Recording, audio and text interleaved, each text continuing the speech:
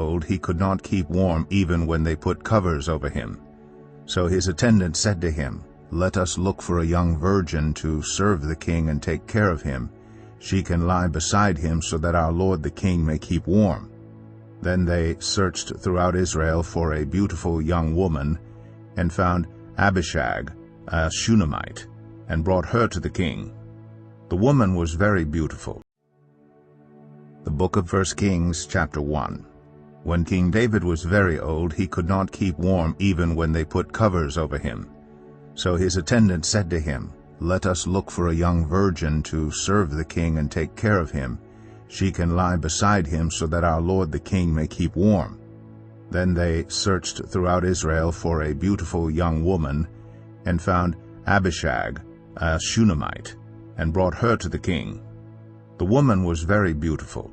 She took care of the king and waited on him, but the king had no sexual relations with her. Now Adonijah, whose mother was Haggith, put himself forward and said, "I will be king." So he got chariots and horses ready, with 50 men to run ahead of him. His father had never rebuked him by asking, "Why do you behave as you do?" He was also very handsome and was born next after Absalom. Adonijah conferred with Joab, son of Zeruiah, and with Abiathar the priest, and they gave him their support. But Zadok the priest, Benaiah son of Jehoiada, Nathan the prophet, Shimei, and Rei, and David's special guard did not join Adonijah. Adonijah then sacrificed sheep, cattle, and fattened calves at the stone of Zeholeth near En-Rogel. He invited all his brothers, the king's sons, and all the royal officials of Judah. But he did not invite Nathan the prophet, or Benaiah, or the special guard, or his brother Solomon.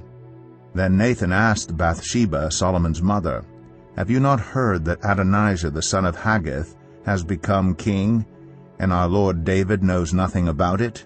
Now then, let me advise you how you can save your own life and the life of your son Solomon. Go in to King David and say to him, 'My lord the king, did you not swear to me, your servant, surely Solomon your son shall be king after me, and he will sit on my throne? Why then has Adonijah become king? While you are still there talking to the king, I will come in and add my word to what you have said.' So Bathsheba went to see the aged king in his room, where Abishag the Shunammite was attending him. Bathsheba bowed down, prostrating herself before the king. 'What is it you want?' the king asked. She said to him, 'My lord, you yourself swore to me, your servant, by the Lord your God, Solomon your son shall be king after me, and he will sit on my throne. But now Adonijah has become king, and you, my lord, the king, do not know about it. He has sacrificed great numbers of cattle, fattened calves, and sheep, and has invited all the king's sons, Abiathar the priest, and Joab the commander of the army, but he has not invited Solomon your servant. My lord the king, the eyes of all Israel are on you, to learn from you who will sit on the throne of my lord the king after him. Otherwise, as soon as my lord the king is laid to rest with his ancestors, I and my son Solomon will be treated as criminals." While she was still speaking with the king, Nathan the prophet arrived, and the king was told, "Nathan the prophet is here." So he went before the king and bowed with his face to the ground. Nathan said, "Have you, my lord the king, declared that Adonijah shall be king after you, and that he will sit on your throne? Today he has gone down and sacrificed great numbers of cattle, fattened calves, and sheep. He has invited all the king's sons, the commanders of the army, and Abiathar the priest. Right now they are eating and drinking with him and saying, 'Long live King Adonijah.' But me, your servant, and Zadok the priest, and Benaiah son of Jehoiada, and your servant Solomon, he did not invite. Is this something my lord the king has done without letting his servants know who should sit on the throne of my lord the king after him?" Then King David said, "Call in Bathsheba." So she came into the king's presence and stood before him. The king then took an oath, "As surely as the Lord lives, who has delivered me out of every trouble, I will surely carry out this very day what I swore to you by the Lord, the God of Israel. Solomon your son shall be king after me, and he will sit on my throne in my place." Then Bathsheba bowed down with her face to the ground, prostrating herself before the king, and said, May my lord King David live forever." King David said, "Call in Zadok the priest, Nathan the prophet, and Benaiah son of Jehoiada." When they came before the king, he said to them, "Take your lord's servants with you, and have Solomon my son mount my own mule and take him down to Gihon. There have Zadok the priest and Nathan the prophet anoint him king over Israel. Blow the trumpet and shout, 'Long live King Solomon!' Then you are to go up with him, and he is to come and sit on my throne and reign in my place. I have appointed him ruler over Israel and Judah." Benaiah son of Jehoiada answered the king, "Amen. May the Lord, the God of my lord the king, so declare it. As the Lord was with my lord the king, so may he be with Solomon to make his throne even greater than the throne of my lord King David." So Zadok the priest, Nathan the prophet, Benaiah son of Jehoiada, the Kerethites and the Pelethites went down and had Solomon mount King David's mule, and they escorted him to Gihon. Zadok the priest took the horn of oil from the sacred tent and anointed Solomon. Then they sounded the trumpet, and all the people shouted, "Long live King Solomon!" And all the people went up after him, playing pipes and rejoicing greatly, so that the ground shook with the sound. Adonijah and all the guests who were with him heard it as they were finishing their feast. On hearing the sound of the trumpet, Joab asked, "What's the meaning of all the noise in the city?" Even as he was speaking, Jonathan son of Abiathar the priest arrived. Adonijah said, "Come in. A worthy man like you must be bringing good news." "Not at all," Jonathan answered. "Our lord King David has made Solomon king. The king has sent with him Zadok the priest, Nathan the prophet, Benaiah son of Jehoiada, the Kerethites and the Pelethites, and they have put him on the king's mule. And Zadok the priest and Nathan the prophet have anointed him king at Gihon. From there they have gone up cheering, and the city resounds with it. That's the noise you hear. Moreover, Solomon has taken his seat on the royal throne. Also the royal officials have come to congratulate our lord King David, saying, 'May your God make Solomon's name more famous than yours, and his throne greater than yours.'" And the king bowed in worship on his bed and said, "Praise be to the Lord, the God of Israel, who has allowed my eyes to see a successor on my throne today." At this all Adonijah's guests rose in alarm and dispersed. But Adonijah, in fear of Solomon, went and took hold of the horns of the altar. Then Solomon was told, "Adonijah is afraid of King Solomon and is clinging to the horns of the altar. He says, 'Let King Solomon swear to me today that he will not put his servant to death with the sword.' Solomon replied, 'If he shows himself to be worthy, not a hair of his head will fall to the ground, but if evil is found in him, he will die.' Then King Solomon sent men, and they brought him down from the altar. And Adonijah came and bowed down to King Solomon, and Solomon said, 'Go to your home.'" 1 Kings 2. When the time drew near for David to die, he gave a charge to Solomon his son. "I'm about to go the way of all the earth," he said. "So be strong, act like a man, and observe what the Lord your God requires. Walk in obedience to him, and keep his decrees and commands, his laws and regulations, as written in the law of Moses. Do this so that you may prosper in all you do and wherever you go, and that the Lord may keep his promise to me.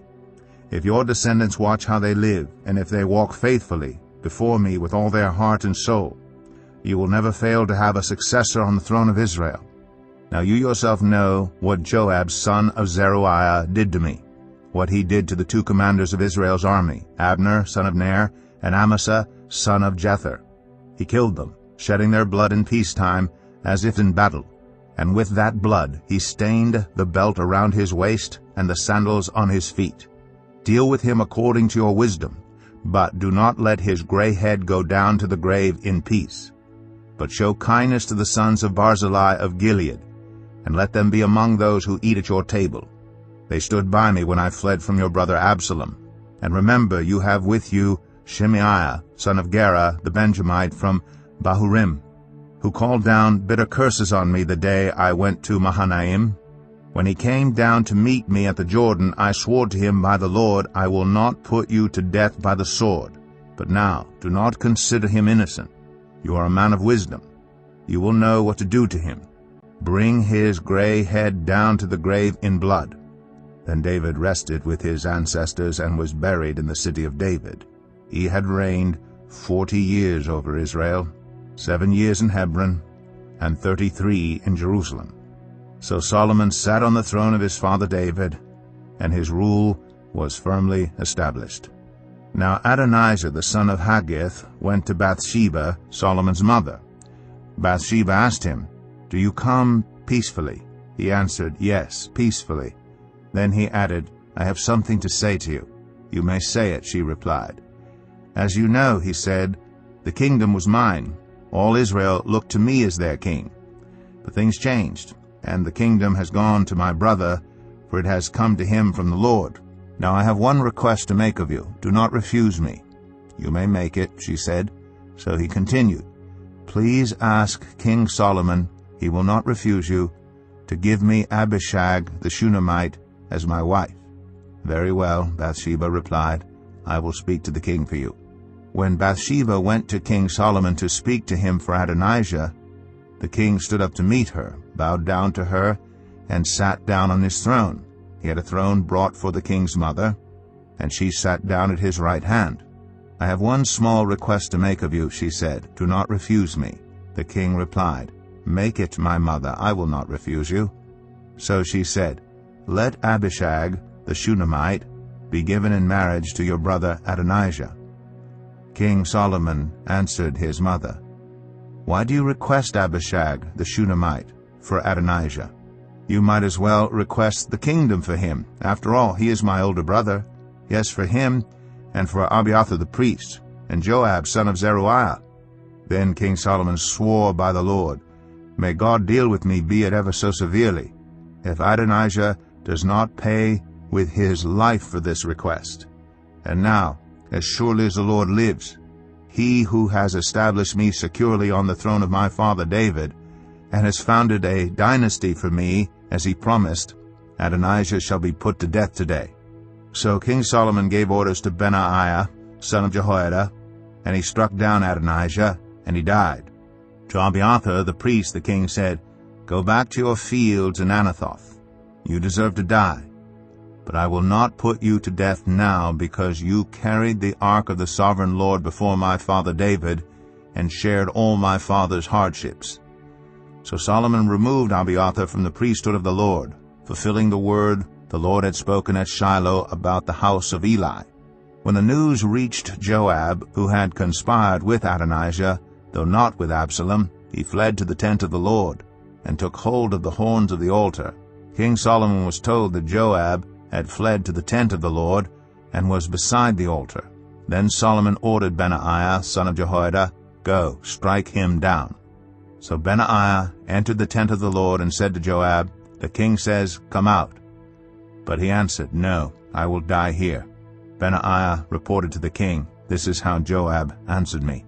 Then the king commanded Benaiah, "Do as he says, strike him down and bury him, and so clear me and my whole family of the guilt of the innocent blood that Joab shed. The Lord will repay him for the blood he shed, because without my father David knowing it, he attacked 2 men and killed them with the sword, both of them, Abner, son of Ner, commander of Israel's army, and Amasa, son of Jether, commander of Judah's army, were better men and more upright than he. May the guilt of their blood rest on the head of Joab and his descendants forever. But on David and his descendants, his house and his throne, may there be the Lord's peace forever." So Benaiah, son of Jehoiada, went up and struck down Joab and killed him, and he was buried at his home out in the country. The king put Benaiah, son of Jehoiada, over the army in Joab's position, and replaced Abiathar with Zadok the priest. Then the king sent for Shimei, and said to him, "Build yourself a house in Jerusalem and live there, but do not go anywhere else. The day you leave and cross the Kidron Valley, you can be sure you will die. Your blood will be on your own head." Shimei answered the king, "What you say is good. Your servant will do as my lord the king has said." And Shimei stayed in Jerusalem for a long time. But 3 years later 2 of Shimei's slaves ran off to Achish, son of Maacah, king of Gath, and Shimei was told, "Your slaves are in Gath." At this he saddled his donkey and went to Achish at Gath in search of his slaves. So Shimei went away and brought the slaves back from Gath. When Solomon was told that Shimei had gone from Jerusalem to Gath and had returned, the king summoned Shimei and said to him, "Did I not make you swear by the Lord and warn you? On the day you leave to go anywhere else, you can be sure you will die. At that time you said to me, 'What you say is good, I will obey.' Why then did you not keep your oath to the Lord, and obey the command I gave you?" The king also said to Shimei, "You know in your heart all the wrong you did to my father David. Now the Lord will repay you for your wrongdoing. But King Solomon will be blessed, and David's throne will remain secure before the Lord forever." Then the king gave the order to Benaiah son of Jehoiada, and he went out and struck Shimei down, and he died. The kingdom was now established in Solomon's hands. 1 Kings 3. Solomon made an alliance with Pharaoh king of Egypt and married his daughter. He brought her to the city of David until he finished building his palace and the temple of the Lord and the wall around Jerusalem. The people, however, were still sacrificing at the high places because a temple had not yet been built for the name of the Lord. Solomon showed his love for the Lord by walking according to the instructions given him by his father David, except that he offered sacrifices and burned incense on the high places.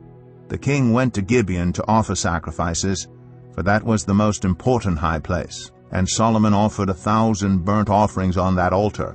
At Gibeon the Lord appeared to Solomon during the night in a dream, and God said, "Ask for whatever you want me to give you." Solomon answered, "You have shown great kindness to your servant my father David, because he was faithful to you and righteous and upright in heart. You have continued this great kindness to him, and have given him a son to sit on his throne this very day. Now, Lord my God, you have made your servant king in place of my father David. But I am only a little child, and do not know how to carry out my duties. Your servant is here among the people you have chosen, a great people, too numerous to count or number.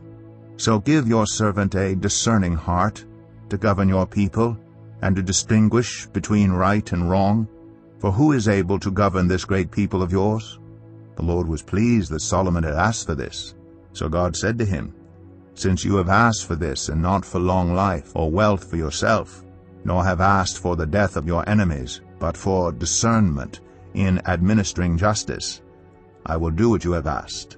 I will give you a wise and discerning heart, so that there will never have been anyone like you, nor will there ever be. Moreover, I will give you what you have not asked for, both wealth and honor, so that in your lifetime you will have no equal among kings. And if you walk in obedience to me, and keep my decrees and commands as David your father did, I will give you a long life." Then Solomon awoke, and he realized it had been a dream. He returned to Jerusalem, stood before the ark of the Lord's covenant, and sacrificed burnt offerings and fellowship offerings. Then he gave a feast for all his court. Now 2 prostitutes came to the king and stood before him. One of them said, "Pardon me, my lord, this woman and I live in the same house, and I had a baby while she was there with me. The 3rd day after my child was born, this woman also had a baby. We were alone. There was no one in the house but the 2 of us. During the night this woman's son died because she lay on him. So she got up in the middle of the night and took my son from my side while I, your servant, was asleep. She put him by her breast and put her dead son by my breast. The next morning I got up to nurse my son, and he was dead. But when I looked at him closely in the morning light, I saw that it wasn't the son I had born." The other woman said, "No, the living one is my son, the dead one is yours." But the first one insisted, "No, the dead one is yours, the living one is mine." And so they argued before the king. The king said, "This one says my son is alive and your son is dead, while that one says, no, your son is dead and mine is alive." Then the king said, "Bring me a sword." So they brought a sword for the king. He then gave an order, "Cut the living child in two and give half to one and half to the other." The woman whose son was alive was deeply moved out of love for her son and said to the king, "Please, my lord, give her the living baby. Don't kill him." But the other said, "Neither I nor you shall have him. Cut him in two." Then the king gave his ruling. "Give the living baby to the first woman. Do not kill him. She is his mother." When all Israel heard the verdict the king had given, they held the king in awe, because they saw that he had wisdom from God to administer justice. 1 Kings 4. So King Solomon ruled over all Israel, and these were his chief officials: Azariah, son of Zadok the priest; Elihareph and Ahijah, sons of Shisha, secretaries; Jehoshaphat, son of Ahilud, recorder; Benaiah, son of Jehoiada, commander-in-chief; Zadok and Abiathar, priests; Azariah, son of Nathan, in charge of the district governors; Zabud, son of Nathan, a priest and advisor to the king; Ahishar, palace administrator; Adoniram, son of Abda, in charge of forced labor.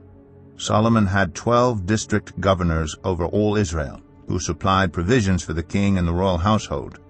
Each one had to provide supplies for 1 month in the year. These are their names: Ben-Hur, in the hill country of Ephraim; Ben-Decker, in Makaz; Shalbim, Beth-Shemesh, and Elon, Beth-Hanan; Ben-Hesed, in Arabath. Soko and all the land of Hepher were his. Ben-Abinadab, in Naphoth Dor, he was married to Taphath, daughter of Solomon. Banah, son of Ahilud, in Tanakh and Megiddo, and in all of Bethshan, next to Zarathon, below Jezreel, from Bethshan to Abel Meholah, across to Jokmeam. Ben-Geber, in Ramoth-Gilead. The settlements of Jair, son of Manasseh, in Gilead were his, as well as the region of Argob and Bashan, and its 60 large walled cities with bronze gate bars. Ahinadab, son of Edo, in Mahanaim; Ahimaaz, in Naphtali. He had married Basemath, daughter of Solomon; Baanah, son of Hushai, in Asher and in Aloth; Jehoshaphat, son of Paruah, in Issachar; Shimei, son of Elah, in Benjamin; Geber, son of Uri, in Gilead, the country of Sihon, king of the Amorites, and the country of Og, king of Bashan. He was the only governor over the district. The people of Judah and Israel were as numerous as the sand on the seashore. They ate, they drank, and they were happy. And Solomon ruled over all the kingdoms from the Euphrates River to the land of the Philistines, as far as the border of Egypt. These countries brought tribute, and were Solomon's subjects all his life. Solomon's daily provisions were 30 cors of the finest flour, and 60 cors of meal, 10 head of stall-fed cattle, 20 of pasture-fed cattle, and 100 sheep and goats, as well as deer, gazelle, roebucks, and choice fowl. For he ruled over all the kingdoms west of the Euphrates River, from Tifsah to Gaza, and had peace on all sides. During Solomon's lifetime, Judah and Israel, from Dan to Beersheba, lived in safety, everyone under their own vine and under their own fig tree. Solomon had 4,000 stalls for chariot horses and 12,000 horses. The district governors, each in his month, supplied provisions for King Solomon and all who came to the king's table. They saw to it that nothing was lacking. They also brought to the proper place their quotas of barley and straw for the chariot horses and the other horses. God gave Solomon wisdom and very great insight, and a breadth of understanding as measureless as the sand on the seashore. Solomon's wisdom was greater than the wisdom of all the people of the East, and greater than all the wisdom of Egypt. He was wiser than anyone else, including Ethan the Ezrahite, wiser than Heman, Calcol, and Darda, the sons of Mahol, and his fame spread to all the surrounding nations. He spoke 3,000 proverbs, and his songs numbered 1,005. He spoke about plant life, from the cedar of Lebanon to the hyssop that grows out of walls. He also spoke about animals and birds, reptiles and fish. From all nations people came to listen to Solomon's wisdom, sent by all the kings of the world who had heard of his wisdom. 1 Kings 5. When Hiram, king of Tyre, heard that Solomon had been anointed king to succeed his father David, he sent his envoys to Solomon because he had always been on friendly terms with David. Solomon sent back this message to Hiram: "You know that because of the wars waged against my father David from all sides, he could not build a temple for the name of the Lord his God until the Lord put his enemies under his feet. But now the Lord my God has given me rest on every side, and there is no adversary or disaster. I intend therefore to build a temple for the name of the Lord my God, as the Lord told my father David when he said, 'Your son, whom I will put on the throne in your place, will build the temple for my name. So give orders that cedars of Lebanon be cut for me. My men will work with yours, and I will pay you for your men whatever wages you set. You know that we have no one so skilled in felling timber as the Sidonians.'" When Hiram heard Solomon's message, he was greatly pleased and said, "Praise be to the Lord today, for he has given David a wise son to rule over this great nation." So Hiram sent word to Solomon, "I have received the message you sent me and will do all you want in providing the cedar and juniper logs. My men will haul them down from Lebanon to the Mediterranean Sea, and I will float them as rafts by sea to the place you specify. There I will separate them, and you can take them away. And you are to grant my wish by providing food for my royal household." In this way Hiram kept Solomon supplied with all the cedar and juniper logs he wanted. And Solomon gave Hiram 20,000 cores of wheat as food for his household, in addition to 20,000 baths of pressed olive oil. Solomon continued to do this for Hiram year after year. The Lord gave Solomon wisdom, just as he had promised him. There were peaceful relations between Hiram and Solomon, and the two of them made a treaty. King Solomon conscripted laborers from all Israel, 30,000 men. He sent them off to Lebanon in shifts of 10,000 a month, so that they spent 1 month in Lebanon and 2 months at home. Adoniram was in charge of the forced labor.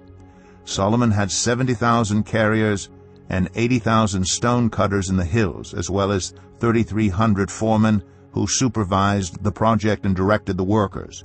At the king's command, they removed from the quarry large blocks of high-grade stone to provide a foundation of dressed stone for the temple. The craftsmen of Solomon and Hiram and workers from Byblos cut and prepared the timber and stone for the building of the temple. 1 Kings 6. In the 480th year after the Israelites came out of Egypt, in the 4th year of Solomon's reign over Israel, in the month of Ziv, the 2nd month, he began to build the temple of the Lord. The temple that King Solomon built for the Lord was 60 cubits long, 20 wide, and 30 high. The portico at the front of the main hall of the temple extended the width of the temple, that is 20 cubits, and projected 10 cubits from the front of the temple. He made narrow windows high up in the temple walls. Against the walls of the main hall and inner sanctuary, he built a structure around the building in which there were side rooms. The lowest floor was 5 cubits wide, the middle floor 6 cubits, and the third floor 7. He made offset ledges around the outside of the temple so that nothing would be inserted into the temple walls. In building the temple, only blocks dressed at the quarry were used, and no hammer, chisel, or any other iron tool was heard at the temple site while it was being built. The entrance to the lowest floor was on the south side of the temple. A stairway led up to the middle level and from there to the third. So he built the temple and completed it, roofing it with beams and cedar planks. And he built the side rooms all along the temple. The height of each was 5 cubits, and they were attached to the temple by beams of cedar. The word of the Lord came to Solomon, "As for this temple you are building, if you follow my decrees, observe my laws, and keep all my commands and obey them, I will fulfill through you the promise I gave to David your father. and I will live among the Israelites, and will not abandon my people Israel. So Solomon built the temple and completed it. He lined its interior walls with cedar boards, paneling them from the floor of the temple to the ceiling, and covered the floor of the temple with planks of juniper. He partitioned off 20 cubits at the rear of the temple with cedar boards from floor to ceiling to form within the temple an inner sanctuary, the most holy place. The main hall in front of this room was 40 cubits long. The inside of the temple was cedar, carved with gourds and open flowers. Everything was cedar, no stone was to be seen. He prepared the inner sanctuary within the temple to set the ark of the covenant of the Lord there. The inner sanctuary was 20 cubits long, 20 wide, and 20 high. He overlaid the inside with pure gold, and he also overlaid the altar of cedar. Solomon covered the inside of the temple with pure gold, and he extended gold chains across the front of the inner sanctuary, which was overlaid with gold. So he overlaid the whole interior with gold. He also overlaid with gold the altar that belonged to the inner sanctuary. For the inner sanctuary he made a pair of cherubim out of olive wood, each 10 cubits high. One wing of the first cherub was 5 cubits long, and the other wing 5 cubits, 10 cubits from wingtip to wingtip. The second cherub also measured 10 cubits, for the 2 cherubim were identical in size and shape. The height of each cherub was 10 cubits. He placed the cherubim inside the innermost room of the temple, with their wings spread out. The wing of one cherub touched one wall, while the wing of the other touched the other wall, and their wings touched each other in the middle of the room. He overlaid the cherubim with gold. On the walls all around the temple, in both the inner and outer rooms, he carved cherubim, palm trees, and open flowers. He also covered the floors of both the inner and outer rooms of the temple with gold. For the entrance to the inner sanctuary he made doors out of olive wood that were 1/5 of the width of the sanctuary, and on the 2 olive wood doors he carved cherubim, palm trees, and open flowers, and overlaid the cherubim and palm trees with hammered gold. In the same way, for the entrance to the main hall he made door frames out of olive wood that were 1/4 of the width of the hall. He also made 2 doors out of juniper wood, each having 2 leaves that turned in sockets. He carved cherubim, palm trees, and open flowers on them, and overlaid them with gold, hammered evenly over the carvings. And he built the inner courtyard of 3 courses of dressed stone, and 1 course of trimmed cedar beams. The foundation of the temple of the Lord was laid in the 4th year, in the month of Ziv. In the 11th year, in the month of Bul, the 8th month, the temple was finished in all its details according to its specifications. He had spent 7 years building it. 1 Kings 7. It took Solomon 13 years, however, to complete the construction of his palace. He built the palace of the forest of Lebanon 100 cubits long, 50 wide, and 30 high, with 4 rows of cedar columns supporting trimmed cedar beams. It was roofed with cedar above the beams that rested on the columns, 45 beams, 15 to a row. Its windows were placed high in sets of 3 facing each other. All the doorways had rectangular frames. They were in the front part in sets of 3 facing each other. He made a colonnade 50 cubits long and 30 wide. In front of it was a portico, and in front of that were pillars and an overhanging roof. He built the throne hall, the hall of justice where he was to judge, and he covered it with cedar from floor to ceiling. And the palace in which he was to live, set farther back, was similar in design. Solomon also made a palace like this hall for Pharaoh's daughter, whom he had married.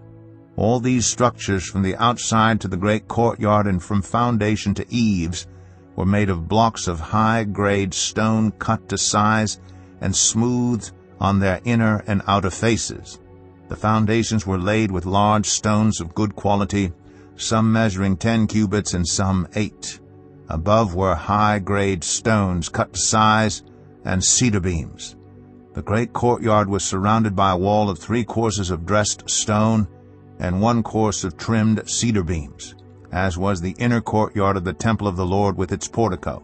King Solomon sent to Tyre and brought Huram, whose mother was a widow, from the tribe of Naphtali, and whose father was from Tyre, and a skilled craftsman in bronze. Huram was filled with wisdom, with understanding, and with knowledge to do all kinds of bronze work. He came to King Solomon and did all the work assigned to him. He cast 2 bronze pillars, each 18 cubits high, and 12 cubits in circumference. He also made 2 capitals of cast bronze to set on the tops of the pillars. Each capital was 5 cubits high. A network of interwoven chains adorned the capitals on top of the pillars, 7 for each capital. He made pomegranates in 2 rows encircling each network to decorate the capitals on top of the pillars. He did the same for each capital. The capitals on top of the pillars in the portico were in the shape of lilies, 4 cubits high. On the capitals of both pillars above the bowl-shaped part next to the network were the 200 pomegranates in rows all around. He erected the pillars at the portico of the temple. The pillar to the south he named Jachin, and the one to the north Boaz. The capitals on top were in the shape of lilies, and so the work on the pillars was completed. He made the sea of cast metal, circular in shape, measuring 10 cubits from rim to rim and 5 cubits high. It took a line of 30 cubits to measure around it. Below the rim, gourds encircled it, 10 to a cubit. The gourds were cast in 2 rows in one piece with the sea. The sea stood on 12 bulls, 3 facing north, 3 facing west, 3 facing south, and 3 facing east. The sea rested on top of them, and their hind quarters were toward the center. It was a handbreadth in thickness, and its rim was like the rim of a cup, like a lily blossom. It held 2,000 baths. He also made 10 movable stands of bronze. Each was 4 cubits long, 4 wide, and 3 high. This is how the stands were made. They had side panels attached to uprights. On the panels between the uprights were lions, bulls, and cherubim, and on the uprights as well. Above and below the lions and bulls were wreaths of hammered work. Each stand had 4 bronze wheels with bronze axles, and each had a basin resting on 4 supports, cast with wreaths on each side. On the inside of the stand there was an opening that had a circular frame 1 cubit deep.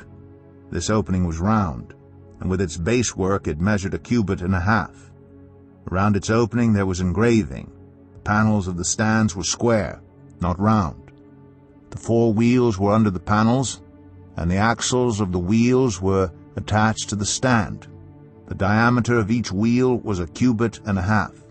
The wheels were made like chariot wheels. The axles, rims, spokes, and hubs were all of cast metal. Each stand had 4 handles, 1 on each corner, projecting from the stand. At the top of the stand there was a circular band 0.5 cubit deep. The supports and panels were attached to the top of the stand.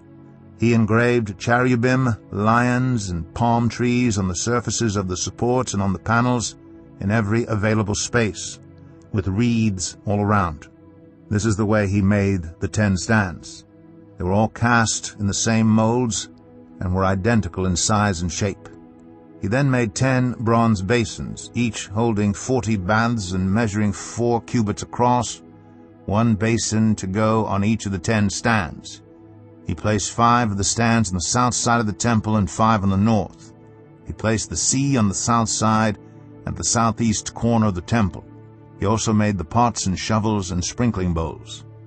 So Huram finished all the work he had undertaken for King Solomon in the temple of the Lord: the 2 pillars, the 2 bowl-shaped capitals on top of the pillars, the 2 sets of network decorating the 2 bowl-shaped capitals on top of the pillars, the 400 pomegranates for the 2 sets of network, 2 rows of pomegranates for each network decorating the bowl-shaped capitals on top of the pillars, the 10 stands with their 10 basins, the sea and the 12 bulls under it, the pots, shovels, and sprinkling bowls. All these objects that Huram made for King Solomon for the temple of the Lord were of burnished bronze. The king had them cast in clay molds in the plain of the Jordan between Succoth and Zarethan. Solomon left all these things unweighed because there were so many. The weight of the bronze was not determined. Solomon also made all the furnishings that were in the Lord's temple: the golden altar, the golden table on which was the bread of the presence, the lampstands of pure gold, 5 on the right and 5 on the left, in front of the inner sanctuary, the gold floral work, and lamps and tongs, the pure gold basins, wick trimmers, sprinkling bowls, dishes, and censers, and the gold sockets for the doors of the innermost room, the most holy place, and also for the doors of the main hall of the temple. When all the work King Solomon had done for the temple of the Lord was finished, he brought in the things his father David had dedicated, the silver and gold and the furnishings, and he placed them in the treasuries of the Lord's temple. 1 Kings 8. Then King Solomon summoned into his presence at Jerusalem the elders of Israel, all the heads of the tribes and the chiefs of the Israelite families, to bring up the ark of the Lord's covenant from Zion, the city of David. All the Israelites came together to King Solomon at the time of the festival in the month of Ethanim, the 7th month. When all the elders of Israel had arrived, the priests took up the ark, and they brought up the ark of the Lord in the tent of meeting, and all the sacred furnishings in it. The priests and Levites carried them up, and King Solomon and the entire assembly of Israel that had gathered about him were before the ark, sacrificing so many sheep and cattle that they could not be recorded or counted. The priests then brought the ark of the Lord's covenant to its place in the inner sanctuary of the temple, the most holy place, and put it beneath the wings of the cherubim. The cherubim spread their wings over the place of the ark and overshadowed the ark and its carrying poles. These poles were so long that their ends could be seen from the holy place in front of the inner sanctuary, but not from outside the holy place, and they are still there today. There was nothing in the ark except the 2 stone tablets that Moses had placed in it at Horeb, where the Lord made a covenant with the Israelites after they came out of Egypt. When the priests withdrew from the holy place, the cloud filled the temple of the Lord, and the priests could not perform their service because of the cloud, for the glory of the Lord filled his temple. Then Solomon said, "The Lord has said that he would dwell in a dark cloud. I have indeed built a magnificent temple for you, a place for you to dwell forever." While the whole assembly of Israel was standing there, the king turned around and blessed them. Then he said, "Praise be to the Lord, the God of Israel, who with his own hand has fulfilled what he promised with his own mouth to my father David. For he said, 'Since the day I brought my people Israel out of Egypt, I have not chosen a city in any tribe of Israel to have a temple built so that my name might be there. But I have chosen David to rule my people Israel.' My father David had it in his heart to build a temple for the name of the Lord, the God of Israel. But the Lord said to my father David, 'You did well to have it in your heart to build a temple for my name. Nevertheless, you are not the one to build the temple, but your son, your own flesh and blood, he is the one who will build the temple for my name. The Lord has kept the promise he made. I have succeeded David my father, and now I sit on the throne of Israel, just as the Lord promised, and I have built the temple for the name of the Lord, the God of Israel. I have provided a place there for the ark, in which is the covenant of the Lord that he made with our ancestors when he brought them out of Egypt." Then Solomon stood before the altar of the Lord in front of the whole assembly of Israel, spread out his hands toward heaven, and said, "Lord, the God of Israel, there is no God like you in heaven above or on earth below, you who keep your covenant of love with your servants who continue wholeheartedly in your way. You have kept your promise to your servant David my father. With your mouth you have promised, and with your hand you have fulfilled it, as it is today.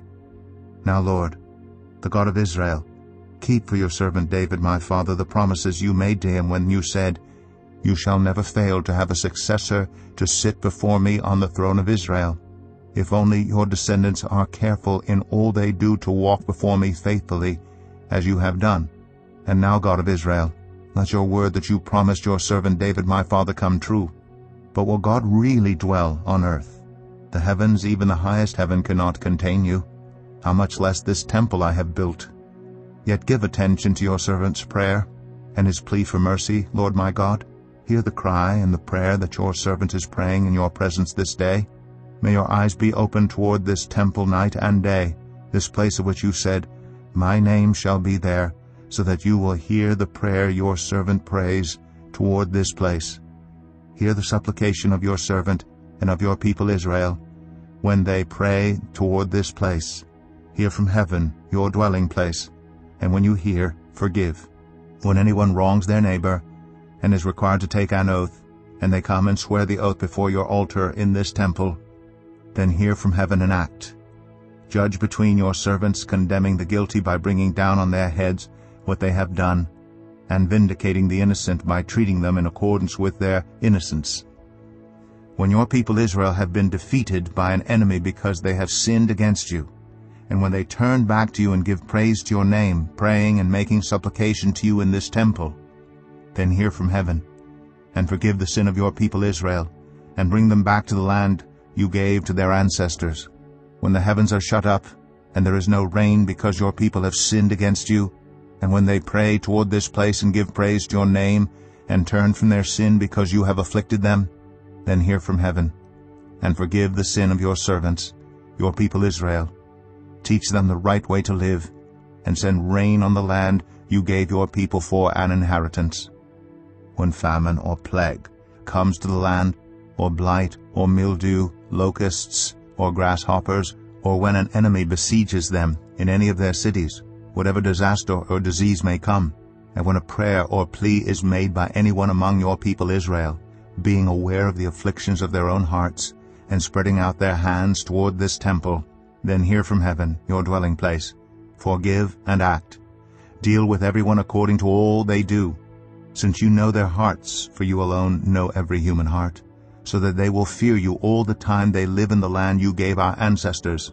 As for the foreigner who does not belong to your people Israel, but has come from a distant land because of your name, for they will hear of your great name, and your mighty hand, and your outstretched arm, when they come and pray toward this temple, then hear from heaven, your dwelling place. Do whatever the foreigner asks of you, so that all the peoples of the earth may know your name and fear you, as do your own people Israel, and may know that this house I have built bears your name. When your people go to war against their enemies, wherever you send them, and when they pray to the Lord toward the city you have chosen and the temple I have built for your name, then hear from heaven their prayer and their plea, and uphold their cause. When they sin against you, for there is no one who does not sin, and you become angry with them and give them over to their enemies, who take them captive to their own lands, far away or near, and if they have a change of heart in the land where they are held captive, and repent and plead with you in the land of their captors, and say, We have sinned, we have done wrong, we have acted wickedly, and if they turn back to you with all their heart and soul in the land of their enemies, who took them captive, and prayed to you toward the land you gave their ancestors, toward the city you have chosen, and the temple I have built for your name, then from heaven your dwelling place hear their prayer and their plea, and uphold their cause. And forgive your people, who have sinned against you, forgive all the offenses they have committed against you, and cause their captors to show them mercy, for they are your people and your inheritance, whom you brought out of Egypt, out of that iron-smelting furnace. May your eyes be open to your servants' plea, and to the plea of your people Israel, and may you listen to them whenever they cry out to you. For you singled them out from all the nations of the world to be your own inheritance, just as you declared through your servant Moses, when you, sovereign Lord, brought our ancestors out of Egypt. When Solomon had finished all these prayers and supplications to the Lord, he rose from before the altar of the Lord, where he had been kneeling with his hands spread out toward heaven. He stood and blessed the whole assembly of Israel in a loud voice, saying, Praise be to the Lord, who has given rest to his people Israel, just as he promised. Not one word has failed of all the good promises he gave through his servant Moses. May the Lord our God be with us as he was with our ancestors. May he never leave us nor forsake us. May he turn our hearts to him, to walk in obedience to him, and keep the commands, decrees, and laws he gave our ancestors. And may these words of mine which I have prayed before the Lord be near to the Lord our God day and night, that he may uphold the cause of his servant and the cause of his people Israel according to each day's need, so that all the peoples of the earth may know that the Lord is God, and that there is no other. And may your hearts be fully committed to the Lord our God, to live by his decrees and obey his commands, as at this time." Then the king and all Israel with him offered sacrifices before the Lord. Solomon offered as sacrifice of fellowship offerings to the Lord 22,000 cattle and 120,000 sheep and goats. So the king and all the Israelites dedicated the temple of the Lord. On that same day the king consecrated the middle part of the courtyard in front of the temple of the Lord. And there he offered burnt offerings, grain offerings, and the fat of the fellowship offerings, because the bronze altar that stood before the Lord was too small to hold the burnt offerings, the grain offerings, and the fat of the fellowship offerings. So Solomon observed the festival at that time, and all Israel with him, a vast assembly, people from Lebo Hamath to the Wadi of Egypt. They celebrated it before the Lord our God for 7 days, and 7 days more, 14 days in all. On the following day he sent the people away. They blessed the king, and then went home, joyful and glad in heart for all the good things the Lord had done for his servant David and his people Israel. 1 Kings 9.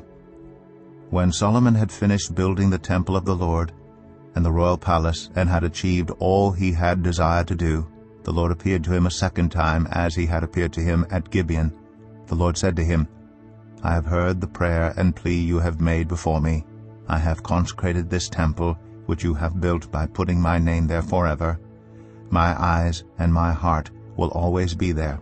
As for you, if you walk before me faithfully, with integrity of heart and uprightness, as David your father did, and do all I command, and observe my decrees and laws, I will establish your royal throne over Israel forever, as I promised David your father when I said, 'You shall never fail to have a successor on the throne of Israel.' But if you or your descendants turn away from me, and do not observe the commands and decrees I have given you, and go off to serve other gods, and worship them, then I will cut off Israel from the land I have given them, and will reject this temple I have consecrated for my name. Israel will then become a byword, and an object of ridicule among all peoples. This temple will become a heap of rubble. All who pass by will be appalled, and will scoff and say, 'Why has the Lord done such a thing to this land and to this temple?' People will answer, 'Because they have forsaken the Lord their God, who brought their ancestors out of Egypt, and have embraced other gods, worshipping and serving them. That is why the Lord brought all this disaster on them.' At the end of 20 years, during which Solomon built these 2 buildings, the temple of the Lord and the royal palace, King Solomon gave 20 towns in Galilee to Hiram king of Tyre, because Hiram had supplied him with all the cedar and juniper and gold he wanted. But when Hiram went from Tyre to see the towns that Solomon had given him, he was not pleased with them. 'What kind of towns are these you have given me, my brother?' he asked, and he called them the land of Kabul, a name they have to this day. Now Hiram had sent to the king 120 talents of gold. Here is the account of the forced labor King Solomon conscripted to build the Lord's temple, his own palace, the terraces, the wall of Jerusalem, and Hazor, Megiddo, and Gezer. Pharaoh, king of Egypt, had attacked and captured Gezer. He had set it on fire. He killed its Canaanite inhabitants, and then gave it as a wedding gift to his daughter, Solomon's wife. And Solomon rebuilt Gezer. He built up Lower Beth-horon, Balath, and Tadmor in the desert within his land, as well as all his store cities and the towns for his chariots and for his horses, whatever he desired to build in Jerusalem, in Lebanon, and throughout all the territory he ruled. There were still people left from the Amorites, Hittites, Perizzites, Hivites, and Jebusites. These peoples were not Israelites. Solomon conscripted the descendants of all these peoples remaining in the land, whom the Israelites could not exterminate, to serve as slave labor, as it is to this day. But Solomon did not make slaves of any of the Israelites, They were his fighting men, his government officials, his officers, his captains, and the commanders of his chariots and charioteers. They were also the chief officials in charge of Solomon's projects, 550 officials supervising those who did the work. After Pharaoh's daughter had come up from the city of David to the palace Solomon had built for her, he constructed the terraces. 3 times a year Solomon sacrificed burnt offerings and fellowship offerings on the altar he had built for the Lord, burning incense before the Lord along with them, and so fulfilled the temple obligations. King Solomon also built ships at Ezion-Geber, which is near Elath in Edom, on the shore of the Red Sea. And Hiram sent his men, sailors who knew the sea, to serve in the fleet with Solomon's men. They sailed to Ophir and brought back 420 talents of gold, which they delivered to King Solomon. 1 Kings 10. When the queen of Sheba heard about the fame of Solomon and his relationship to the Lord, she came to test Solomon with hard questions. Arriving at Jerusalem with a very great caravan, with camels carrying spices, large quantities of gold and precious stones, she came to Solomon and talked with him about all that she had on her mind. Solomon answered all her questions. Nothing was too hard for the king to explain to her. When the queen of Sheba saw all the wisdom of Solomon and the palace he had built, the food on his table, the seating of his officials, the attending servants in their robes, his cupbearers, and the burnt offerings he made at the temple of the Lord, she was overwhelmed. She said to the king, "The report I heard in my own country about your achievements and your wisdom is true. But I did not believe these things until I came and saw with my own eyes. Indeed, not even half was told to me. In wisdom and wealth you have far exceeded the report I heard. How happy your people must be, how happy your officials who continually stand before you and hear your wisdom. Praise be to the Lord your God, who has delighted in you and placed you on the throne of Israel. Because of the Lord's eternal love for Israel, he has made you king to maintain justice and righteousness." And she gave the king 120 talents of gold, large quantities of spices, and precious stones. Never again were so many spices brought in as those the queen of Sheba gave to King Solomon. Hiram's ships brought gold from Ophir, and from there they brought great cargoes of almug wood and precious stones. The king used the almug wood to make supports for the temple of the Lord and for the royal palace, and to make harps and lyres for the musicians. So much almug wood has never been imported or seen since that day. King Solomon gave the queen of Sheba all she desired and asked for, besides what he had given her out of his royal bounty. Then she left and returned with her retinue to her own country.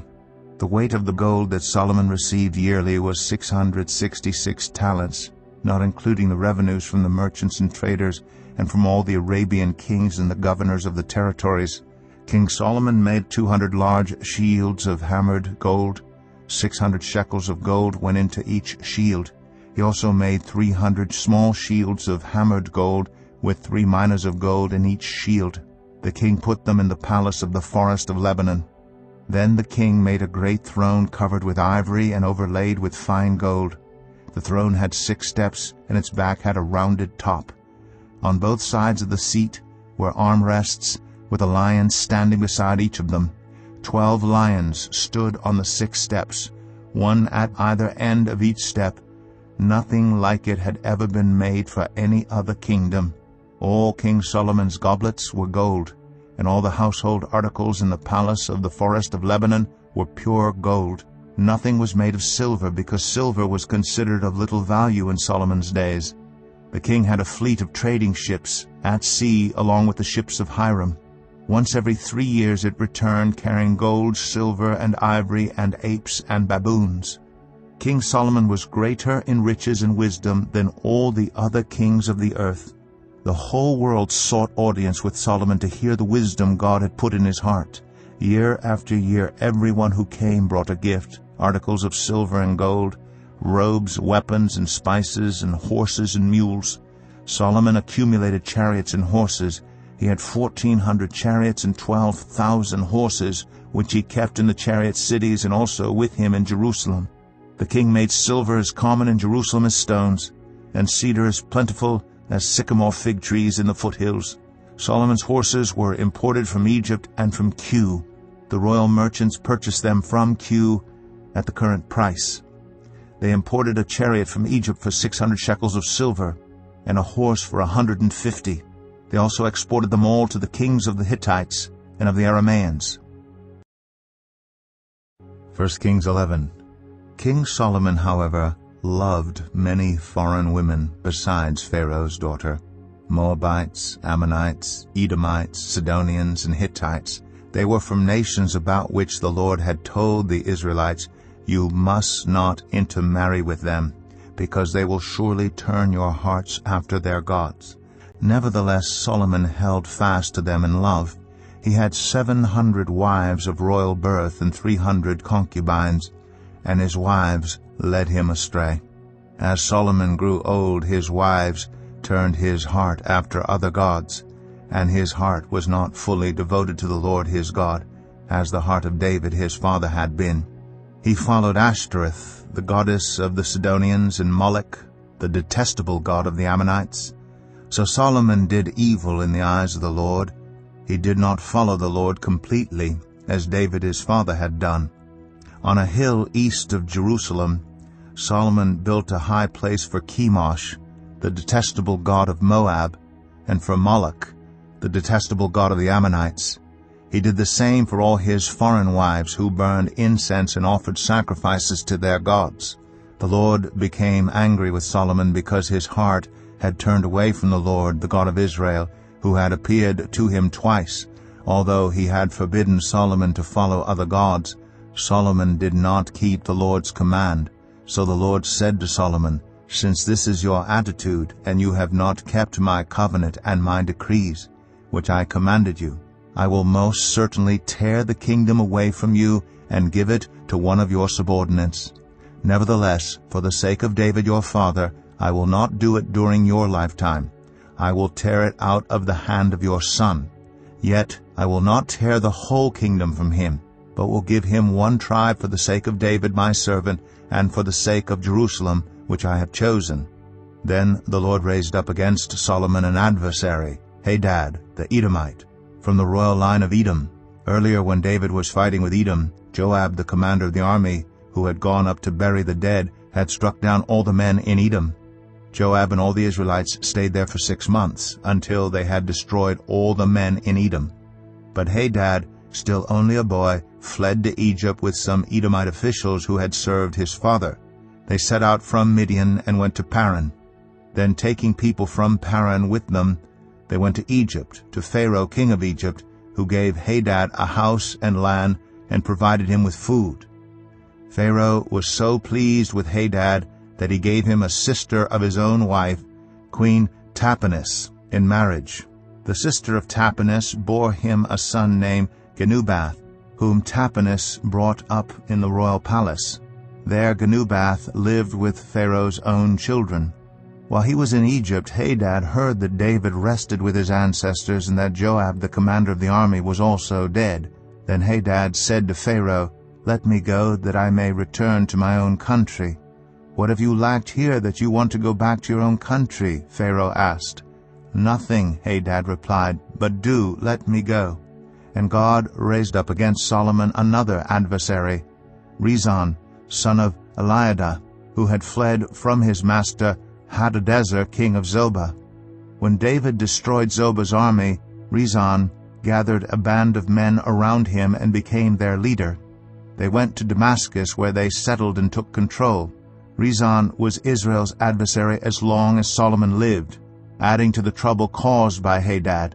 So Rezon ruled in Aram and was hostile toward Israel.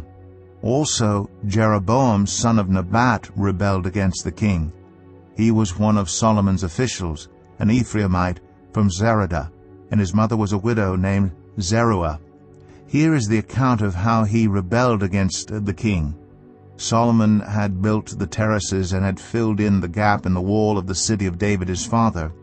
Now Jeroboam was a man of standing, and when Solomon saw how well the young man did his work, he put him in charge of the whole labor force of the tribes of Joseph. About that time Jeroboam was going out of Jerusalem, and Ahijah the prophet of Shiloh met him on the way, wearing a new cloak. The two of them were alone out in the country, and Ahijah took hold of the new cloak he was wearing and tore it into 12 pieces. Then he said to Jeroboam, "Take 10 pieces for yourself, for this is what the Lord, the God of Israel, says. See, I am going to tear the kingdom out of Solomon's hand and give you 10 tribes. But for the sake of my servant David and the city of Jerusalem, which I have chosen out of all the tribes of Israel, he will have 1 tribe.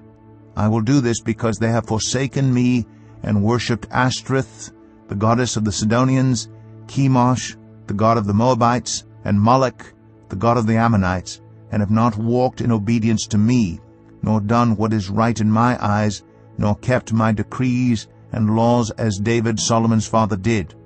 But I will not take the whole kingdom out of Solomon's hand. I have made him ruler all the days of his life for the sake of David my servant, whom I chose, and who obeyed my commands and decrees.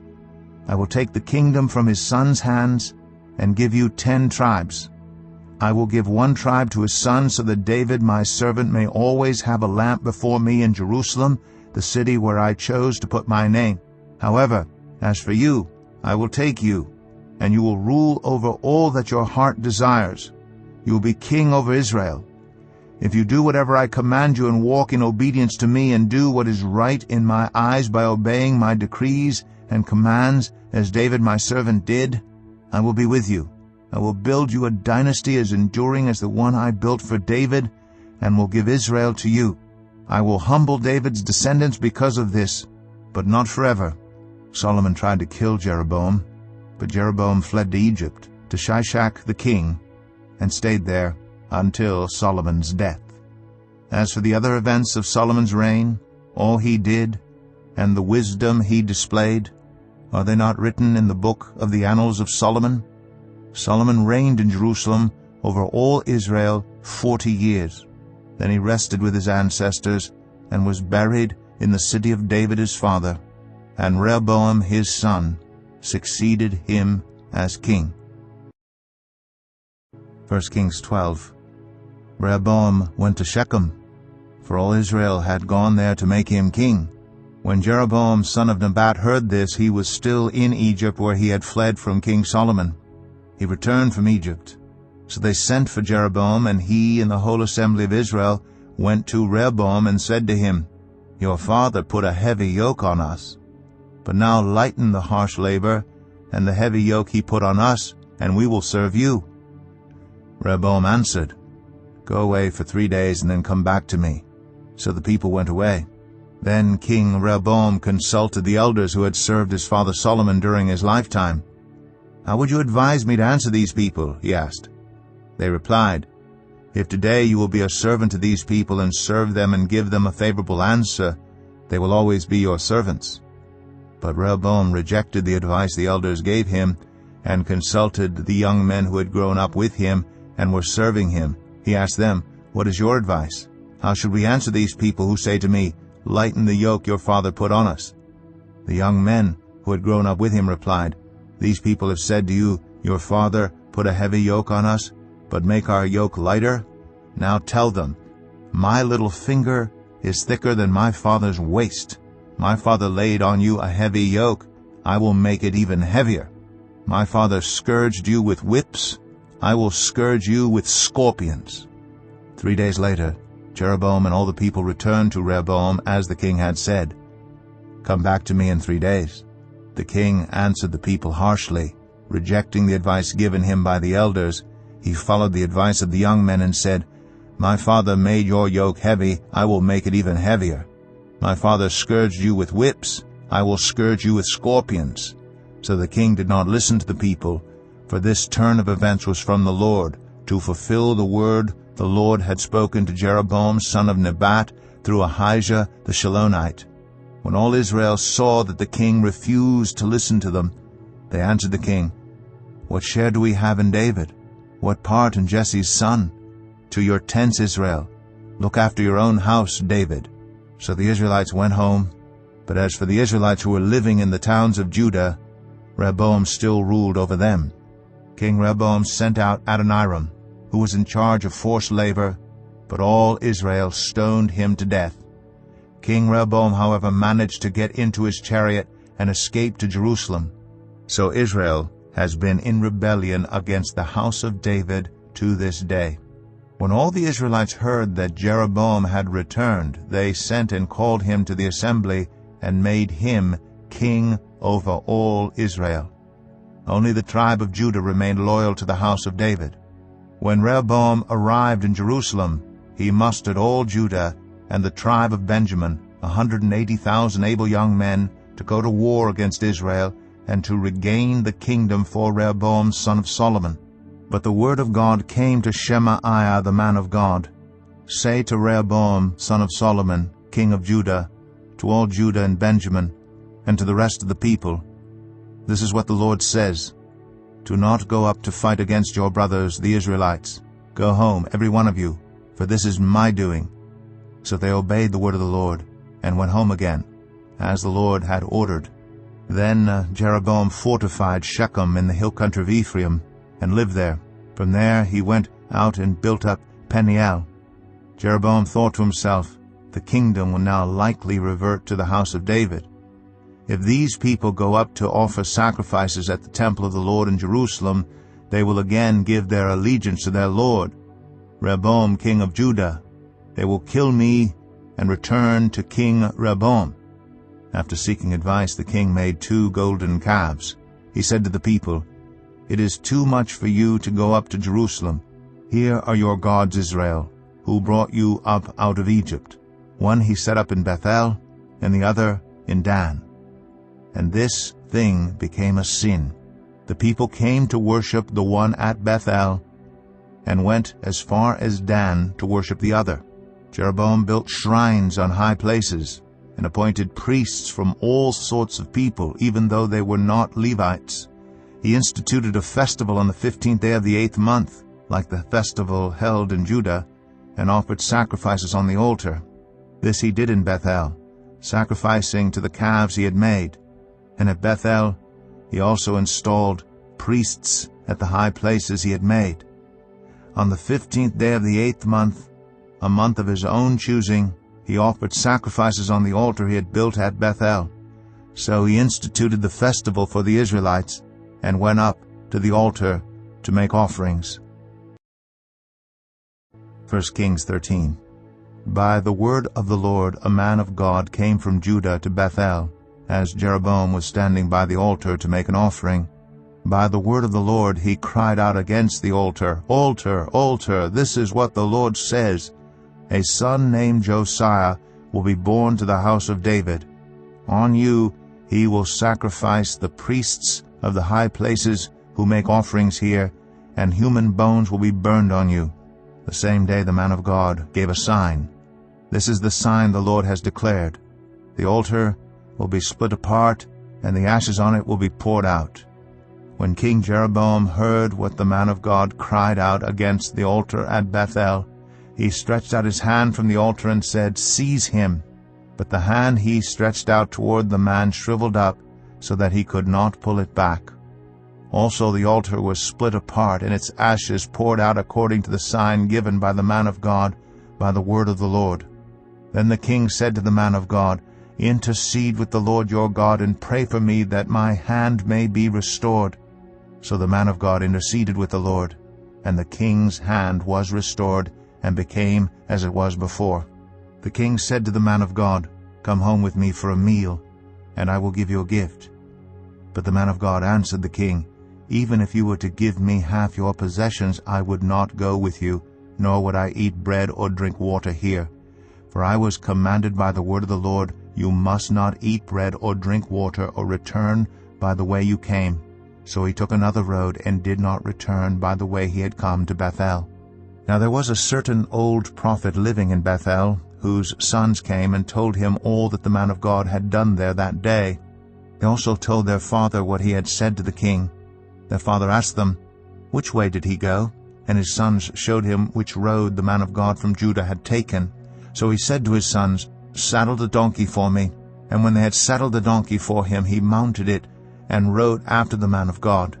He found him sitting under an oak tree and asked, "Are you the man of God who came from Judah?" "I am," he replied. So the prophet said to him, "Come home with me and eat."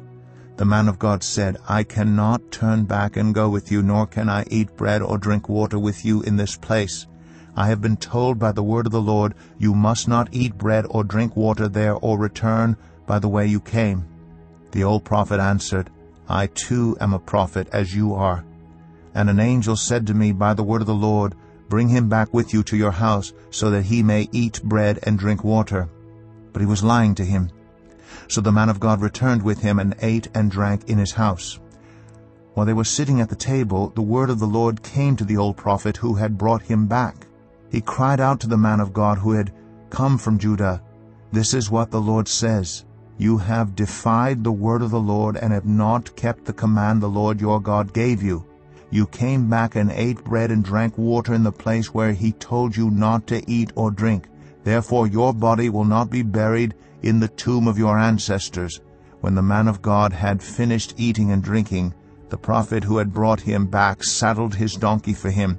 As he went on his way, a lion met him on the road and killed him. And his body was left lying on the road, with both the donkey and the lion standing beside it. Some people who passed by saw the body lying there, with the lion standing beside the body, and they went and reported it in the city where the old prophet lived. When the prophet who had brought him back from his journey heard of it, he said, "It is the man of God who defied the word of the Lord. The Lord has given him over to the lion, which has mauled him and killed him, as the word of the Lord had warned him." The prophet said to his sons, "Saddle the donkey for me," and they did so. Then he went out and found the body lying on the road, with the donkey and the lion standing beside it. The lion had neither eaten the body nor mauled the donkey. So the prophet picked up the body of the man of God, laid it on the donkey, and brought it back to his own city to mourn for him and bury him. Then he laid the body in his own tomb. And they mourned over him and said, "Alas, my brother." After burying him, he said to his sons, "When I die, bury me in the grave where the man of God is buried. Lay my bones beside his bones."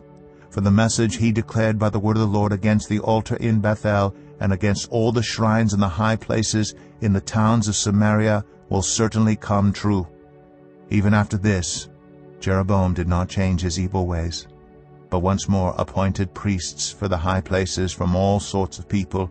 Anyone who wanted to become a priest, he consecrated for the high places. This was the sin of the house of Jeroboam that led to its downfall and to its destruction from the face of the earth. 1 Kings 14. At that time Abijah son of Jeroboam became ill, and Jeroboam said to his wife, "Go disguise yourself, so you won't be recognized as the wife of Jeroboam. Then go to Shiloh. Ahijah the prophet is there, the one who told me I would be king over this people. Take 10 loaves of bread with you, some cakes, and a jar of honey, and go to him. He will tell you what will happen to the boy." So Jeroboam's wife did what he said and went to Ahijah's house in Shiloh. Now Ahijah could not see, his sight was gone because of his age. But the Lord had told Ahijah, "Jeroboam's wife is coming to ask you about her son, for he is ill, and you are to give her such and such an answer. When she arrives, she will pretend to be someone else." So when Ahijah heard the sound of her footsteps at the door, he said, "Come in, wife of Jeroboam. Why this pretense?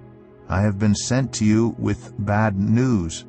Go tell Jeroboam that this is what the Lord, the God of Israel, says. I raised you up from among the people and appointed you ruler over my people Israel. I tore the kingdom away from the house of David and gave it to you. But you have not been like my servant David, who kept my commands and followed me with all his heart, doing only what was right in my eyes. You have done more evil than all who lived before you. You have made for yourself other gods, idols made of metal. You have aroused my anger and turned your back on me. Because of this I am going to bring disaster on the house of Jeroboam. I will cut off from Jeroboam every last male in Israel, slave or free. I will burn up the house of Jeroboam as one burns dung, until it is all gone. Dogs will eat those belonging to Jeroboam who die in the city, and the birds will feed on those who die in the country. The Lord has spoken. As for you, go back home. When you set foot in your city, the boy will die. All Israel will mourn for him and bury him. He is the only one belonging to Jeroboam who will be buried, because he is the only one in the house of Jeroboam in whom the Lord, the God of Israel, has found anything good. The Lord will raise up for himself a king over Israel, who will cut off the family of Jeroboam. Even now this is beginning to happen. And the Lord will strike Israel so that it will be like a reed swaying in the water. He will uproot Israel from this good land that he gave to their ancestors and scatter them beyond the Euphrates River, because they aroused the Lord's anger by making Asherah poles. And he will give Israel up because of the sins Jeroboam has committed and has caused Israel to commit. Then Jeroboam's wife got up and left, and went to Tirzah. As soon as she stepped over the threshold of the house, the boy died. They buried him, and all Israel mourned for him, as the Lord had said through his servant the prophet Ahijah. The other events of Jeroboam's reign, his wars, and how he ruled, are written in the book of the annals of the kings of Israel. He reigned for 22 years, and then rested with his ancestors, and Nadab, his son, succeeded him as king. Rehoboam, son of Solomon, was king in Judah. He was 41 years old when he became king, and he reigned 17 years in Jerusalem, the city the Lord had chosen out of all the tribes of Israel to which to put his name. His mother's name was Naamah. She was an Ammonite. Judah did evil in the eyes of the Lord. By the sins they committed, they stirred up his jealous anger more than those who were before them had done. They also set up for themselves high places, sacred stones, and Asherah poles on every high hill and under every spreading tree. There were even male shrine prostitutes in the land. The people engaged in all the detestable practices of the nations the Lord had driven out before the Israelites. In the 5th year of King Rehoboam, Shishak, king of Egypt, attacked Jerusalem. He carried off the treasures of the temple of the Lord and the treasures of the royal palace. He took everything, including all the gold shields Solomon had made. So King Rehoboam made bronze shields to replace them, and assigned these to the commanders of the guard on duty at the entrance to the royal palace. Whenever the king went to the Lord's temple, the guards bore the shields, and afterward they returned them to the guard-room. As for the other events of Rehoboam's reign, and all he did, are they not written in the book of the annals of the kings of Judah? There was continual warfare between Rehoboam and Jeroboam, and Rehoboam rested with his ancestors, and was buried with them in the city of David. His mother's name was Naamah. She was an Ammonite, and Abijah his son succeeded him as king. 1 Kings 15. In the 18th year of the reign of Jeroboam son of Nebat, Abijah became king of Judah, and he reigned in Jerusalem 3 years. His mother's name was Maacah, daughter of Abishalom. He committed all the sins his father had done before him. His heart was not fully devoted to the Lord his God, as the heart of David his forefather had been. Nevertheless, for David's sake, the Lord his God gave him a lamp in Jerusalem by raising up a son to succeed him, and by making Jerusalem strong. For David had done what was right in the eyes of the Lord, and had not failed to keep any of the Lord's commands all the days of his life, except in the case of Uriah the Hittite. There was war between Abijah and Jeroboam throughout Abijah's lifetime. As for the other events of Abijah's reign and all he did, are they not written in the book of the annals of the kings of Judah? There was war between Abijah and Jeroboam, and Abijah rested with his ancestors and was buried in the city of David. And Asa his son succeeded him as king. In the 20th year of Jeroboam king of Israel, Asa became king of Judah, and he reigned in Jerusalem 41 years. His grandmother's name was Maacah, daughter of Abishalom. Asa did what was right in the eyes of the Lord, as his father David had done.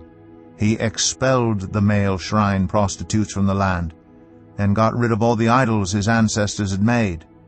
He even deposed his grandmother Maacah from her position as queen mother because she had made a repulsive image for the worship of Asherah.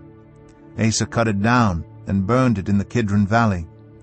Although he did not remove the high places, Asa's heart was fully committed to the Lord all his life. He brought into the temple of the Lord the silver and gold and the articles that he and his father had dedicated. There was war between Asa and Baasha, king of Israel, throughout their reigns. Baasha, king of Israel, went up against Judah and fortified Ramah to prevent anyone from leaving or entering the territory of Asa, king of Judah. Asa then took all the silver and gold that was left in the treasuries of the Lord's temple and of his own palace. He entrusted it to his officials and sent them to Ben-Hadad, son of Tabrimmon, the son of Hezion, the king of Aram, who was ruling in Damascus. "Let there be a treaty between me and you," he said, "as there was between my father and your father. See, I am sending you a gift of silver and gold. Now break your treaty with Baasha, king of Israel, so he will withdraw from me." Ben-Hadad agreed with King Asa and sent the commanders of his forces against the towns of Israel. He conquered Ijon, Dan, Abel, Beth, Maacah, and all Kinnereth, in addition to Naphtali. When Baasha heard this, he stopped building Ramah and withdrew to Tirzah. Then King Asa issued an order to all Judah. No one was exempt, and they carried away from Ramah the stones and timber Baasha had been using there. With them King Asa built up Geba in Benjamin, and also Mizpah. As for all the other events of Asa's reign, all his achievements, all he did, and the cities he built, are they not written in the book of the annals of the kings of Judah? In his old age, however, his feet became diseased. Then Asa rested with his ancestors, and was buried with them in the city of his father David, and Jehoshaphat his son succeeded him as king. Nadab son of Jeroboam became king of Israel in the 2nd year of Asa king of Judah, and he reigned over Israel 2 years. He did evil in the eyes of the Lord, following the ways of his father and committing the same sin his father had caused Israel to commit. Baasha, son of Ahijah from the tribe of Issachar, plotted against him, and he struck him down at Gibbethon, a Philistine town, while Nadab and all Israel were besieging it. Baasha killed Nadab in the 3rd year of Asa king of Judah, and succeeded him as king. As soon as he began to reign, he killed Jeroboam's whole family. He did not leave Jeroboam anyone that breathed, but destroyed them all, according to the word of the Lord given through his servant Ahijah the Shilonite. This happened because of the sins Jeroboam had committed and had caused Israel to commit, and because he aroused the anger of the Lord, the God of Israel. As for the other events of Nadab's reign, and all he did, are they not written in the book of the annals of the kings of Israel? There was war between Asa and Baasha, king of Israel, throughout their reigns. In the 3rd year of Asa, king of Judah, Baasha, son of Ahijah, became king of all Israel in Tirzah, and he reigned 24 years. He did evil in the eyes of the Lord, following the ways of Jeroboam, and committing the same sin Jeroboam had caused Israel to commit. 1 Kings 16.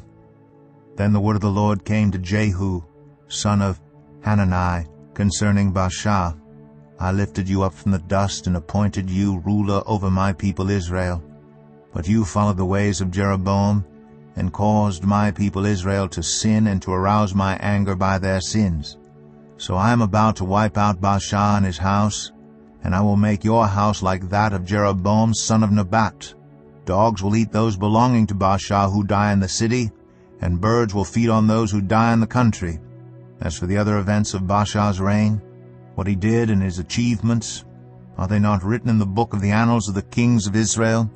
Baasha rested with his ancestors and was buried in Tirzah, and Elah his son succeeded him as king. Moreover, the word of the Lord came through the prophet Jehu, son of Hanani, to Baasha and his house, because of all the evil he had done in the eyes of the Lord, arousing his anger by the things he did, becoming like the house of Jeroboam, and also because he destroyed it. In the 26th year of Asa king of Judah, Elah son of Baasha became king of Israel, and he reigned in Tirzah 2 years. Zimri, one of his officials who had command of half his chariots, plotted against him.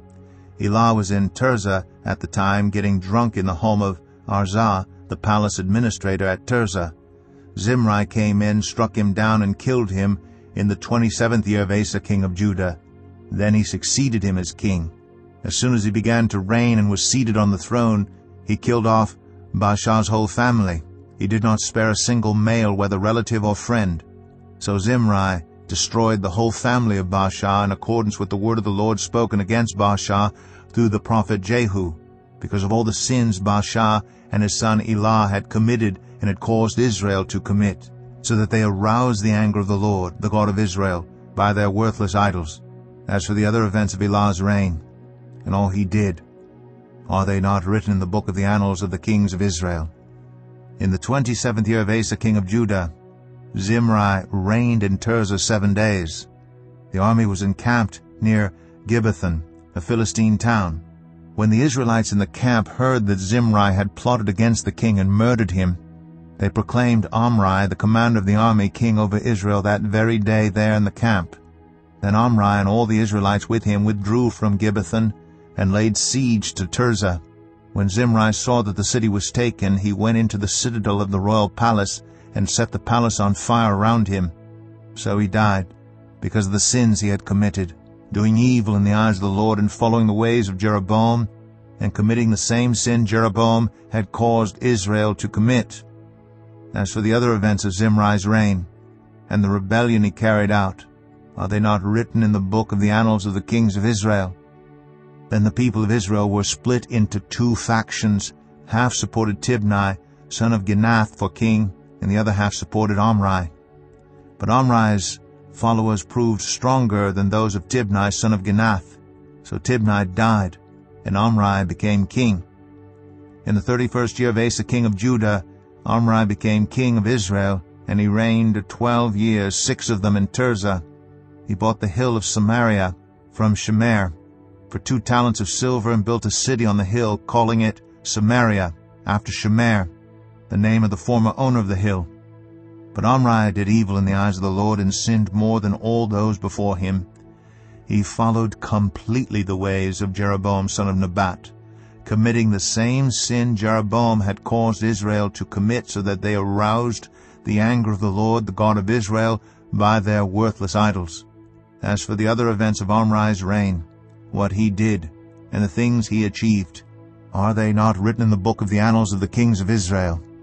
Omri rested with his ancestors, and was buried in Samaria, and Ahab his son succeeded him as king. In the 38th year of Asa king of Judah, Ahab son of Omri became king of Israel, and he reigned in Samaria over Israel 22 years. Ahab son of Omri did more evil in the eyes of the Lord than any of those before him. He not only considered it trivial to commit the sins of Jeroboam son of Nebat, but he also married Jezebel, daughter of Ethbaal, king of the Sidonians, and began to serve Baal and worship him. He set up an altar for Baal in the temple of Baal that he built in Samaria. Ahab also made an Asherah pole, and did more to arouse the anger of the Lord, the God of Israel, than did all the kings of Israel before him. In Ahab's time, Hiel of Bethel rebuilt Jericho. He laid its foundations at the cost of his firstborn son Abiram, and he set up its gates at the cost of his youngest son Segub, in accordance with the word of the Lord spoken by Joshua son of Nun. 1 Kings 17. Now Elijah the Tishbite from Tishbe in Gilead said to Ahab, As the Lord the God of Israel lives, whom I serve, There will be neither dew nor rain in the next few years except at my word." Then the word of the Lord came to Elijah, "Leave here, turn eastward and hide in the Kerith ravine east of the Jordan. You will drink from the brook, and I have directed the ravens to supply you with food there." So he did what the Lord had told him. He went to the Kerith ravine east of the Jordan and stayed there. The ravens brought him bread and meat in the morning, and bread and meat in the evening, and he drank from the brook. Sometime later the brook dried up, because there had been no rain in the land. Then the word of the Lord came to him, "Go at once to Zarephath, in the region of Sidon, and stay there. I have directed a widow there to supply you with food." So he went to Zarephath. When he came to the town gate, a widow was there, gathering sticks. He called to her and asked, "Would you bring me a little water in a jar so I may have a drink?" As she was going to get it, he called, "And bring me, please, a piece of bread." "As surely as the Lord your God lives," she replied, "I don't have any bread, only a handful of flour in a jar and a little olive oil in a jug. I am gathering a few sticks to take home and make a meal for myself and my son, that we may eat it and die." Elijah said to her, "Don't be afraid. Go home and do as you have said. But first make a small loaf of bread for me from what you have and bring it to me, and then make something for yourself and your son. For this is what the Lord, the God of Israel, says, The jar of flour will not be used up, and the jug of oil will not run dry until the day the Lord sends rain on the land." She went away and did as Elijah had told her. So there was food every day for Elijah and for the woman and her family. But the jar of flour was not used up, and the jug of oil did not run dry, in keeping with the word of the Lord spoken by Elijah. Some time later, the son of the woman who owned the house became ill.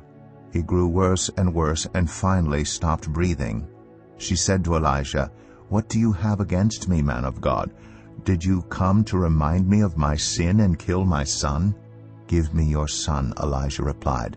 He took him from her arms, carried him to the upper room where he was staying, and laid him on his bed. Then he cried out to the Lord, "Lord, my God, have you brought tragedy even on this widow I am staying with by causing her son to die?" Then he stretched himself out on the boy 3 times and cried out to the Lord, "Lord, my God, let this boy's life return to him." The Lord heard Elijah's cry, and the boy's life returned to him, and he lived. Elijah picked up the child and carried him down from the room into the house. He gave him to his mother and said, "Look, your son is alive."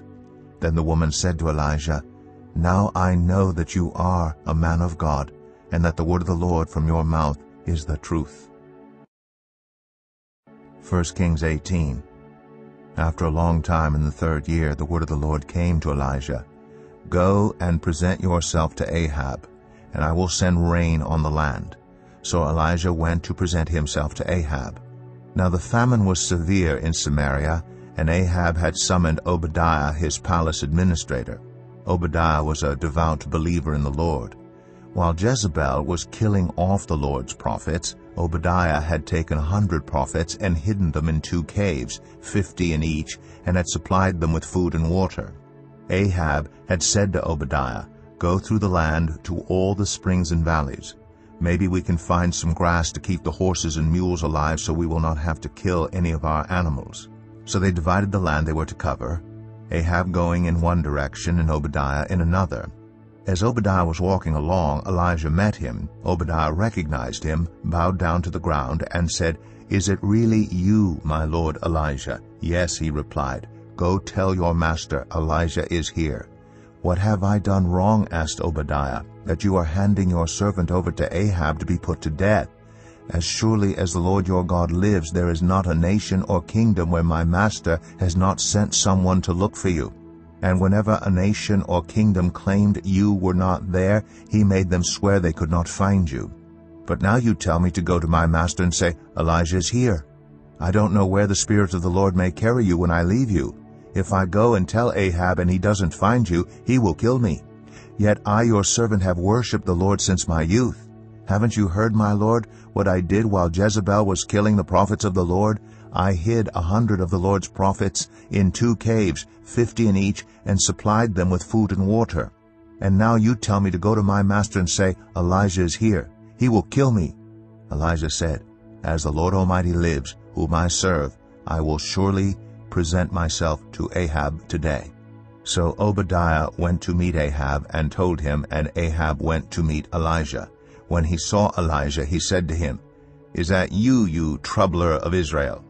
"I have not made trouble for Israel," Elijah replied, "but you and your father's family have. You have abandoned the Lord's commands and have followed the Baals. Now summon the people from all over Israel to meet me on Mount Carmel, and bring the 450 prophets of Baal and the 400 prophets of Asherah who eat at Jezebel's table." So Ahab sent word throughout all Israel and assembled the prophets on Mount Carmel. Elijah went before the people and said, "How long will you waver between two opinions? If the Lord is God, follow him. But if Baal is God, follow him." But the people said nothing. Then Elijah said to them, "I am the only one of the Lord's prophets left, but Baal has 450 prophets. Get 2 bulls for us. Let Baal's prophets choose one for themselves, and let them cut it into pieces and put it on the wood, but not set fire to it. I will prepare the other bull and put it on the wood, but not set fire to it. Then you call on the name of your God, and I will call on the name of the Lord. The God who answers by fire, he is God." Then all the people said, "What you say is good." Elijah said to the prophets of Baal, "Choose one of the bulls and prepare it first, since there are so many of you. Call on the name of your God, but do not light the fire." So they took the bull given them and prepared it. Then they called on the name of Baal from morning till evening. "Baal, answer us," they shouted, but there was no response. No one answered, and they danced around the altar they had made. At noon Elijah began to taunt them. "Shout louder," he said. "Surely he is a god. Perhaps he is deep in thought, or busy, or traveling. Maybe he is sleeping and must be awakened." So they shouted louder and slashed themselves with swords and spears, as was their custom, until their blood flowed. Midday passed, and they continued their frantic prophesying until the time for the evening sacrifice. But there was no response. No one answered. No one paid attention. Then Elijah said to all the people, "Come here to me." They came to him, and he repaired the altar of the Lord, which had been torn down. Elijah took 12 stones, one for each of the tribes descended from Jacob, to whom the word of the Lord had come, saying, "Your name shall be Israel." With the stones he built an altar in the name of the Lord, and he dug a trench around it large enough to hold 2 seahs of seed. He arranged the wood, cut the bull into pieces, and laid it on the wood. Then he said to them, "Fill 4 large jars with water, and pour it on the offering and on the wood." "Do it again," he said, and they did it again. "Do it a 3rd time," he ordered, and they did it the 3rd time. The water ran down around the altar and even filled the trench. At the time of sacrifice, the prophet Elijah stepped forward and prayed, "Lord, the God of Abraham, Isaac, and Israel, let it be known today that you are God in Israel, and that I am your servant, and have done all these things at your command. Answer me, Lord, answer me, so these people will know that you, Lord, are God, and that you are turning their hearts back again." Then the fire of the Lord fell and burned up the sacrifice, the wood, the stones, and the soil, and also licked up the water in the trench. When all the people saw this, they fell prostrate and cried, "The Lord, he is God! The Lord, he is God!" Then Elijah commanded them, "Seize the prophets of Baal. Don't let anyone get away." They seized them, and Elijah had them brought down to the Kishon Valley and slaughtered there. And Elijah said to Ahab, "Go, eat and drink, for there is the sound of a heavy rain." So Ahab went off to eat and drink. But Elijah climbed to the top of Carmel, bent down to the ground, and put his face between his knees. "Go and look toward the sea," he told his servant. And he went up and looked. "There is nothing there," he said. 7 times Elijah said, "Go back." The 7th time the servant reported, "A cloud as small as a man's hand is rising from the sea." So Elijah said, "Go and tell Ahab, hitch up your chariot and go down before the rain stops you." Meanwhile the sky grew black with clouds, the wind rose, a heavy rain started falling, and Ahab rode off to Jezreel. The power of the Lord came on Elijah, and tucking his cloak into his belt, he ran ahead of Ahab all the way to Jezreel. 1 Kings 19. Now Ahab told Jezebel everything Elijah had done, and how he had killed all the prophets with the sword. So Jezebel sent a messenger to Elijah to say, "May the gods deal with me, be it ever so severely, if by this time tomorrow I do not make your life like that of one of them." Elijah was afraid and ran for his life.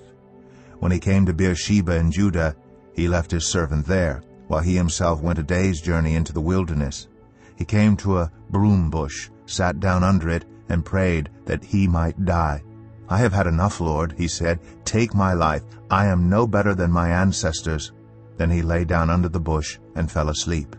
All at once an angel touched him and said, "Get up and eat." He looked around, and there by his head was some bread baked over hot coals and a jar of water. He ate and drank, and then lay down again. The angel of the Lord came back a second time and touched him and said, "Get up and eat, for the journey is too much for you."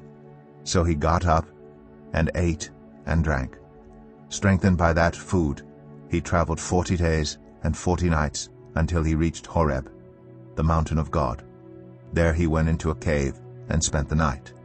And the word of the Lord came to him, "What are you doing here, Elijah?" He replied, "I have been very zealous for the Lord God Almighty.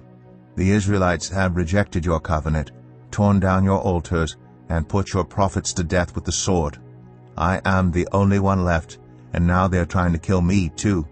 The Lord said, "Go out and stand on the mountain in the presence of the Lord, for the Lord is about to pass by." Then a great and powerful wind tore the mountains apart and shattered the rocks before the Lord. But the Lord was not in the wind. After the wind there was an earthquake. But the Lord was not in the earthquake. After the earthquake came a fire.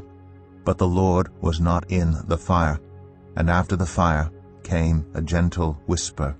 When Elijah heard it, he pulled his cloak over his face and went out and stood at the mouth of the cave. Then a voice said to him, "What are you doing here, Elijah?" He replied, "I have been very zealous for the Lord God Almighty. The Israelites have rejected your covenant, torn down your altars, and put your prophets to death with the sword. I am the only one left, and now they are trying to kill me too." The Lord said to him, "Go back the way you came, and go to the desert of Damascus. When you get there, anoint Hazael king over Aram. Also anoint Jehu son of Nimshi king over Israel, and anoint Elisha son of Shaphat from Abel-Meholah to succeed you as prophet. Jehu will put to death any who escape the sword of Hazael, and Elisha will put to death any who escape the sword of Jehu. Yet I reserve 7,000 in Israel, all whose knees have not bowed down to Baal, and whose mouths have not kissed him." So Elijah went from there and found Elisha son of Shaphat. He was plowing with 12 yoke of oxen, and he himself was driving the 12th pair. Elijah went up to him and threw his cloak around him. Elisha then left his oxen and ran after Elijah. "Let me kiss my father and mother goodbye," he said, "and then I will come with you." "Go back," Elijah replied. "What have I done to you?" So Elisha left him and went back. He took his yoke of oxen and slaughtered them. He burned the plowing equipment to cook the meat and gave it to the people, and they ate. Then he set out to follow Elijah and became his servant. 1 Kings 20. Now Ben-Hadad, king of Aram, mustered his entire army. Accompanied by 32 kings with their horses and chariots, he went up and besieged Samaria and attacked it. He sent messengers into the city to Ahab, king of Israel, saying, "This is what Ben-Hadad says, Your silver and gold are mine, and the best of your wives and children are mine." The king of Israel answered, "Just as you say, my lord the king, I and all I have are yours." The messengers came again and said, "This is what Ben-Hadad says, I sent to demand your silver and gold, your wives and your children. But about this time tomorrow I am going to send my officials to search your palace and the houses of your officials. They will seize everything you value and carry it away. The king of Israel summoned all the elders of the land and said to them, "See how this man is looking for trouble. When he sent for my wives and my children, my silver and my gold, I did not refuse him." The elders and the people all answered, "Don't listen to him or agree to his demands." So he replied to Ben-Hadad's messengers, "Tell my lord the king, your servant will do all you demanded the first time, but this demand I cannot meet." They left and took the answer back to Ben-Hadad.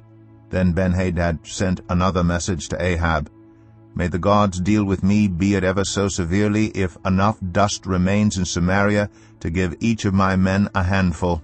The king of Israel answered, "Tell him, one who puts on his armor should not boast like one who takes it off." Ben-Hadad heard this message while he and the kings were drinking in their tents, and he ordered his men, "Prepare to attack." So they prepared to attack the city. Meanwhile, a prophet came to Ahab, king of Israel, and announced, "This is what the Lord says. Do you see this vast army? I will give it into your hand today, and then you will know that I am the Lord." "But who will do this?" asked Ahab. The prophet replied, "This is what the Lord says. The junior officers under the provincial commanders will do it." "And who will start the battle?" he asked. The prophet answered, "You will." So Ahab summoned the 232 junior officers under the provincial commanders. Then he assembled the rest of the Israelites, 7,000 in all. They set out at noon, while Ben-Hadad and the 32 kings allied with him were in their tents getting drunk. The junior officers under the provincial commanders went out first. Now Ben-Hadad had dispatched scouts who reported, "Men are advancing from Samaria." He said, "If they have come out for peace, take them alive. If they have come out for war, take them alive." The junior officers under the provincial commanders marched out of the city with the army behind them, and each one struck down his opponent. At that the Arameans fled, with the Israelites in pursuit. But Ben-Hadad, king of Aram, escaped on horseback with some of his horsemen. The king of Israel advanced and overpowered the horses and chariots, and inflicted heavy losses on the Arameans. Afterward the prophet came to the king of Israel and said, "Strengthen your position and see what must be done, because next spring the king of Aram will attack you again." Meanwhile the officials of the king of Aram advised him, "Their gods are gods of the hills. That is why they were too strong for us. But if we fight them on the plains, surely we will be stronger than they. Do this: remove all the kings from their commands and replace them with other officers. You must also raise an army like the one you lost, horse for horse and chariot for chariot, so we can fight Israel on the plains. Then surely we will be stronger than they." He agreed with them and acted accordingly. The next spring Ben-Hadad mustered the Arameans and went up to Aphek to fight against Israel. When the Israelites were also mustered and given provisions, they marched out to meet them. The Israelites camped opposite them like 2 small flocks of goats, while the Arameans covered the countryside. The man of God came up and told the king of Israel, "This is what the Lord says. Because the Arameans think the Lord is a God of the hills and not a God of the valleys, I will deliver this vast army into your hands, and you will know that I am the Lord." For 7 days they camped opposite each other, and on the 7th day the battle was joined. The Israelites inflicted 100,000 casualties on the Aramean foot soldiers in 1 day. The rest of them escaped to the city of Aphek, where the wall collapsed on 27,000 of them. And Ben-Hadad fled to the city and hid in an inner room. His officials said to him, "Look, we have heard that the kings of Israel are merciful. Let us go to the king of Israel with sackcloth around our waists and ropes around our heads. Perhaps he will spare your life." Wearing sackcloth around their waists and ropes around their heads, they went to the king of Israel and said, "Your servant Ben-Hadad says, 'Please let me live.'" The king answered, "Is he still alive?" "He is, my brother." The men took this as a good sign and were quick to pick up his word. "Yes, your brother Ben-Hadad," they said. "Go and get him," the king said. When Ben-Hadad came out, Ahab had him come up into his chariot. "I will return the cities my father took from your father," Ben-Hadad offered. "You may set up your own market areas in Damascus, as my father did in Samaria." Ahab said, "On the basis of a treaty I will set you free." So he made a treaty with him and let him go. By the word of the Lord, one of the company of the prophets said to his companion, "Strike me with your weapon." But he refused. So the prophet said, "Because you have not obeyed the Lord, as soon as you leave me, a lion will kill you." And after the man went away, a lion found him and killed him. The prophet found another man and said, "Strike me, please." So the man struck him and wounded him. Then the prophet went and stood by the road waiting for the king. He disguised himself with his headband down over his eyes. As the king passed by, the prophet called out to him, "Your servant went into the thick of the battle, and someone came to me with a captive and said, 'Guard this man. If he is missing, it will be your life for his life, or you must pay a talent of silver.' While your servant was busy here and there, the man disappeared. 'That is your sentence,' the king of Israel said. 'You have pronounced it yourself.' Then the prophet quickly removed the headband from his eyes, and the king of Israel recognized him as one of the prophets. He said to the king, 'This is what the Lord says. You have set free a man I had determined should die. Therefore it is your life for his life, your people for his people.' Sullen and angry, the king of Israel went to his palace in Samaria." 1 Kings 21. Sometime later there was an incident involving a vineyard belonging to Naboth the Jezreelite. The vineyard was in Jezreel, close to the palace of Ahab, king of Samaria. Ahab said to Naboth, "Let me have your vineyard to use for a vegetable garden, since it is close to my palace. In exchange I will give you a better vineyard, or, if you prefer, I will pay you whatever it is worth." But Naboth replied, "The Lord forbid that I should give you the inheritance of my ancestors." So Ahab went home, sullen and angry, because Naboth the Jezreelite had said, "I will not give you the inheritance of my ancestors." He lay on his bed sulking and refused to eat. His wife Jezebel came in and asked him, "Why are you so sullen? Why won't you eat?" He answered her, "Because I said to Naboth the Jezreelite, 'Sell me your vineyard, or if you prefer, I will give you another vineyard in its place.' But he said, 'I will not give you my vineyard.'" Jezebel his wife said, "Is this how you act as king over Israel?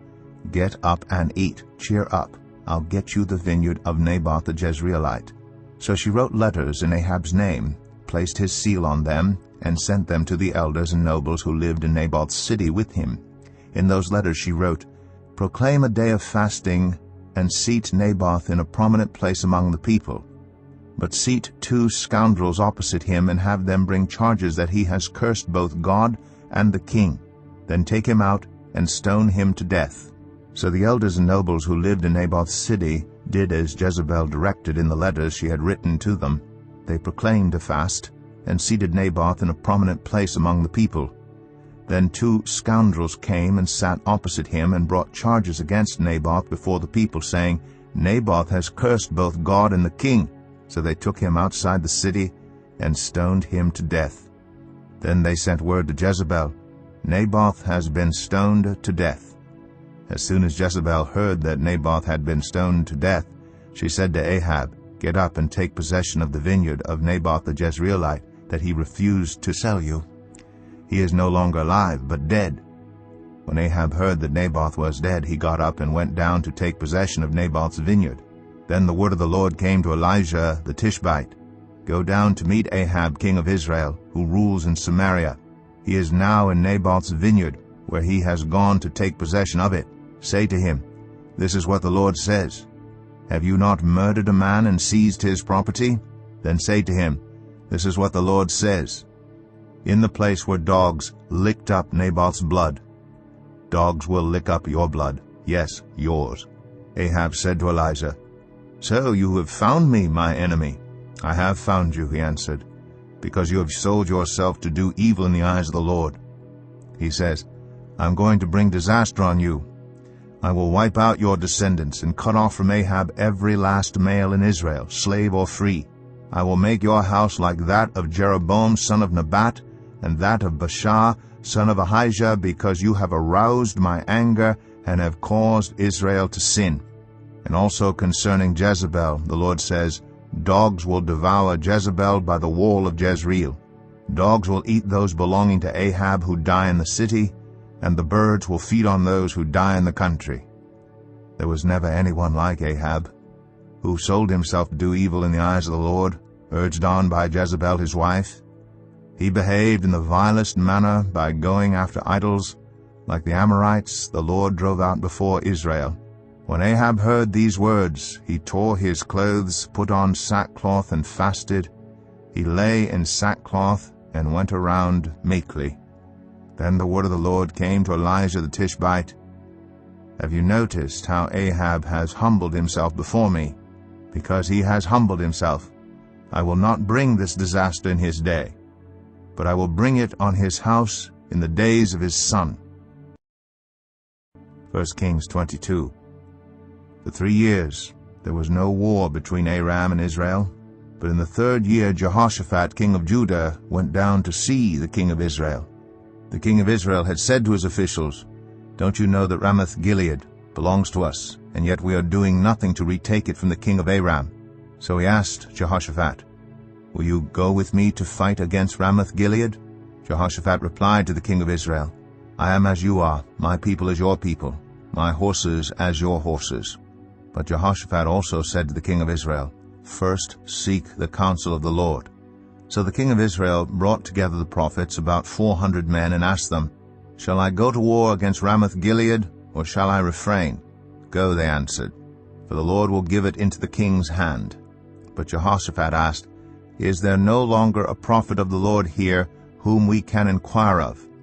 The king of Israel answered Jehoshaphat, There is still one prophet through whom we can inquire of the Lord, but I hate him, because he never prophesies anything good about me, but always bad. He is Micaiah son of Imlah. The king should not say such a thing, Jehoshaphat replied.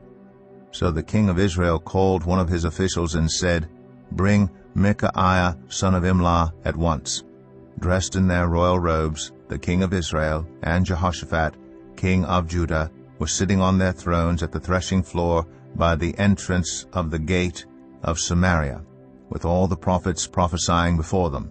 Now Zedekiah son of Kenana had made iron horns, and he declared, This is what the Lord says, With these you will gore the Arameans until they are destroyed. All the other prophets were prophesying the same thing. Attack Ramoth-Gilead and be victorious, they said, for the Lord will give it into the king's hand. The messenger who had gone to summon Micaiah said to him, Look, the other prophets without exception are predicting success for the king. Let your word agree with theirs and speak favorably. But Micaiah said, As surely as the Lord lives, I can tell him only what the Lord tells me. When he arrived, the king asked him, Micaiah, shall we go to war against Ramoth-Gilead or not? Attack and be victorious, he answered, for the Lord will give it into the king's hand. The king said to him, How many times must I make you swear to tell me nothing but the truth in the name of the Lord? Then Micaiah answered, I saw all Israel scattered on the hills like sheep without a shepherd. And the Lord said, These people have no master. Let each one go home in peace. The king of Israel said to Jehoshaphat, Didn't I tell you that he never prophesies anything good about me, but only bad? Micaiah continued, Therefore hear the word of the Lord. I saw the Lord sitting on his throne with all the multitudes of heaven standing around him on his right and on his left. And the Lord said, Who will entice Ahab into attacking Ramoth-Gilead and going to his death there? One suggested this and another that. Finally a spirit came forward, stood before the Lord and said, I will entice him. By what means? The Lord asked. I will go out and be a deceiving spirit in the mouths of all his prophets, he said. You will succeed in enticing him, said the Lord. Go and do it. So now the Lord has put a deceiving spirit in the mouths of all these prophets of yours. The Lord has decreed disaster for you. Then Zedekiah son of Kenana went up and slapped Micaiah in the face. Which way did the Spirit from the Lord go when he went from me to speak to you? He asked. Micaiah replied, You will find out on the day you go to hide in an inner room. The king of Israel then ordered, Take Micaiah and send him back to Amon, the ruler of the city, and to Joash the king's son, and say, This is what the king says. Put this fellow in prison, and give him nothing but bread and water until I return safely. Micaiah declared, If you ever return safely, the Lord has not spoken through me. Then he added, Mark my words, all you people. So the king of Israel and Jehoshaphat, king of Judah, went up to Ramoth-Gilead. The king of Israel said to Jehoshaphat, I will enter the battle in disguise, but you wear your royal robes. So the king of Israel disguised himself and went into battle. Now the king of Aram had ordered his 32 chariot commanders, Do not fight with anyone small or great except the king of Israel. When the chariot commanders saw Jehoshaphat, they thought, Surely this is the king of Israel. So they turned to attack him. But when Jehoshaphat cried out, the chariot commanders saw that he was not the king of Israel and stopped pursuing him. But someone drew his bow at random and hit the king of Israel between the sections of his armor. The king told his chariot driver, Wheel around and get me out of the fighting. I've been wounded. All day long the battle raged, and the king was propped up in his chariot facing the Arameans. The blood from his wound ran onto the floor of the chariot, and that evening he died.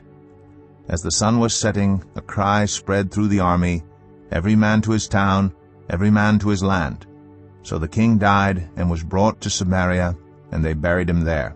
They washed the chariot at a pool in Samaria, where the prostitutes bathed, and the dogs licked up his blood, as the word of the Lord had declared. As for the other events of Ahab's reign, including all he did, the palace he built and adorned with ivory, and the cities he fortified, are they not written in the book of the annals of the kings of Israel? Ahab rested with his ancestors, and Ahaziah his son succeeded him as king. Jehoshaphat son of Asa became king of Judah in the 4th year of Ahab king of Israel. Jehoshaphat was 35 years old when he became king, and he reigned in Jerusalem 25 years. His mother's name was Azubah, daughter of Shilhi. In everything he followed the ways of his father Asa, and did not stray from them. He did what was right in the eyes of the Lord. The high places, however, were not removed, and the people continued to offer sacrifices and burn incense there. Jehoshaphat was also at peace with the king of Israel. As for the other events of Jehoshaphat's reign, the things he achieved and his military exploits, are they not written in the book of the annals of the kings of Judah? He rid the land of the rest of the male shrine prostitutes, who remained there even after the reign of his father Asa. There was then no king in Edom. A provincial governor ruled. Now Jehoshaphat built a fleet of trading ships to go to Ophir for gold, but they never set sail. They were wrecked at Ezion-Geber. At that time Ahaziah, son of Ahab, said to Jehoshaphat, Let my men sail with yours. But Jehoshaphat refused. Then Jehoshaphat rested with his ancestors, and was buried with them in the city of David his father, and Jehoram, his son, succeeded him as king. Ahaziah, son of Ahab, became king of Israel in Samaria in the 17th year of Jehoshaphat king of Judah, and he reigned over Israel 2 years. He did evil in the eyes of the Lord, because he followed the ways of his father and mother, and of Jeroboam son of Nebat, who caused Israel to sin. He served and worshipped Baal, and aroused the anger of the Lord, the God of Israel, just as his father had done.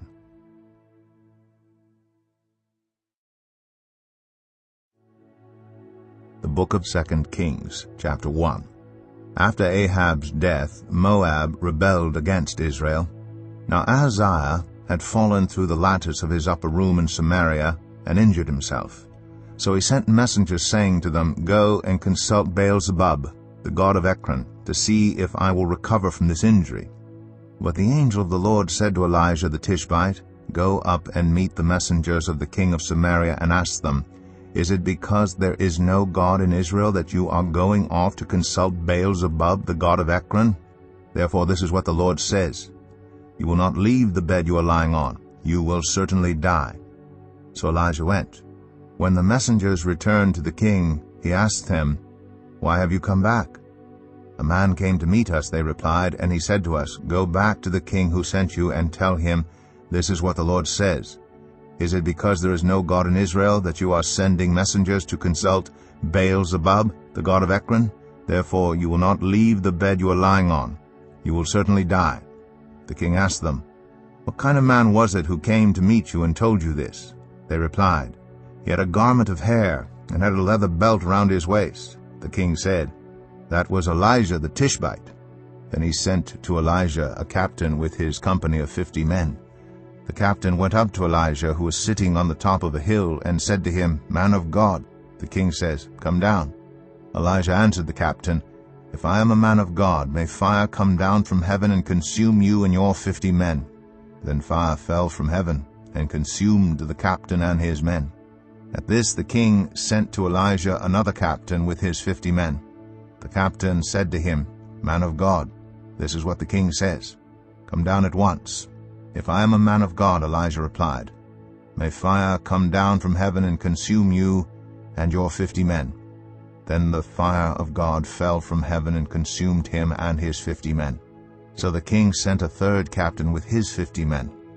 This third captain went up and fell on his knees before Elijah. "Man of God," he begged, "please have respect for my life and the lives of these 50 men, your servants. See, fire has fallen from heaven and consumed the first 2 captains and all their men. But now have respect for my life." The angel of the Lord said to Elijah, "Go down with him. Do not be afraid of him."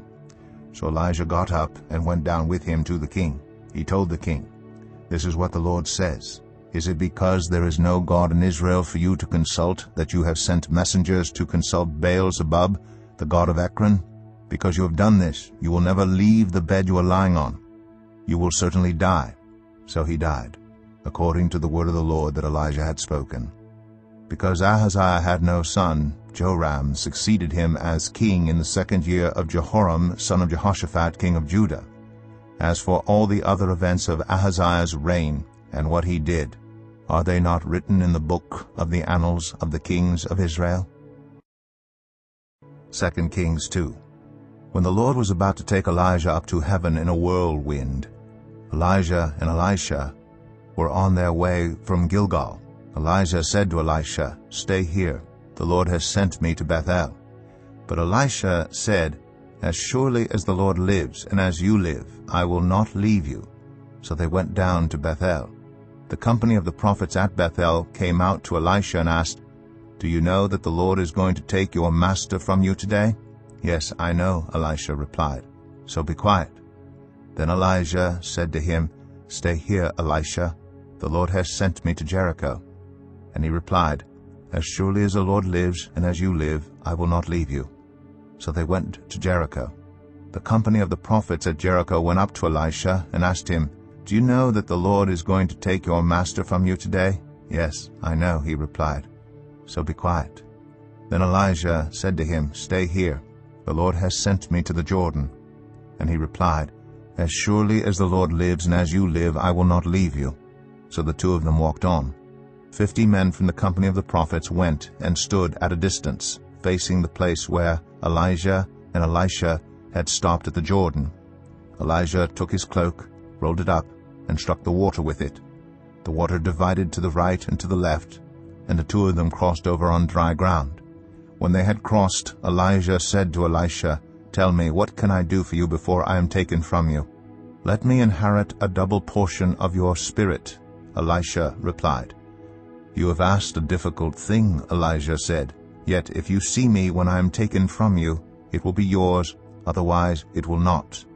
As they were walking along and talking together, suddenly a chariot of fire and horses of fire appeared and separated the 2 of them, and Elijah went up to heaven in a whirlwind.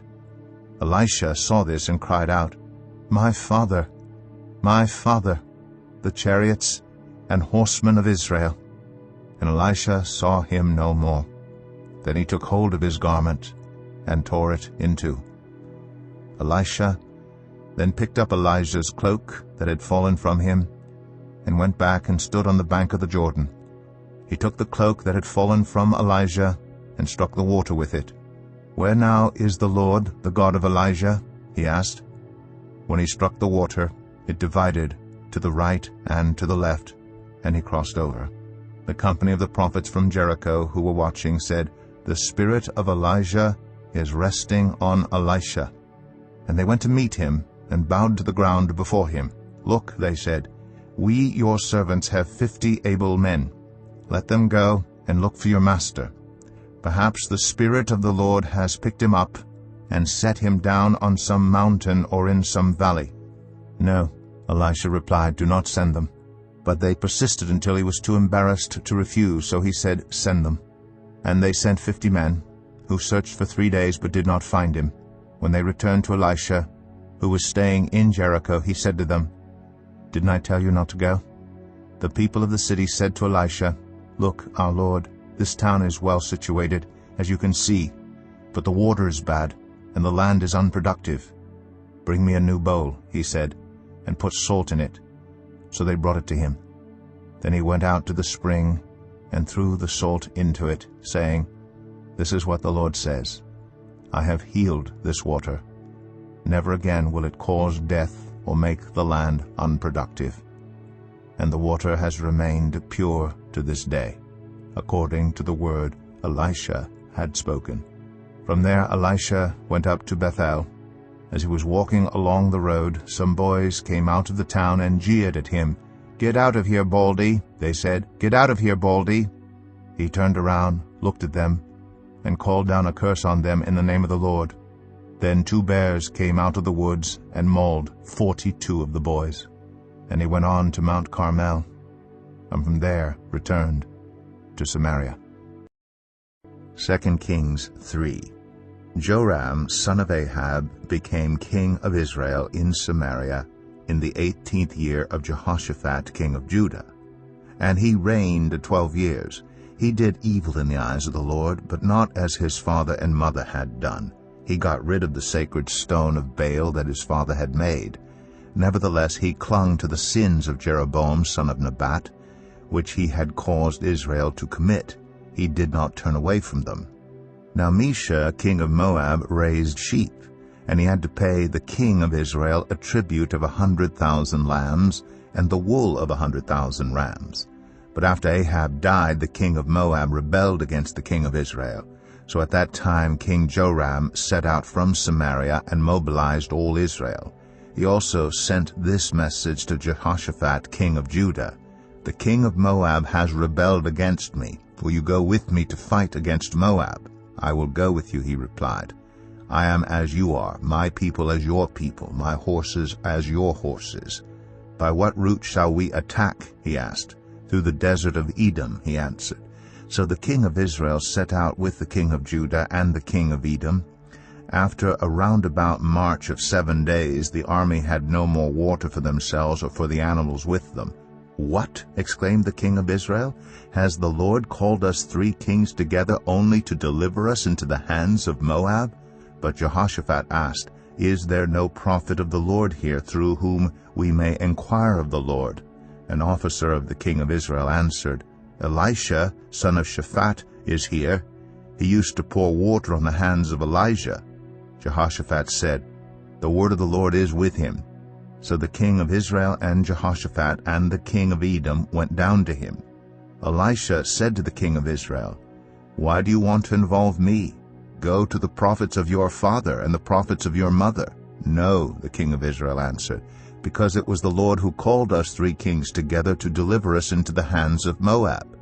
Elisha said, "As surely as the Lord Almighty lives, whom I serve, if I did not have respect for the presence of Jehoshaphat, king of Judah, I would not pay any attention to you. But now bring me a harpist." While the harpist was playing, the hand of the Lord came on Elisha, and he said, "This is what the Lord says, I will fill this valley with pools of water. For this is what the Lord says, you will see neither wind nor rain, yet this valley will be filled with water, and you, your cattle, and your other animals will drink. This is an easy thing in the eyes of the Lord. He will also deliver Moab into your hands.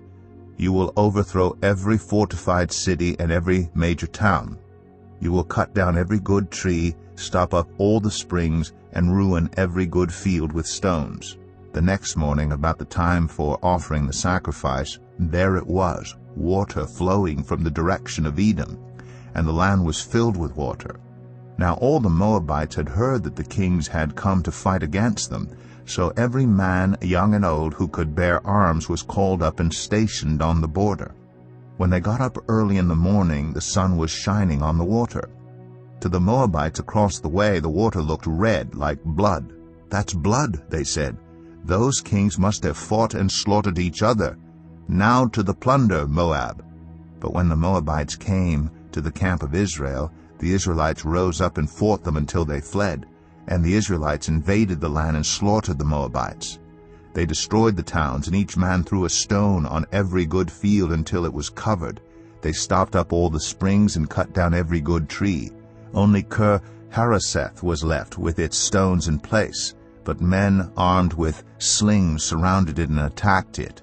When the king of Moab saw that the battle had gone against him, he took with him 700 swordsmen to break through to the king of Edom, but they failed. Then he took his firstborn son, who was to succeed him as king, and offered him as a sacrifice on the city wall. The fury against Israel was great. They withdrew and returned to their own land. 2 Kings 4. The wife of a man from the company of the prophets cried out to Elisha, "Your servant my husband is dead, and you know that he revered the Lord. But now his creditor is coming to take my 2 boys as his slaves." Elisha replied to her, "How can I help you? Tell me, what do you have in your house?" "Your servant has nothing there at all," she said, "except a small jar of olive oil." Elisha said, "Go around and ask all your neighbors for empty jars. Don't ask for just a few. Then go inside and shut the door behind you and your sons. Pour oil into all the jars, and as each is filled, put it to one side." She left him and shut the door behind her and her sons. They brought the jars to her, and she kept pouring. When all the jars were full, she said to her son, "Bring me another one." But he replied, "There is not a jar left." Then the oil stopped flowing. She went and told the man of God, and he said, "Go, sell the oil and pay your debts. You and your sons can live on what is left." One day Elisha went to Shunem, and a well-to-do woman was there, who urged him to stay for a meal. So whenever he came by, he stopped there to eat. She said to her husband, "I know that this man who often comes our way is a holy man of God. Let's make a small room on the roof and put in it a bed and a table, a chair, and a lamp for him. Then he can stay there whenever he comes to us." One day when Elisha came, he went up to his room and lay down there. He said to his servant Gehazi, "Call the Shunammite." So he called her, and she stood before him. Elisha said to him, "Tell her, you have gone to all this trouble for us. Now what can be done for you? Can we speak on your behalf to the king or the commander of the army?" She replied, "I have a home among my own people." "What can be done for her?" Elisha asked. Gehazi said, "She has no son, and her husband is old." Then Elisha said, "Call her." So he called her, and she stood in the doorway. About this time next year, Elisha said, "You will hold a son in your arms." "No, my lord," she objected. "Please, man of God, don't mislead your servant." But the woman became pregnant, and the next year about that same time she gave birth to a son, just as Elisha had told her. The child grew, and one day he went out to his father, who was with the reapers. He said to his father, "My head, my head." His father told a servant, "Carry him to his mother." After the servant had lifted him up and carried him to his mother, the boy sat on her lap until noon, and then he died. She went up and laid him on the bed of the man of God, then shut the door and went out.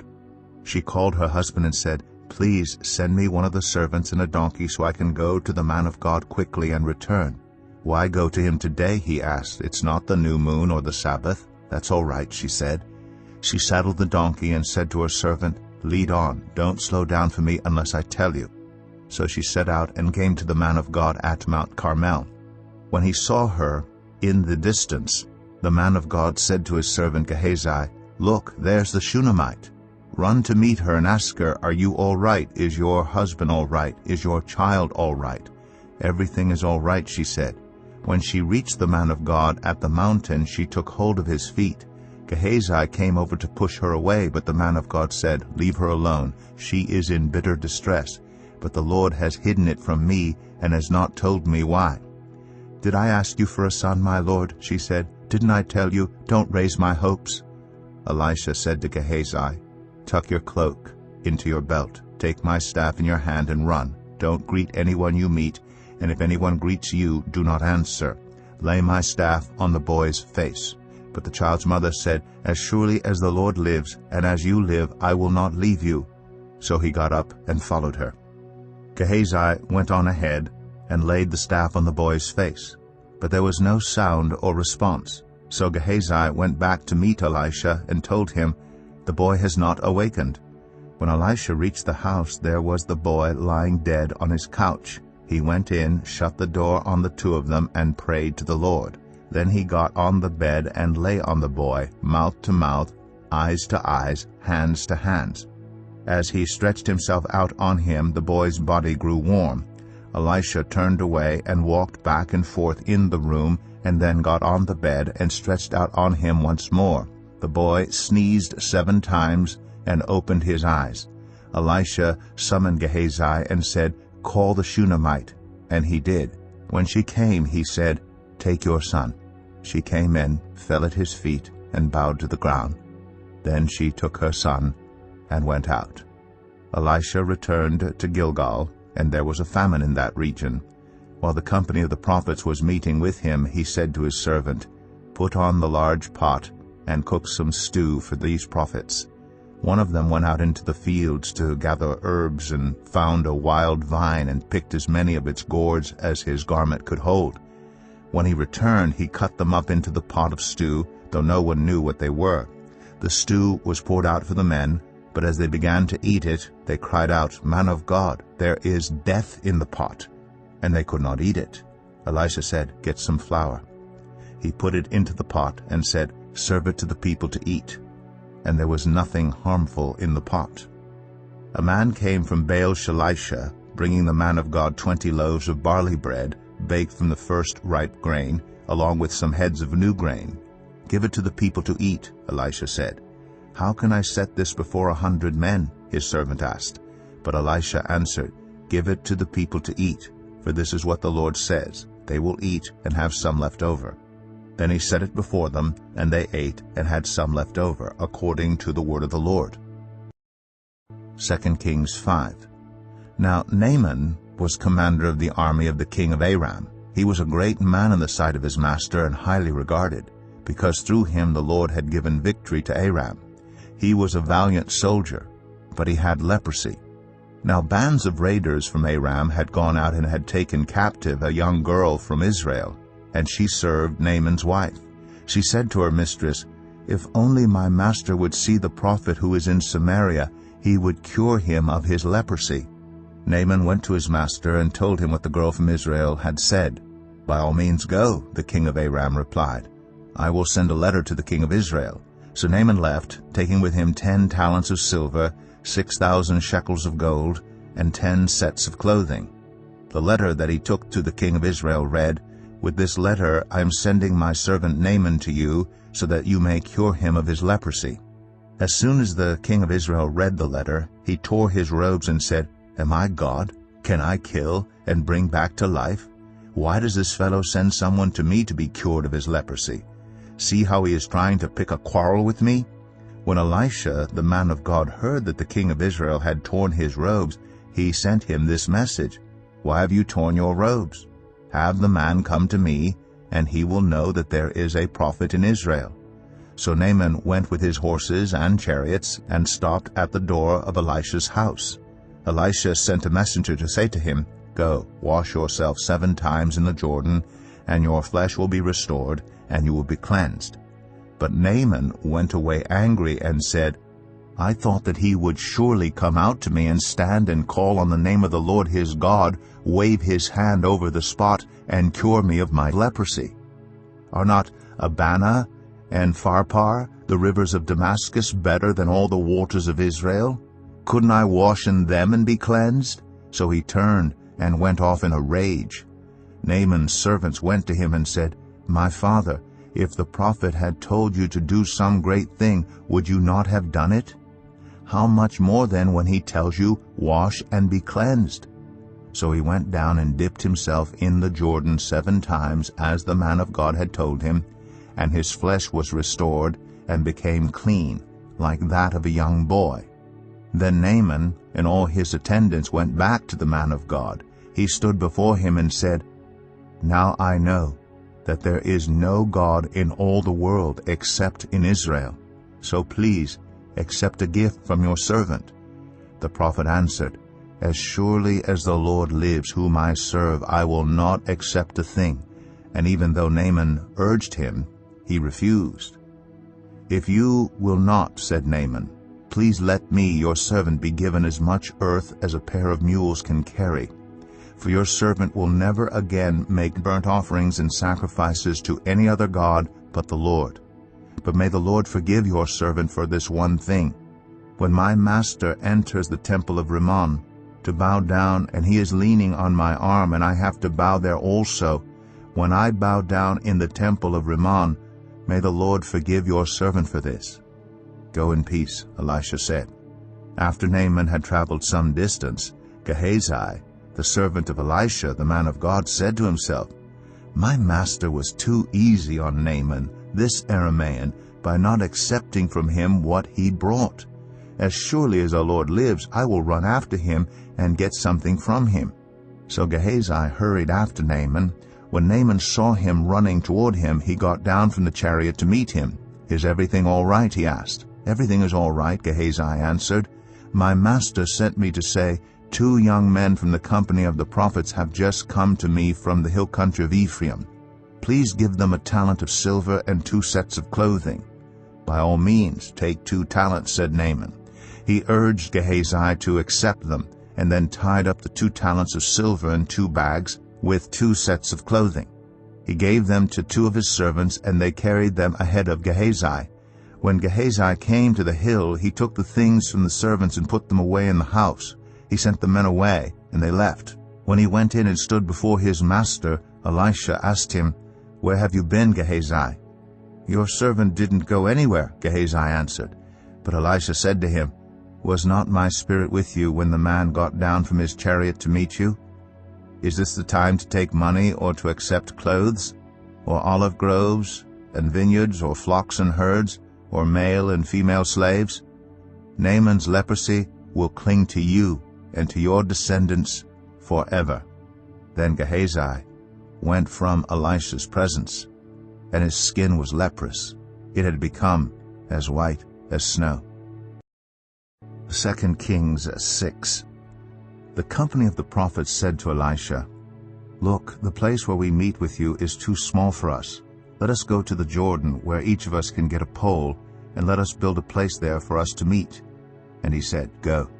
Then one of them said, "Won't you please come with your servants?" "I will," Elisha replied, and he went with them. They went to the Jordan and began to cut down trees. As one of them was cutting down a tree, the iron axe head fell into the water. "Oh no, my lord," he cried out, "it was borrowed." The man of God asked, "Where did it fall?" When he showed him the place, Elisha cut a stick and threw it there, and made the iron float. "Lift it out," he said. Then the man reached out his hand and took it. Now the king of Aram was at war with Israel. After conferring with his officers, he said, "I will set up my camp in such and such a place." The man of God sent word to the king of Israel, "Beware of passing that place, because the Arameans are going down there." So the king of Israel checked on the place indicated by the man of God. Time and again Elisha warned the king so that he was on his guard in such places. This enraged the king of Aram. He summoned his officers and demanded of them, "Tell me, which of us is on the side of the king of Israel?" "None of us, my lord the king," said one of his officers. "But Elisha, the prophet who is in Israel, tells the king of Israel the very words you speak in your bedroom." "Go find out where he is," the king ordered, "so I can send men and capture him." The report came back, "He is in Dothan."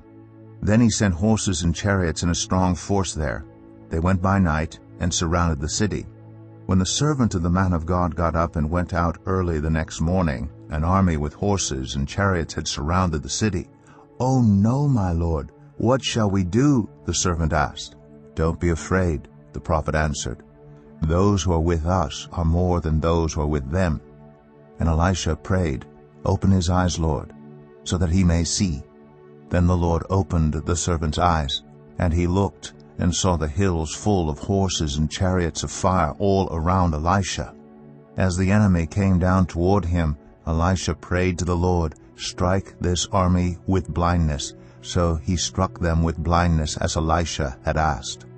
Elisha told them, "This is not the road, and this is not the city. Follow me, and I will lead you to the man you are looking for." And he led them to Samaria. After they entered the city, Elisha said, "Lord, open the eyes of these men so they can see." Then the Lord opened their eyes, and they looked, and there they were, inside Samaria. When the king of Israel saw them, he asked Elisha, "Shall I kill them, my father? Shall I kill them?" "Do not kill them," he answered. "Would you kill those you have captured with your own sword or bow? Set food and water before them so that they may eat and drink and then go back to their master." So he prepared a great feast for them, and after they had finished eating and drinking, he sent them away, and they returned to their master.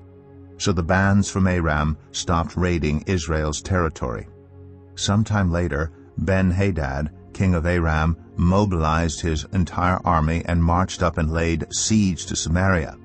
There was a great famine in the city. The siege lasted so long that a donkey's head sold for 80 shekels of silver, and a quarter of a cab of seed pods for 5 shekels. As the king of Israel was passing by on the wall, a woman cried to him, "Help me, my lord the king." The king replied, "If the Lord does not help you, where can I get help for you? From the threshing floor? From the winepress?" Then he asked her, "What's the matter?" She answered, "This woman said to me, 'Give up your son, so we may eat him today, and tomorrow we'll eat my son.' So we cooked my son and ate him. The next day I said to her, 'Give up your son, so we may eat him.' But she had hidden him." When the king heard the woman's words, he tore his robes. As he went along the wall, the people looked, and they saw that under his robes he had sackcloth on his body. He said, "May God deal with me, be it ever so severely, if the head of Elisha son of Shaphat remains on his shoulders today." Now Elisha was sitting in his house, and the elders were sitting with him. The king sent a messenger ahead, but before he arrived, Elisha said to the elders, "Don't you see how this murderer is sending someone to cut off my head? Look, when the messenger comes, shut the door and hold it shut against him. Is not the sound of his master's footsteps behind him?" While he was still talking to them, the messenger came down to him. The king said, "This disaster is from the Lord. Why should I wait for the Lord any longer?" 2 Kings 7. Elisha replied, "Hear the word of the Lord. This is what the Lord says. About this time tomorrow, a seah of the finest flour will sell for a shekel, and 2 seahs of barley for a shekel at the gate of Samaria."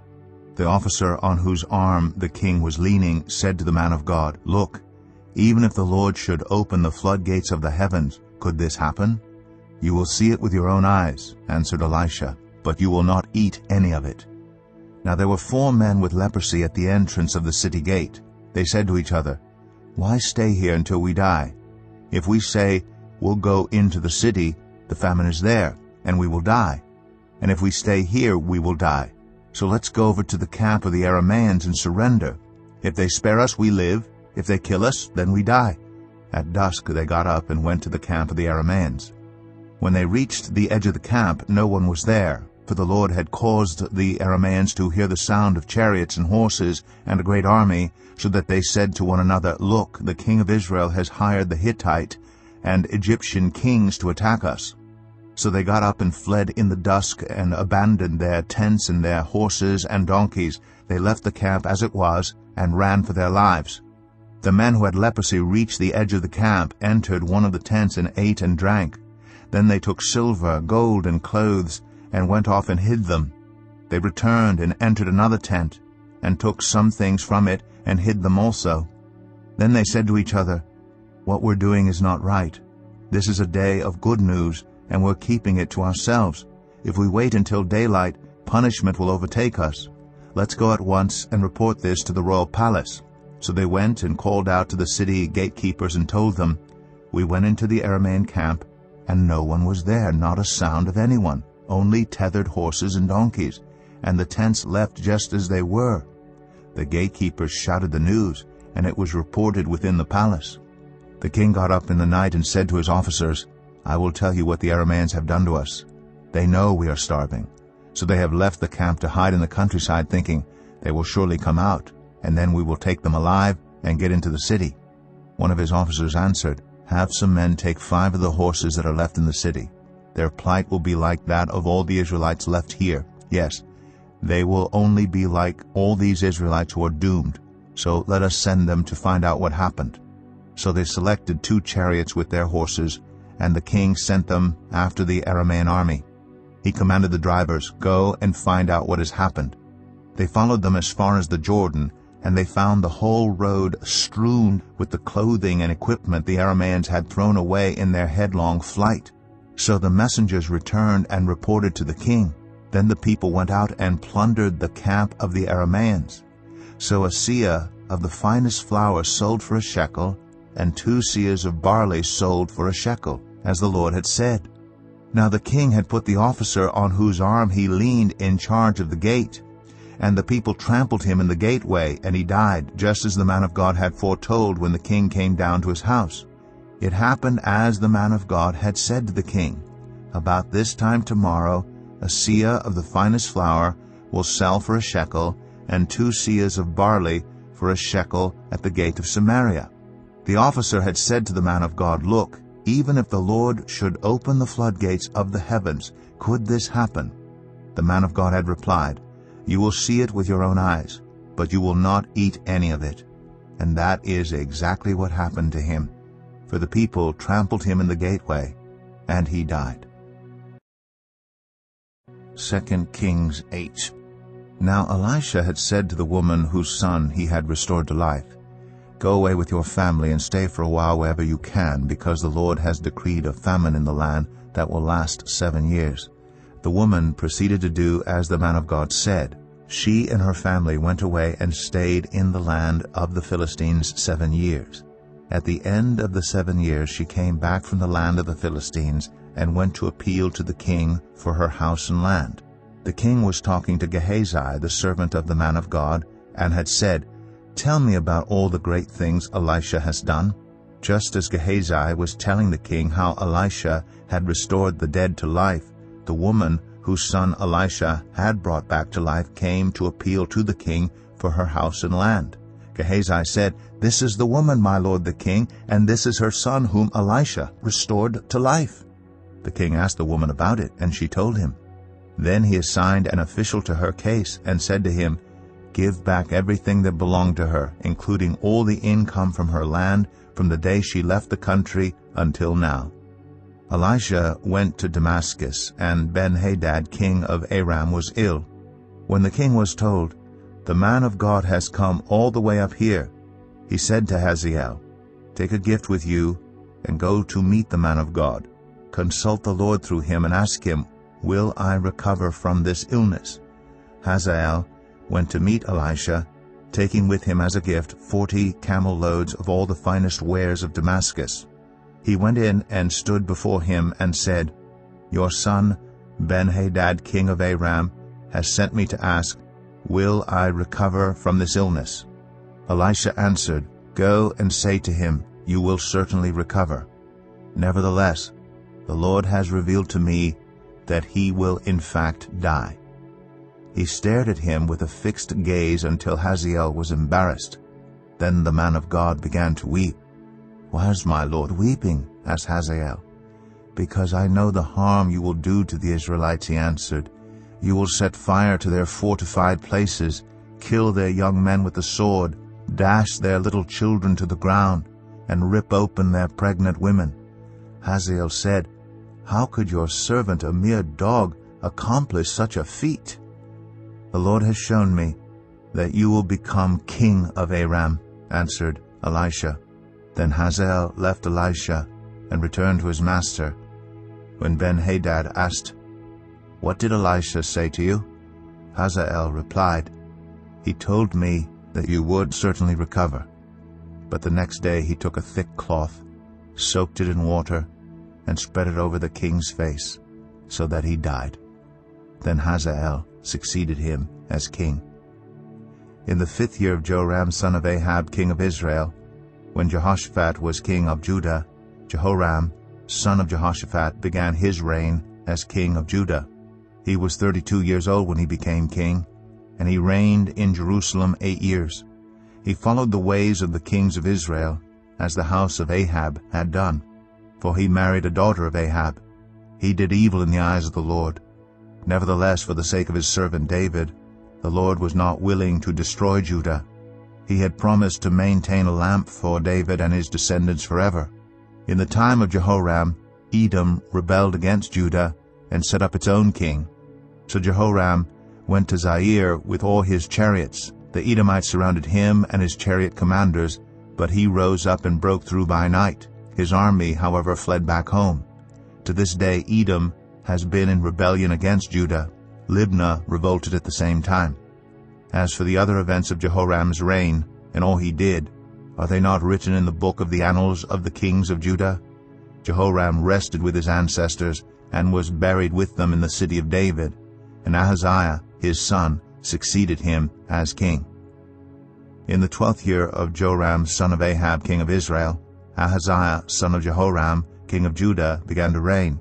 Ahaziah was 22 years old when he became king, and he reigned in Jerusalem 1 year. His mother's name was Athaliah, a granddaughter of Omri, king of Israel.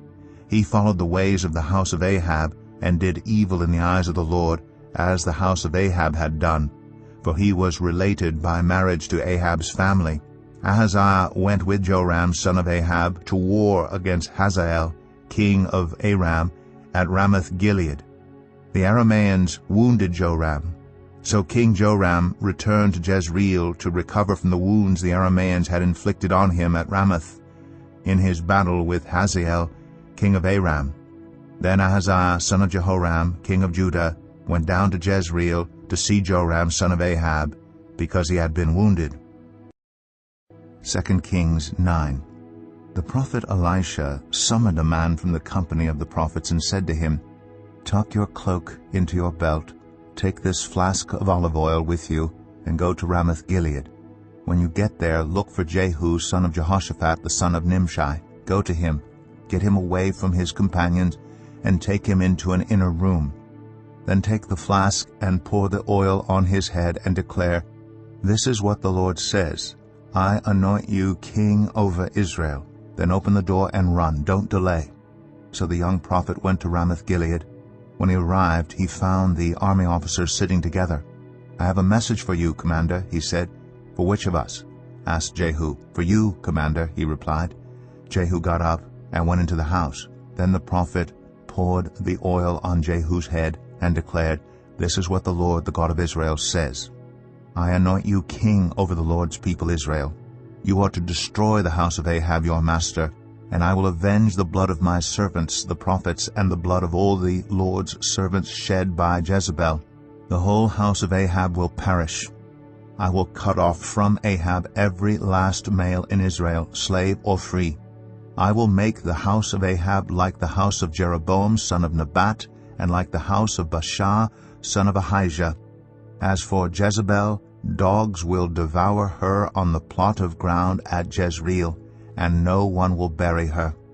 Then he opened the door and ran. When Jehu went out to his fellow officers, one of them asked him, "Is everything all right? Why did this maniac come to you?" "You know the man and the sort of things he says," Jehu replied. "That's not true," they said. "Tell us." Jehu said, "Here is what he told me. This is what the Lord says, I anoint you king over Israel." They quickly took their cloaks and spread them under him on the bare steps. Then they blew the trumpet and shouted, "Jehu is king." So Jehu, son of Jehoshaphat, the son of Nimshi, conspired against Joram.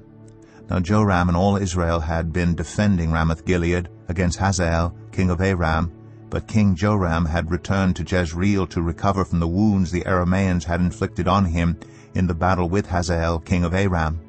Jehu said, "If you desire to make me king, don't let anyone slip out of the city to go and tell the news in Jezreel." Then he got into his chariot and rode to Jezreel, because Joram was resting there, and Ahaziah king of Judah had gone down to see him. When the lookout standing on the tower in Jezreel saw Jehu's troops approaching, he called out, "I see some troops coming." "Get a horseman," Joram ordered. "Send him to meet them and ask, 'Do you come in peace?'" The horseman rode off to meet Jehu and said, "This is what the king says, 'Do you come in peace?'" "What do you have to do with peace?" Jehu replied. "Fall in behind me." The lookout reported, "The messenger has reached them, but he isn't coming back." So the king sent out a second horseman. When he came to them, he said, "This is what the king says. Do you come in peace?" Jehu replied, "What do you have to do with peace? Fall in behind me." The lookout reported, "He has reached them, but he isn't coming back either. The driving is like that of Jehu, son of Nimshi. He drives like a maniac." "Hitch up my chariot," Joram ordered. And when it was hitched up, Joram, king of Israel, and Ahaziah, king of Judah, rode out, each in his own chariot, to meet Jehu. They met him at the plot of ground that had belonged to Naboth the Jezreelite. When Joram saw Jehu, he asked, "Have you come in peace, Jehu?" "How can there be peace," Jehu replied, "as long as all the idolatry and witchcraft of your mother Jezebel abound?" Joram turned about and fled, calling out to Ahaziah, "Treachery, Ahaziah!" Then Jehu drew his bow and shot Joram between the shoulders. The arrow pierced his heart, and he slumped down in his chariot.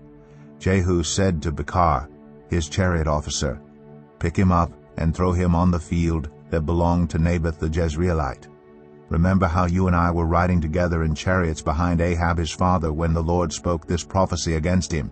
Yesterday I saw the blood of Naboth and the blood of his sons, declares the Lord, and I will surely make you pay for it on this plot of ground, declares the Lord. Now then, pick him up and throw him on that plot in accordance with the word of the Lord." When Ahaziah king of Judah saw what had happened, he fled up the road to Beth-Hagan. Jehu chased him, shouting, "Kill him too!" They wounded him in his chariot on the way up to Gur, near Ibleam. But he escaped to Megiddo and died there. His servants took him by chariot to Jerusalem and buried him with his ancestors in his tomb in the city of David. In the 11th year of Joram, son of Ahab, Ahaziah had become king of Judah. Then Jehu went to Jezreel. When Jezebel heard about it, she put on eye makeup, arranged her hair, and looked out of a window. As Jehu entered the gate, she asked, "Have you come in peace, you Zimri, you murderer of your master?" He looked up at the window and called out, "Who is on my side? Who?" 2 or 3 eunuchs looked down at him. "Throw her down," Jehu said. So they threw her down, and some of her blood splattered the wall and the horses as they trampled her underfoot. Jehu went in and ate and drank. "Take care of that cursed woman," he said, "and bury her, for she was a king's daughter." But when they went out to bury her, they found nothing except her skull, her feet, and her hands. They went back and told Jehu, who said, "This is the word of the Lord that he spoke through his servant Elijah the Tishbite. On the plot of ground at Jezreel, dogs will devour Jezebel's flesh. Jezebel's body will be like dung on the ground in the plot at Jezreel, so that no one will be able to say, 'This is Jezebel.'" 2 Kings 10. Now there were in Samaria 70 sons of the house of Ahab. So Jehu wrote letters and sent them to Samaria, to the officials of Jezreel, to the elders and to the guardians of Ahab's children. He said, "You have your master's sons with you, and you have chariots and horses, a fortified city, and weapons. Now as soon as this letter reaches you, choose the best and most worthy of your master's sons, and set him on his father's throne. Then fight for your master's house." But they were terrified and said, "If 2 kings could not resist him, how can we?"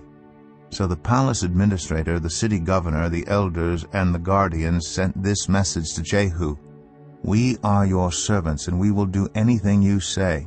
We will not appoint anyone as king. You do whatever you think best." Then Jehu wrote them a second letter, saying, "If you are on my side and will obey me, take the heads of your master's sons and come to me in Jezreel by this time tomorrow." Now the royal princes, 70 of them, were with the leading men of the city who were rearing them.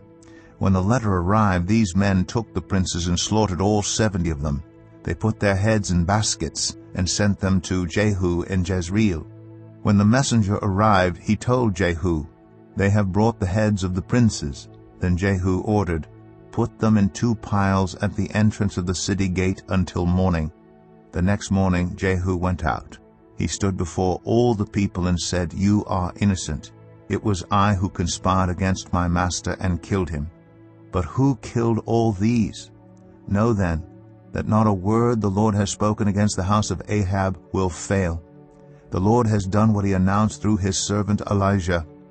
So Jehu killed everyone in Jezreel who remained of the house of Ahab, as well as all his chief men, his close friends, and his priests, leaving him no survivor.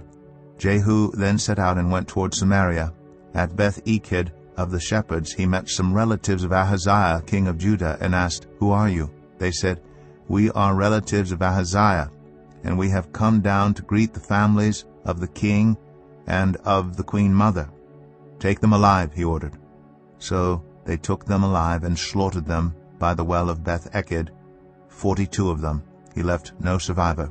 After he left there, he came upon Jehonadab, son of Rechab, who was on his way to meet him. Jehu greeted him and said, "Are you in accord with me, as I am with you?" "I am," Jehonadab answered. "If so," said Jehu, "give me your hand." So he did, and Jehu helped him up into the chariot. Jehu said, "Come with me, and see my zeal for the Lord." Then he had him ride along in his chariot. When Jehu came to Samaria, he killed all who were left there of Ahab's family. He destroyed them, according to the word of the Lord spoken to Elijah. Then Jehu brought all the people together and said to them, "Ahab served Baal a little. Jehu will serve him much. Now summon all the prophets of Baal, all his servants and all his priests. See that no one is missing, because I am going to hold a great sacrifice for Baal. Anyone who fails to come will no longer live." But Jehu was acting deceptively in order to destroy the servants of Baal. Jehu said, "Call an assembly in honor of Baal." So they proclaimed it. Then he sent word throughout Israel, and all the servants of Baal came, not one stayed away. They crowded into the temple of Baal until it was full from one end to the other. And Jehu said to the keeper of the wardrobe, "Bring robes for all the servants of Baal." So he brought out robes for them. Then Jehu and Jehonadab, son of Rechab, went into the temple of Baal. Jehu said to the servants of Baal, "Look around, and see that no one who serves the Lord is here with you, only servants of Baal." So they went in to make sacrifices and burnt offerings. Now Jehu had posted 80 men outside with this warning, "If one of you lets any of the men I am placing in your hands escape, it will be your life for his life." As soon as Jehu had finished making the burnt offering, he ordered the guards and officers, "Go in and kill them. Let no one escape." So they cut them down with the sword. The guards and officers threw the bodies out, and then entered the inner shrine of the temple of Baal. They brought the sacred stone out of the temple of Baal and burned it. They demolished the sacred stone of Baal and tore down the temple of Baal, and people have used it for a latrine to this day. So Jehu destroyed Baal worship in Israel. However, he did not turn away from the sins of Jeroboam son of Nebat, which he had caused Israel to commit, the worship of the golden calves at Bethel and Dan. The Lord said to Jehu, "Because you have done well in accomplishing what is right in my eyes, and have done to the house of Ahab all I had in mind to do, your descendants will sit on the throne of Israel to the 4th generation." Yet Jehu was not careful to keep the law of the Lord, the God of Israel, with all his heart. He did not turn away from the sins of Jeroboam, which he had caused Israel to commit. In those days the Lord began to reduce the size of Israel. Hazael overpowered the Israelites throughout their territory, east of the Jordan, in all the land of Gilead, the region of Gad, Reuben, and Manasseh, from Aroer by the Arnon Gorge through Gilead to Bashan. As for the other events of Jehu's reign, all he did and all his achievements, are they not written in the book of the annals of the kings of Israel? Jehu rested with his ancestors and was buried in Samaria. And Jehoahaz his son succeeded him as king. The time that Jehu reigned over Israel in Samaria was 28 years. 2 Kings 11. When Athaliah, the mother of Ahaziah, saw that her son was dead, she proceeded to destroy the whole royal family. But Jehosheba, the daughter of King Jehoram, and sister of Ahaziah, took Joash, son of Ahaziah, and stole him away from among the royal princes, who were about to be murdered.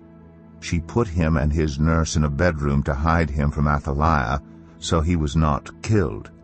He remained hidden with his nurse at the temple of the Lord for 6 years while Athaliah ruled the land.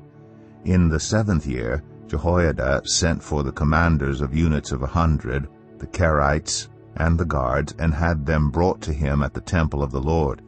He made a covenant with them and put them under oath at the temple of the Lord. Then he showed them the king's son. He commanded them, saying, "This is what you are to do. You who are in the 3 companies that are going on duty on the Sabbath, 1/3 of you guarding the royal palace, 1/3 of you at the Sur gate, and 1/3 at the gate behind the guard, who take turns guarding the temple. And you who are in the other 2 companies that normally go off Sabbath duty are all to guard the temple for the king. Station yourselves around the king, each of you with weapon in hand. Anyone who approaches your ranks is to be put to death. Stay close to the king wherever he goes." The commanders of units of 100 did just as Jehoiada the priest ordered. Each one took his men, those who were going on duty on the Sabbath and those who were going off duty, and came to Jehoiada the priest. Then he gave the commanders the spears and shields that had belonged to King David and that were in the temple of the Lord. The guards, each with weapon in hand, stationed themselves around the king, near the altar and the temple from the south side to the north side of the temple. Jehoiada brought out the king's son and put the crown on him. He presented him with a copy of the covenant and proclaimed him king. They anointed him, and the people clapped their hands and shouted, "Long live the king!" When Athaliah heard the noise made by the guards and the people, she went to the people at the temple of the Lord. She looked, and there was the king standing by the pillar as the custom was. The officers and the trumpeters were beside the king, and all the people of the land were rejoicing and blowing trumpets. Then Athaliah tore her robes and called out, "Treason! Treason!" Jehoiada the priest ordered the commanders of units of 100, who were in charge of the troops, "Bring her out between the ranks and put to the sword anyone who follows her." For the priest had said, "She must not be put to death in the temple of the Lord." So they seized her as she reached the place where the horses enter the palace grounds, and there she was put to death. Jehoiada then made a covenant between the Lord and the king and people, that they would be the Lord's people. He also made a covenant between the king and the people. All the people of the land went to the temple of Baal and tore it down. They smashed the altars and idols to pieces and killed Mattan, the priest of Baal, in front of the altars. Then Jehoiada the priest posted guards at the temple of the Lord. He took with him the commanders of hundreds, the Kerites, the guards, and all the people of the land, and together they brought the king down from the temple of the Lord and went into the palace, entering by way of the gate of the guards. The king then took his place on the royal throne. All the people of the land rejoiced, and the city was calm, because Athaliah had been slain with the sword at the palace. Joash was 7 years old when he began to reign. 2 Kings 12. In the 7th year of Jehu, Joash became king, and he reigned in Jerusalem 40 years. His mother's name was Zibiah. She was from Beersheba. Joash did what was right in the eyes of the Lord all the years Jehoiada the priest instructed him. The high places, however, were not removed. The people continued to offer sacrifices and burn incense there. Joash said to the priests, "Collect all the money that is brought as sacred offerings to the temple of the Lord, the money collected in the census, the money received from personal vows, and the money brought voluntarily to the temple. Let every priest receive the money from one of the treasurers, then use it to repair whatever damage is found in the temple." But by the 23rd year of King Joash, the priests still had not repaired the temple. Therefore King Joash summoned Jehoiada the priest and the other priests and asked them, "Why aren't you repairing the damage done to the temple?"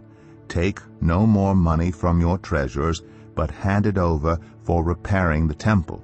The priests agreed that they would not collect any more money from the people, and that they would not repair the temple themselves. Jehoiada the priest took a chest and bored a hole in its lid. He placed it beside the altar, on the right side as one enters the temple of the Lord. The priests who guarded the entrance put into the chest all the money that was brought to the temple of the Lord. Whenever they saw that there was a large amount of money in the chest, the royal secretary and the high priest came, counted the money that had been brought into the temple of the Lord, and put it into bags. When the amount had been determined, they gave the money to the men appointed to supervise the work on the temple. With it they paid those who worked on the temple of the Lord, the carpenters and builders, the masons and stone cutters. They purchased timber and blocks of dressed stone for the repair of the temple of the Lord, and met all the other expenses of restoring the temple. The money brought into the temple was not spent for making silver basins, wick trimmers, sprinkling bowls, trumpets, or any other articles of gold or silver for the temple of the Lord. It was paid to the workers who used it to repair the temple. They did not require an accounting from those to whom they gave the money to pay the workers, because they acted with complete honesty. The money from the guilt offerings and sin offerings was not brought into the temple of the Lord. It belonged to the priests. About this time Hazael, king of Aram, went up and attacked Gath and captured it. Then he turned to attack Jerusalem. But Joash, king of Judah, took all the sacred objects dedicated by his predecessors, Jehoshaphat, Jehoram, and Ahaziah, the kings of Judah, and the gifts he himself had dedicated, and all the gold found in the treasuries of the temple of the Lord and of the royal palace. And he sent them to Hazael, king of Aram, who then withdrew from Jerusalem. As for the other events of the reign of Joash, and all he did, are they not written in the book of the annals of the kings of Judah? His officials conspired against him and assassinated him at Beth-Millo, on the road down to Silla. The officials who murdered him were Jozabad, son of Shemaeth, and Jehozabad, son of Shomer.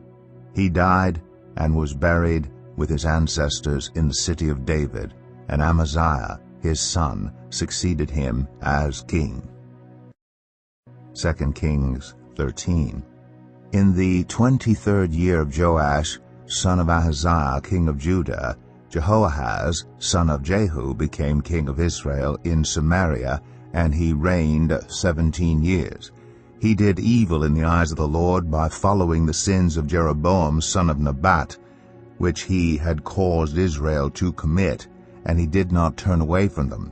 So the Lord's anger burned against Israel, and for a long time he kept them under the power of Hazael, king of Aram, and Ben-Hadad his son.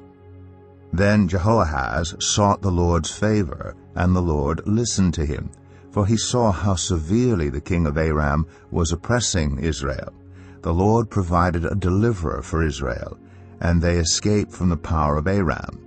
So the Israelites lived in their own homes as they had before. But they did not turn away from the sins of the house of Jeroboam, which he had caused Israel to commit. They continued in them. Also the Asherah pole remained standing in Samaria. Nothing had been left of the army of Jehoahaz except 50 horsemen, 10 chariots, and 10,000 foot soldiers, for the king of Aram had destroyed the rest and made them like the dust at threshing time. As for the other events of the reign of Jehoahaz, all he did and his achievements, are they not written in the book of the annals of the kings of Israel? Jehoahaz rested with his ancestors and was buried in Samaria, and Jehoash his son succeeded him as king. In the 37th year of Joash king of Judah, Jehoash son of Jehoahaz became king of Israel in Samaria, and he reigned 16 years. He did evil in the eyes of the Lord, and did not turn away from any of the sins of Jeroboam son of Nebat, which he had caused Israel to commit. He continued in them. As for the other events of the reign of Jehoash, all he did and his achievements, including his war against Amaziah king of Judah, are they not written in the book of the annals of the kings of Israel? Jehoash rested with his ancestors, and Jeroboam succeeded him on the throne. Jehoash was buried in Samaria with the kings of Israel. Now Elisha had been suffering from the illness from which he died. Jehoash, king of Israel, went down to see him and wept over him. my father," he cried, "the chariots and horsemen of Israel." Elisha said, "Get a bow and some arrows," and he did so. "Take the bow in your hands," he said to the king of Israel. When he had taken it, Elisha put his hands on the king's hands. "Open the east window," he said, and he opened it. "Shoot," Elisha said, and he shot. "The Lord's arrow of victory, the arrow of victory over Aram," Elisha declared. "You will completely destroy the Arameans at Aphek." Then he said, "Take the arrows," and the king took them. Elisha told him, "Strike the ground." He struck it 3 times and stopped. The man of God was angry with him and said, "You should have struck the ground 5 or 6 times. Then you would have defeated Aram and completely destroyed it. But now you will defeat it only 3 times. Elisha died and was buried. Now Moabite raiders used to enter the country every spring. Once while some Israelites were burying a man, suddenly they saw a band of raiders, so they threw the man's body into Elisha's tomb. When the body touched Elisha's bones, the man came to life and stood up on his feet. Hazael, king of Aram, oppressed Israel throughout the reign of Jehoahaz. But the Lord was gracious to them and had compassion and showed concern for them because of his covenant with Abraham, Isaac, and Jacob. To this day he has been unwilling to destroy them or banish them from his presence. Hazael, king of Aram, died, and Ben-Hadad his son succeeded him as king. Then Jehoash, son of Jehoahaz, recaptured from Ben-Hadad, son of Hazael, the towns he had taken in battle from his father Jehoahaz. 3 times Jehoash defeated him, and so he recovered the Israelite towns. 2 Kings 14.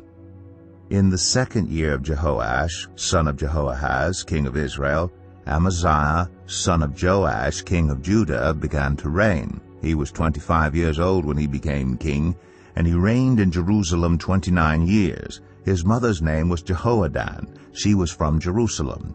He did what was right in the eyes of the Lord, but not as his father David had done.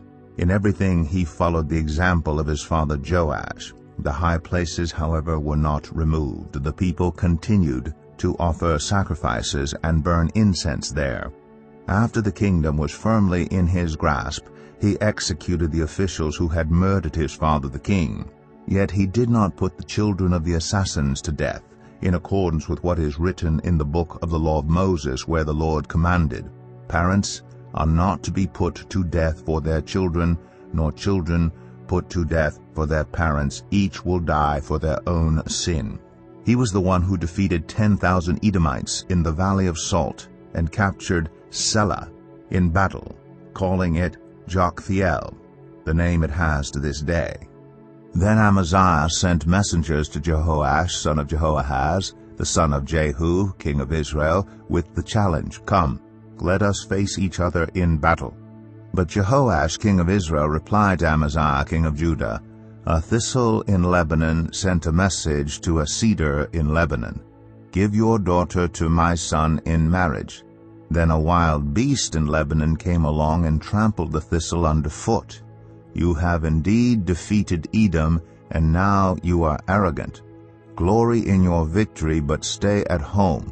Why ask for trouble and cause your own downfall and that of Judah also?" Amaziah, however, would not listen, so Jehoash, king of Israel, attacked. He and Amaziah, king of Judah, faced each other at Beth-Shemesh in Judah. Judah was routed by Israel, and every man fled to his home.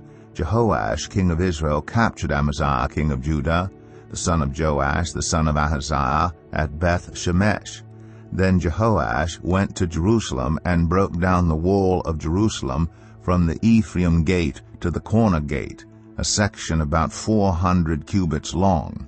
He took all the gold and silver and all the articles found in the temple of the Lord and in the treasuries of the royal palace. He also took hostages and returned to Samaria.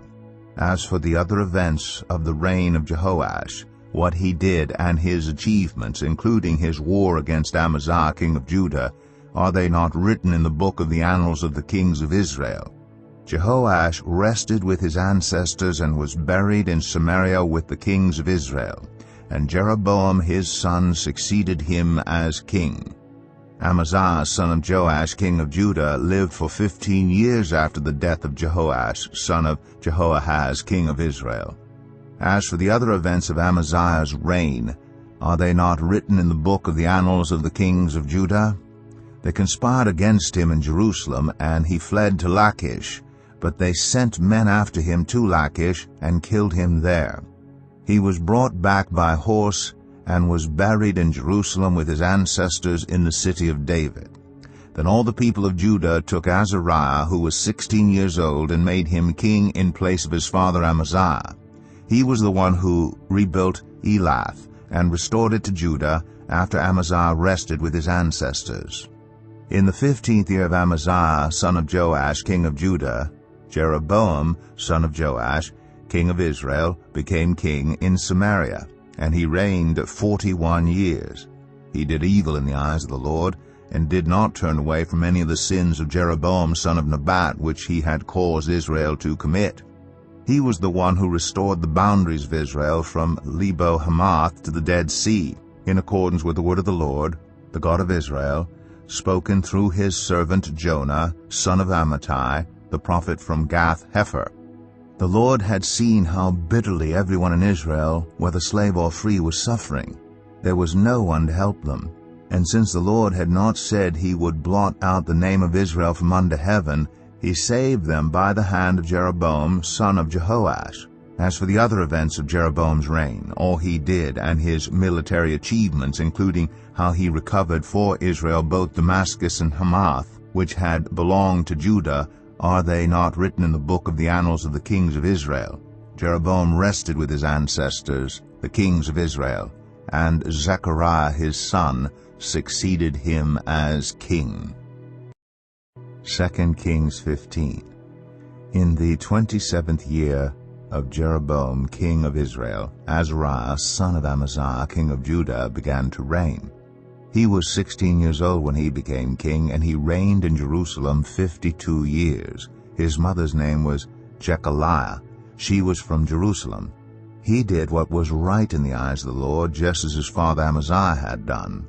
The high places, however, were not removed. The people continued to offer sacrifices and burn incense there. The Lord afflicted the king with leprosy until the day he died, and he lived in a separate house. Jotham, the king's son, had charge of the palace and governed the people of the land.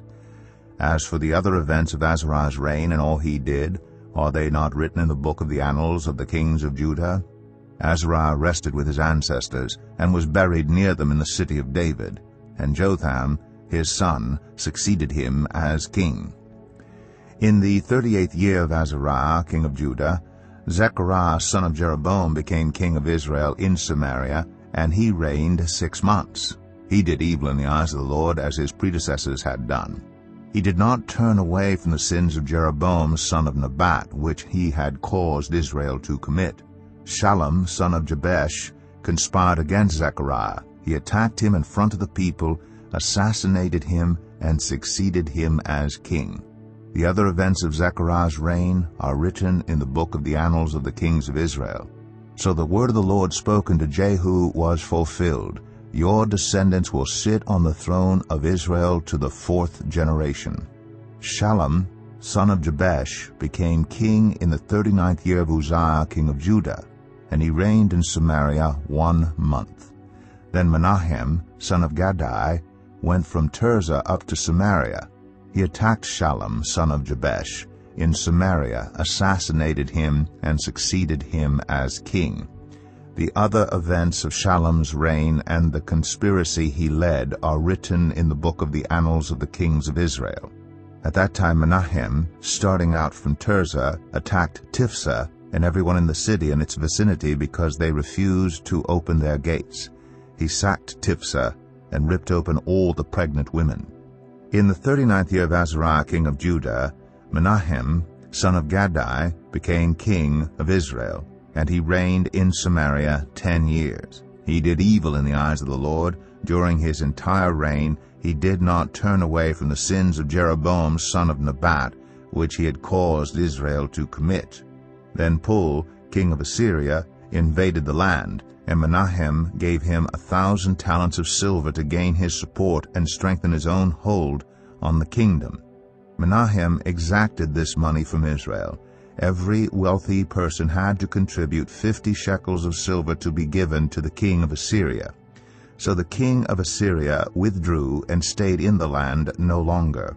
As for the other events of Menahem's reign and all he did, are they not written in the book of the annals of the kings of Israel?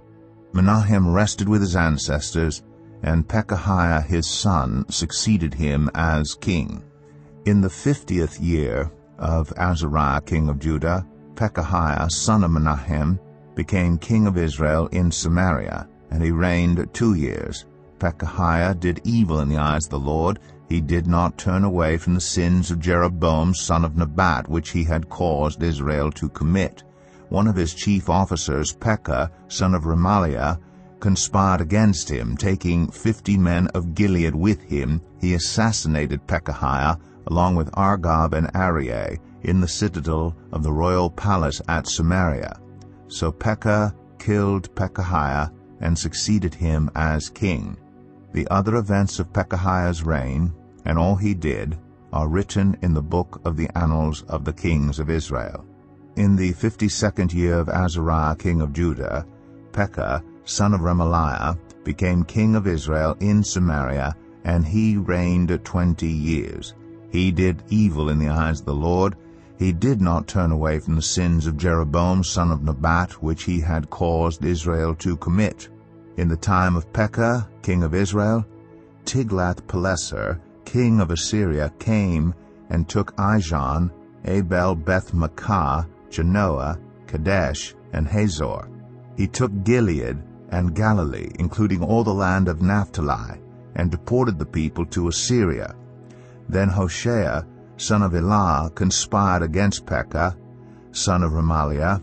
He attacked and assassinated him, and then succeeded him as king in the 20th year of Jotham, son of Uzziah.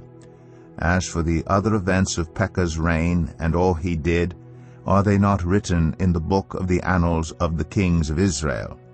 In the 2nd year of Pekah son of Remaliah, king of Israel, Jotham, son of Uzziah, king of Judah, began to reign. He was 25 years old when he became king, and he reigned in Jerusalem 16 years.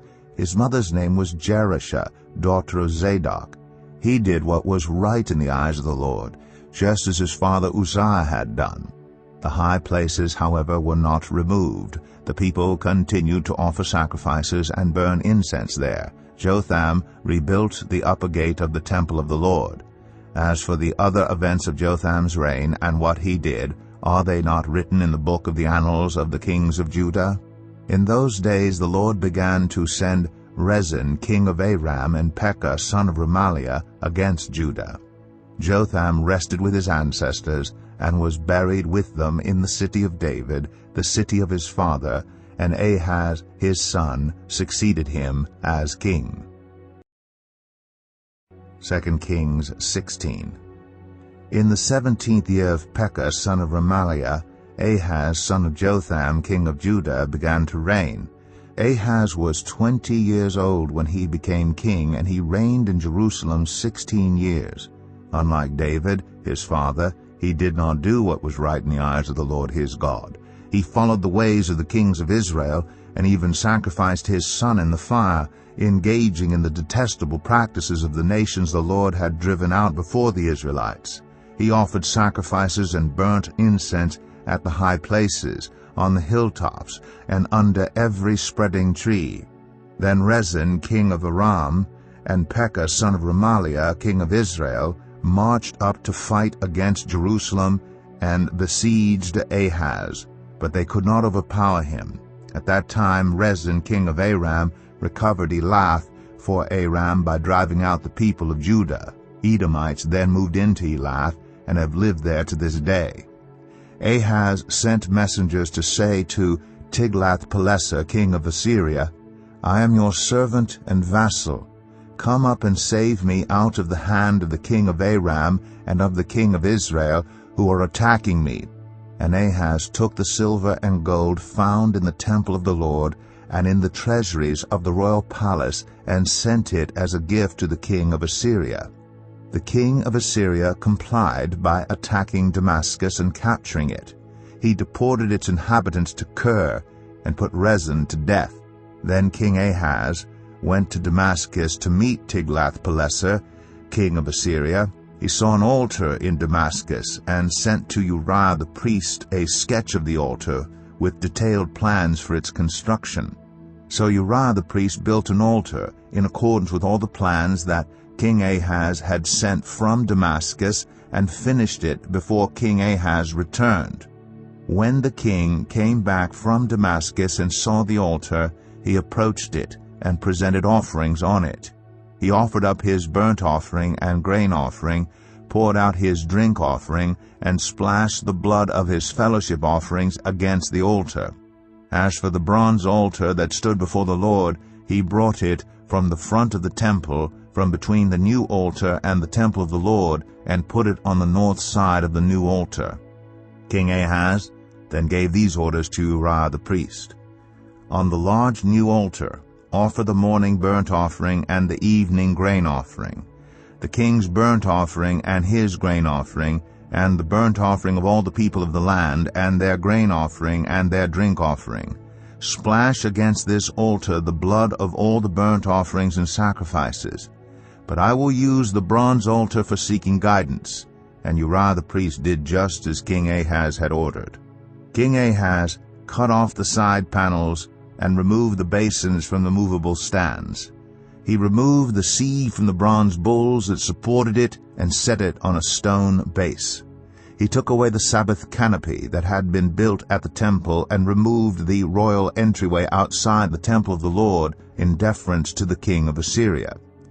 As for the other events of the reign of Ahaz and what he did, are they not written in the book of the annals of the kings of Judah?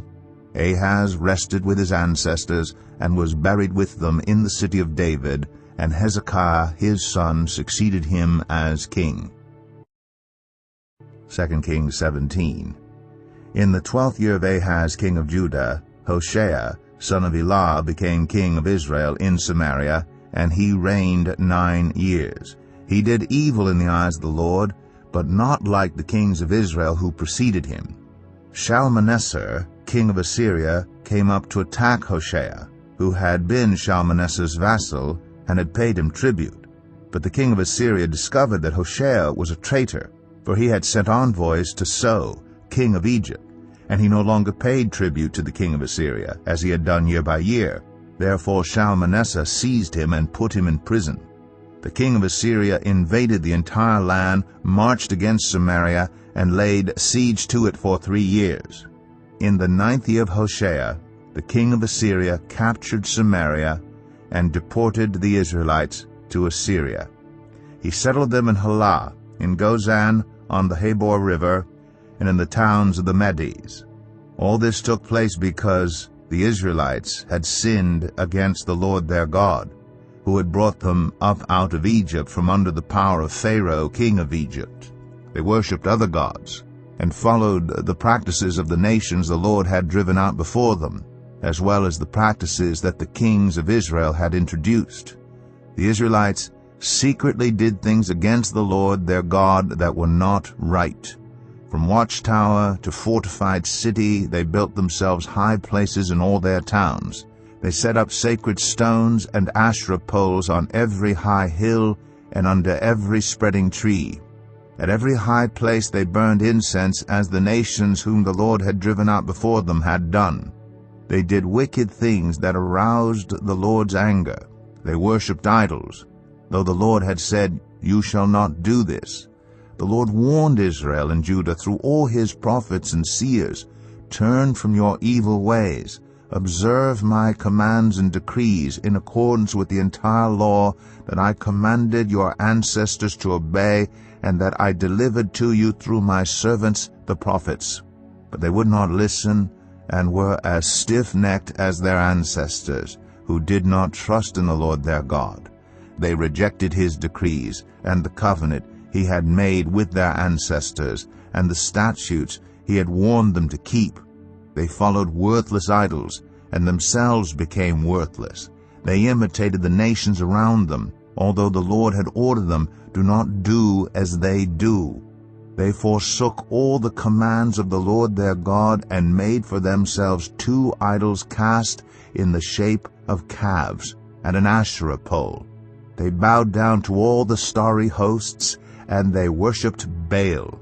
They sacrificed their sons and daughters in the fire. They practiced divination, and sought omens, and sold themselves to do evil in the eyes of the Lord, arousing his anger. So the Lord was very angry with Israel, and removed them from his presence. Only the tribe of Judah was left, and even Judah did not keep the commands of the Lord their God. They followed the practices Israel had introduced. Therefore the Lord rejected all the people of Israel. He afflicted them and gave them into the hands of plunderers until he thrust them from his presence. When he tore Israel away from the house of David, they made Jeroboam, son of Nebat, their king. Jeroboam enticed Israel away from following the Lord and caused them to commit a great sin. The Israelites persisted in all the sins of Jeroboam and did not turn away from them until the Lord removed them from his presence, as he had warned through all his servants the prophets. So the people of Israel were taken from their homeland into exile in Assyria, and they are still there. The king of Assyria brought people from Babylon, Cutha, Ava, Hamath, and Sepharvaim, and settled them in the towns of Samaria to replace the Israelites. They took over Samaria and lived in its towns. When they first lived there, they did not worship the Lord, so he sent lions among them, and they killed some of the people. It was reported to the king of Assyria, "The people you deported and resettled in the towns of Samaria do not know what the God of that country requires. He has sent lions among them, which are killing them off because the people do not know what he requires." Then the king of Assyria gave this order, "Have one of the priests you took captive from Samaria go back to live there and teach the people what the God of the land requires." So one of the priests who had been exiled from Samaria came to live in Bethel and taught them how to worship the Lord. Nevertheless, each national group made its own gods in the several towns where they settled, and set them up in the shrines the people of Samaria had made at the high places. The people from Babylon made Succoth-Benoth. Those from Cutha made Nergal, and those from Hamath made Ashima. The Avites made Nibhaz and Tartak, and the Sepharvites burned their children in the fire as sacrifices to Adramelech and Anamelech, the gods of Sepharvaim. They worshipped the Lord, but they also appointed all sorts of their own people to officiate for them as priests in the shrines at the high places. They worshipped the Lord, but they also served their own gods in accordance with the customs of the nations from which they had been brought. To this day they persist in their former practices. They neither worship the Lord nor adhere to the decrees and regulations, the laws and commands that the Lord gave the descendants of Jacob, whom he named Israel. When the Lord made a covenant with the Israelites, he commanded them, "Do not worship any other gods or bow down to them, serve them or sacrifice to them. But the Lord, who brought you up out of Egypt with mighty power and outstretched arm, is the one you must worship. To him you shall bow down, and to him offer sacrifices. You must always be careful to keep the decrees and regulations, the laws and commands he wrote for you. Do not worship other gods. Do not forget the covenant I have made with you. And do not worship other gods. Rather, worship the Lord your God. It is he who will deliver you from the hand of all your enemies." They would not listen, however, but persisted in their former practices. Even while these people were worshiping the Lord, they were serving their idols. To this day, their children and grandchildren continue to do as their ancestors did. 2 Kings 18. In the 3rd year of Hoshea, son of Elah, king of Israel, Hezekiah, son of Ahaz, king of Judah, began to reign. He was 25 years old when he became king, and he reigned in Jerusalem 29 years. His mother's name was Abijah, daughter of Zechariah. He did what was right in the eyes of the Lord, just as his father David had done. He removed the high places, smashed the sacred stones, and cut down the Asherah poles. He broke into pieces the bronze snake Moses had made, for up to that time the Israelites had been burning incense to it. It was called Nehushtan.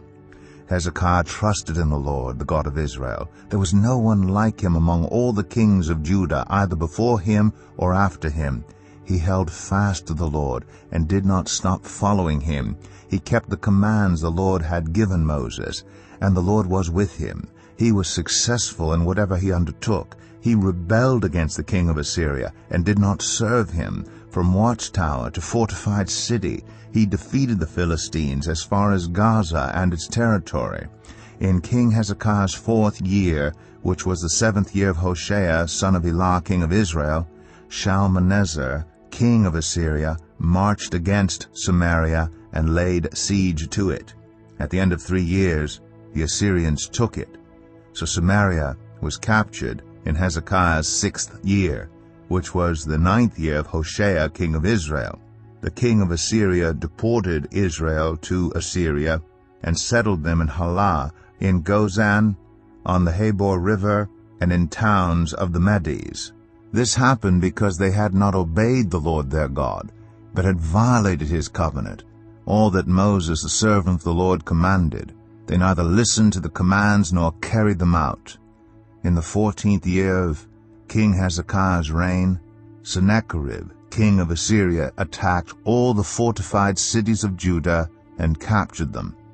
So Hezekiah, king of Judah, sent this message to the king of Assyria at Lachish: I have done wrong. Withdraw from me, and I will pay whatever you demand of me. The king of Assyria exacted from Hezekiah, king of Judah, 300 talents of silver and 30 talents of gold. So Hezekiah gave him all the silver that was found in the temple of the Lord and in the treasuries of the royal palace. At this time Hezekiah, king of Judah, stripped off the gold with which he had covered the doors and doorposts of the temple of the Lord, and gave it to the king of Assyria. The king of Assyria sent his supreme commander, his chief officer, and his field commander with a large army from Lachish to King Hezekiah at Jerusalem. They came up to Jerusalem and stopped at the aqueduct of the upper pool, on the road to the washerman's field. They called for the king, and Eliakim, son of Hilkiah, the palace administrator, Shebna, the secretary, and Joah, son of Asaph, the recorder, went out to them. The field commander said to them, Tell Hezekiah, this is what the great king, the king of Assyria, says. On what are you basing this confidence of yours? You say you have the counsel and the might for war, but you speak only empty words. On whom are you depending that you rebel against me? Look, I know you are depending on Egypt, that splintered reed of a staff which pierces the hand of anyone who leans on it. Such is Pharaoh, king of Egypt, to all who depend on him. But if you say to me, We are depending on the Lord our God, isn't he the one whose high places and altars Hezekiah removed, saying to Judah and Jerusalem, You must worship before this altar in Jerusalem? Come now, make a bargain with my master the king of Assyria. I will give you 2,000 horses if you can put riders on them. How can you repulse one officer of the least of my master's officials, even though you are depending on Egypt for chariots and horsemen? Furthermore, have I come to attack and destroy this place without word from the Lord? The Lord himself told me to march against this country and destroy it. Then Eliakim, son of Hilkiah, and Shebna and Joah said to the field commander, Please speak to your servants in Aramaic, since we understand it. Don't speak to us in Hebrew in the hearing of the people on the wall. But the commander replied, Was it only to your master and you that my master sent me to say these things, and not to the people sitting on the wall, who, like you, will have to eat their own excrement and drink their own urine?" Then the commander stood and called out in Hebrew, "Hear the word of the great king, the king of Assyria. This is what the king says. Do not let Hezekiah deceive you. He cannot deliver you from my hand. Do not let Hezekiah persuade you to trust in the Lord when he says, 'The Lord will surely deliver us. This city will not be given into the hand of the king of Assyria.' Do not listen to Hezekiah. This is what the king of Assyria says, 'Make peace with me and come out to me. Then each of you will eat fruit from your own vine and fig tree and drink water from your own cistern, until I come and take you to a land like your own, a land of grain and new wine, a land of bread and vineyards, a land of olive trees and honey. Choose life and not death.' Do not listen to Hezekiah, for he is misleading you when he says, 'The Lord will deliver us.' Has the God of any nation ever delivered his land from the hand of the king of Assyria? Where are the gods of Hamath and Arpad? Where are the gods of Sepharvaim, Hena, and Ivah? Have they rescued Samaria from my hand? Who of all the gods of these countries has been able to save his land from me? How then can the Lord deliver Jerusalem from my hand?" But the people remained silent and said nothing in reply, because the king had commanded, "Do not answer him." Then Eliakim, son of Hilkiah, the palace administrator, Shebna the secretary, and Joah, son of Asaph the recorder, went to Hezekiah with their clothes torn, and told him what the field commander had said. 2 Kings 19. When King Hezekiah heard this, he tore his clothes and put on sackcloth and went into the temple of the Lord. He sent Eliakim the palace administrator, Shebna the secretary, and the leading priests, all wearing sackcloth, to the prophet Isaiah, son of Amoz. They told him, "This is what Hezekiah says. This day is a day of distress and rebuke and disgrace, as when children come to the moment of birth, and there is no strength to deliver them. It may be that the Lord your God will hear all the words of the field commander, whom his master the king of Assyria has sent to ridicule the living God, and that he will rebuke him for the words the Lord your God has heard. Therefore pray for the remnant that still survives." When King Hezekiah's officials came to Isaiah, Isaiah said to them, "Tell your master, this is what the Lord says. Do not be afraid of what you have heard, those words with which the underlings of the king of Assyria have blasphemed me. Listen, when he hears a certain report, I will make him want to return to his own country, and there I will have him cut down with the sword." When the field commander heard that the king of Assyria had left Lachish, he withdrew and found the king fighting against Libnah.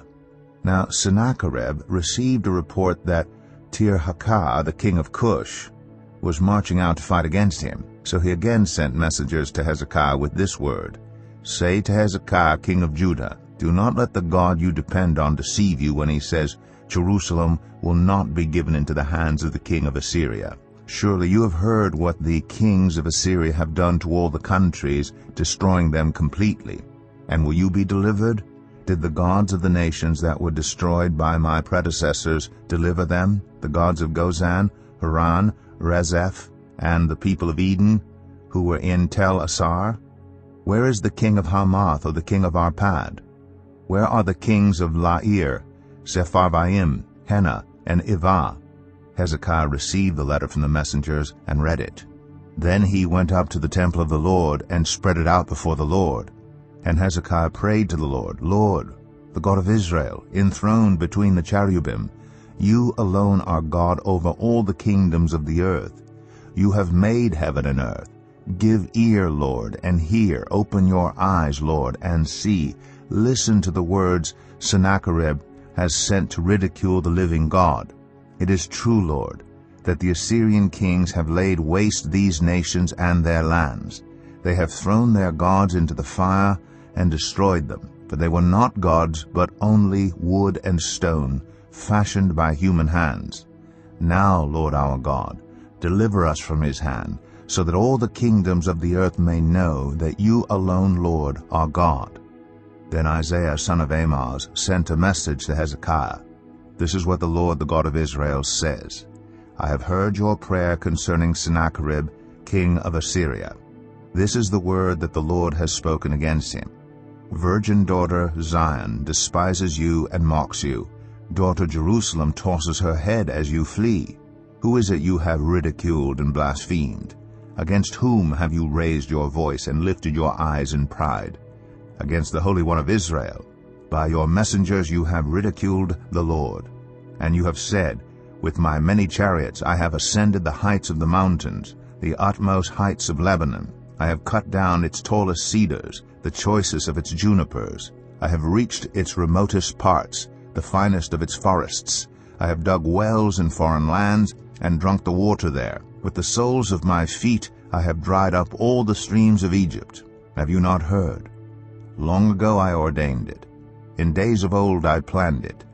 Now I have brought it to pass, that you have turned fortified cities into piles of stone. Their people, drained of power, are dismayed and put to shame.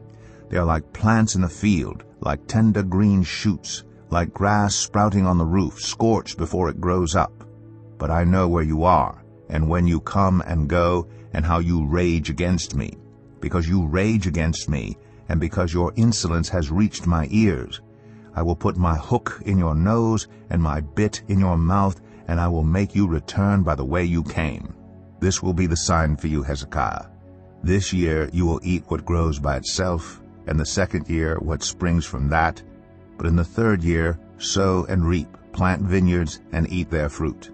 Once more a remnant of the kingdom of Judah will take root below and bear fruit above. For out of Jerusalem will come a remnant, and out of Mount Zion a band of survivors.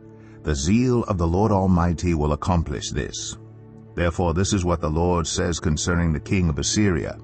He will not enter this city, or shoot an arrow here. He will not come before it with shield or build a siege ramp against it. By the way that he came he will return. He will not enter this city, declares the Lord. I will defend this city and save it, for my sake and for the sake of David my servant.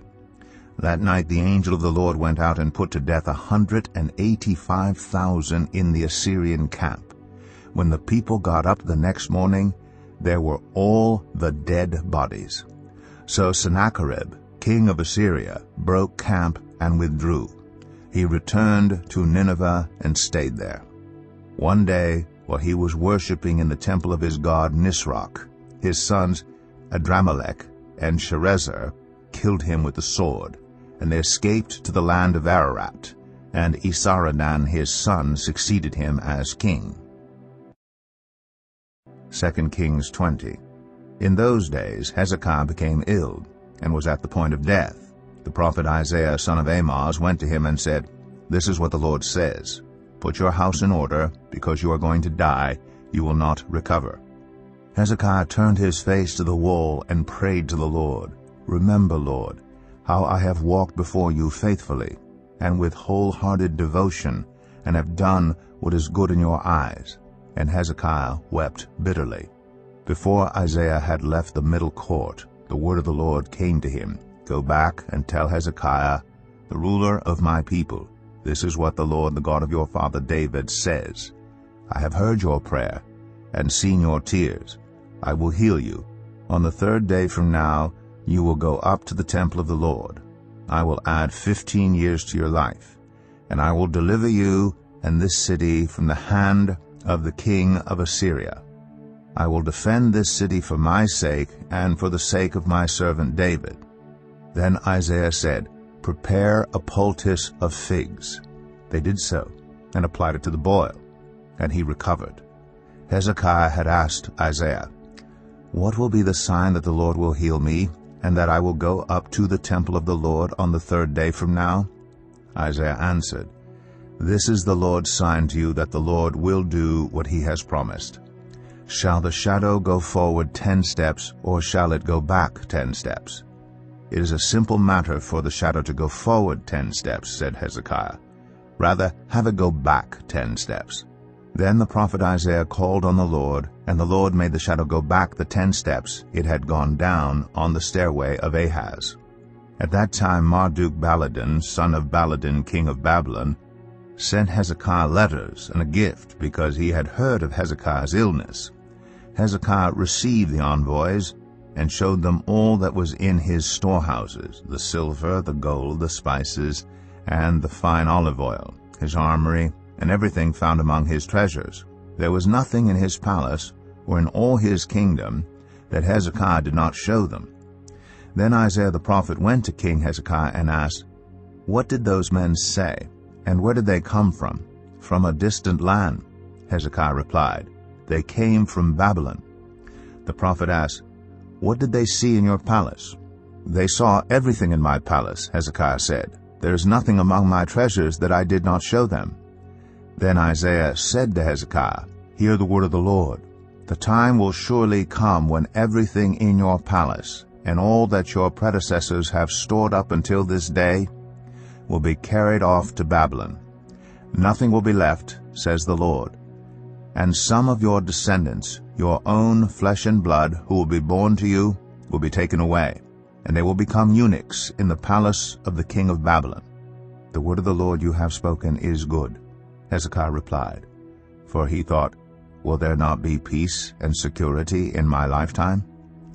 As for the other events of Hezekiah's reign, all his achievements, and how he made the pool and the tunnel by which he brought water into the city, are they not written in the book of the annals of the kings of Judah? Hezekiah rested with his ancestors, and Manasseh his son succeeded him as king. 2 Kings 21.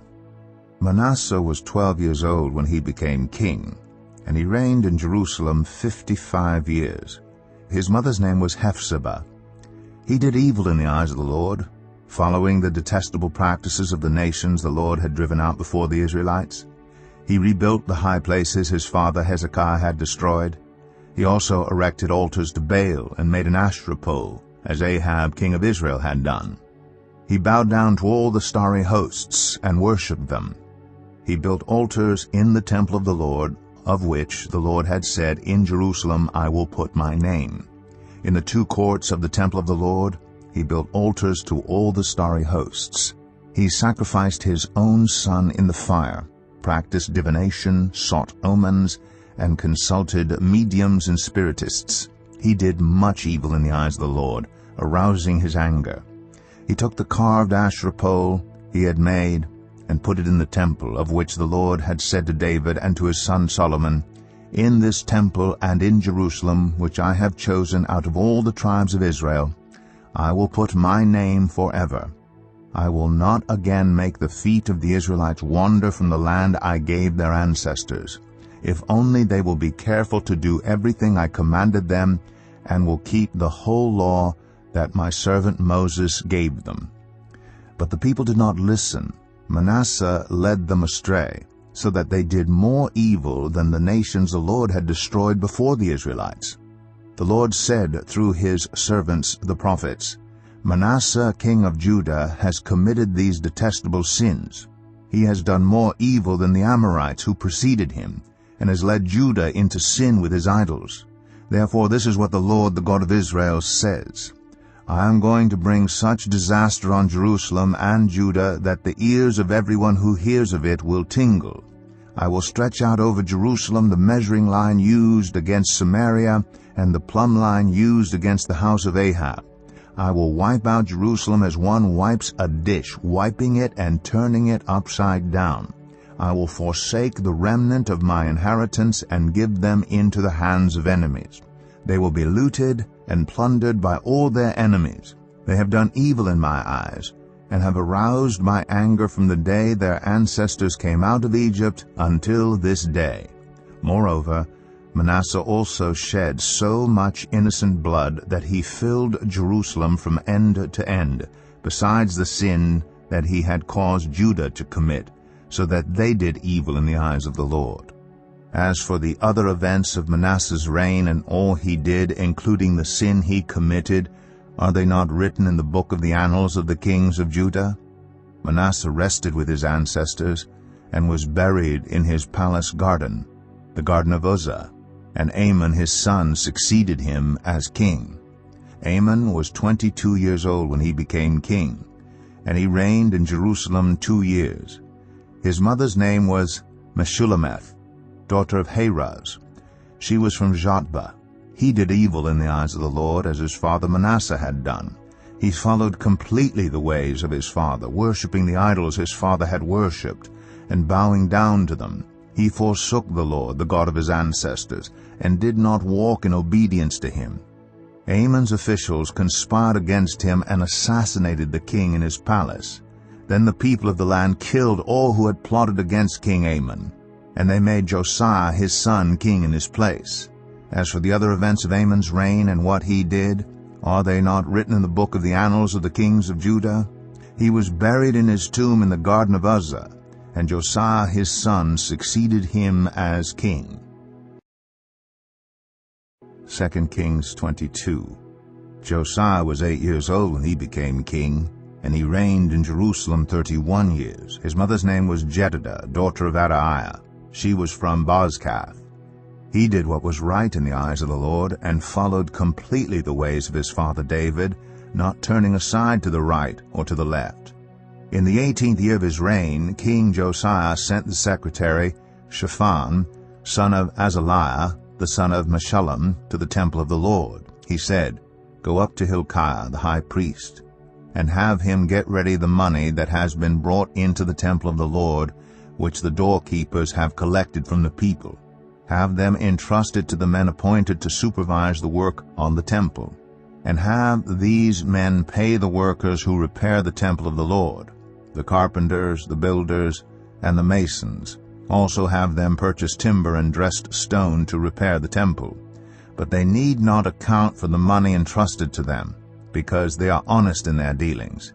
Hilkiah the high priest said to Shaphan the secretary, "I have found the book of the law in the temple of the Lord." He gave it to Shaphan, who read it. Then Shaphan the secretary went to the king and reported to him, "Your officials have paid out the money that was in the temple of the Lord, and have entrusted it to the workers and supervisors at the temple." Then Shaphan the secretary informed the king, "Hilkiah the priest has given me a book." And Shaphan read from it in the presence of the king. When the king heard the words of the book of the law, he tore his robes. He gave these orders to Hilkiah the priest, Ahikam son of Shaphan, Akbor son of Micaiah, Shaphan the secretary, and Azariah the king's attendant, "Go and inquire of the Lord for me, and for the people." Officials for all have Judah paid out the money that was in the temple of the Lord, that has and have been entrusted it to the workers and Great is the supervisors Lord's at the anger temple. that burns Then against us, Shaphan the because secretary those who have informed gone the king, before us have not "Hilkiah obeyed the the words priest of this book. has given me They a have book, not acted in accordance with all that is written there concerning us." Hilkiah the priest, Ahikam, Akbor, Shaphan, and Asahiah went to speak to the prophet Huldah, who was the wife of Shallum, son of Tikvah, the son of Harhas, keeper of the wardrobe. She lived in Jerusalem in the new quarter. She said to them, "This is what the Lord, the God of Israel, says. Tell the man who sent you to me, this is what the Lord says. I am going to bring disaster on this place and its people according to everything written in the book the king of Judah has read, because they have forsaken me and burned incense to other gods, and aroused my anger by all the idols their hands have made. My anger will burn against this place and will not be quenched. Tell the king of Judah, who sent you to inquire of the Lord, this is what the Lord, the God of Israel, says concerning the words you heard, because your heart was responsive, and you humbled yourself before the Lord when you heard what I have spoken against this place and its people, that they would become a curse and be laid waste. And because you tore your robes and wept in my presence, I also have heard you, declares the Lord. Therefore I will gather you to your ancestors, and you will be buried in peace. Your eyes will not see all the disaster I am going to bring on this place." So they took her answer back to the king. 2 Kings 23. Then the king called together all the elders of Judah and Jerusalem. He went up to the temple of the Lord with the people of Judah, the inhabitants of Jerusalem, the priests and the prophets, all the people from the least to the greatest.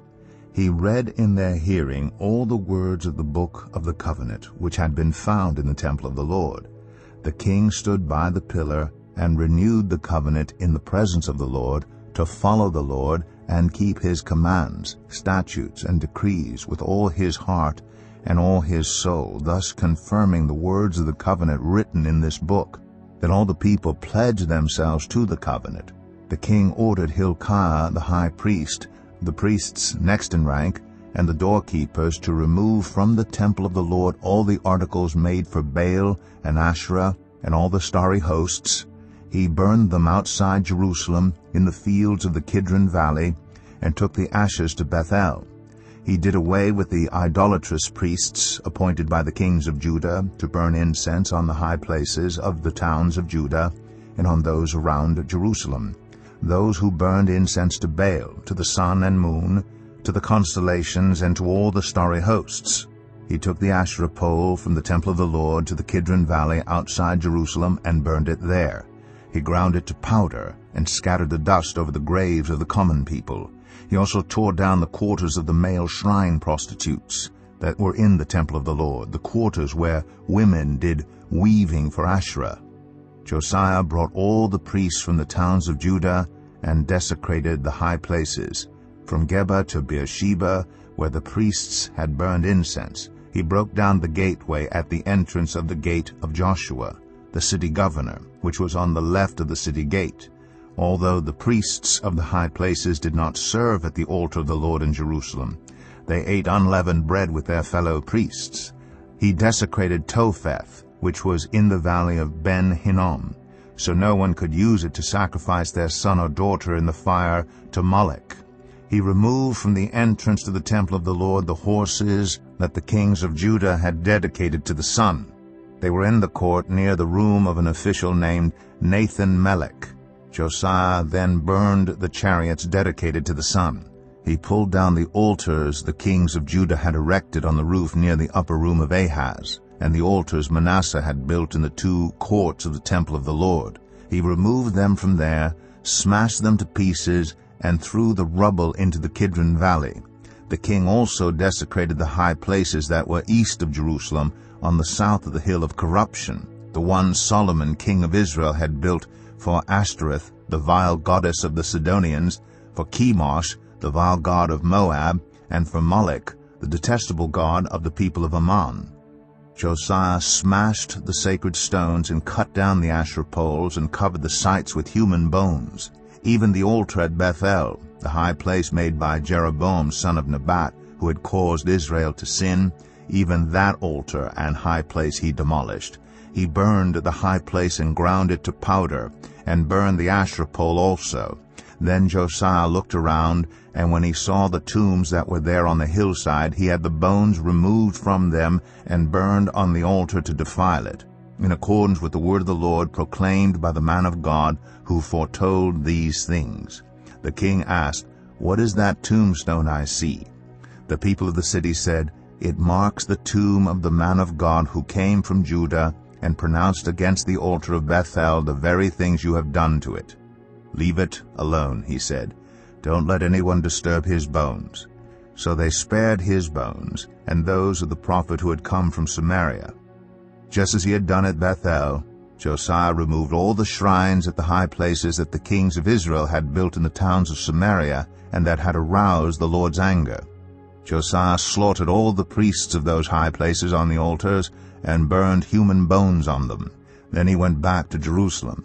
The king gave this order to all the people: "Celebrate the Passover to the Lord your God, as it is written in this book of the covenant." Neither in the days of the judges who led Israel, nor in the days of the kings of Israel and the kings of Judah, had any such Passover been observed.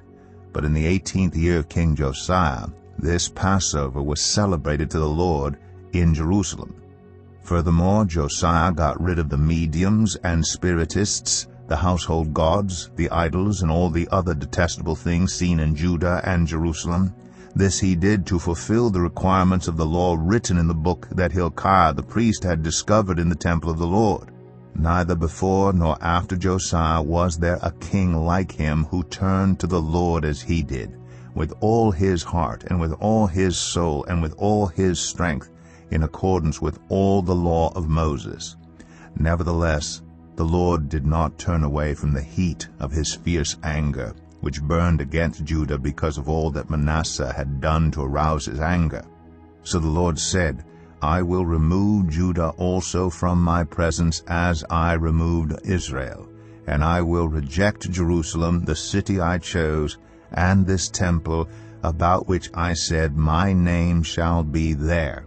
As for the other events of Josiah's reign, and all he did, are they not written in the book of the annals of the kings of Judah?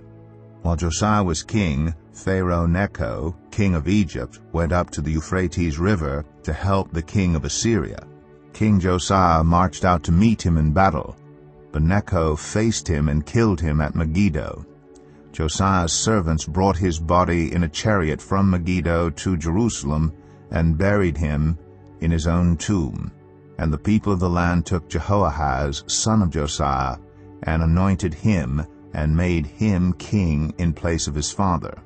Jehoahaz was 23 years old when he became king, and he reigned in Jerusalem 3 months. His mother's name was Hamutal, daughter of Jeremiah. She was from Libnah. He did evil in the eyes of the Lord, just as his predecessors had done. Pharaoh Necho put him in chains at Riblah in the land of Hamath, so that he might not reign in Jerusalem, and he imposed on Judah a levy of 100 talents of silver and a talent of gold.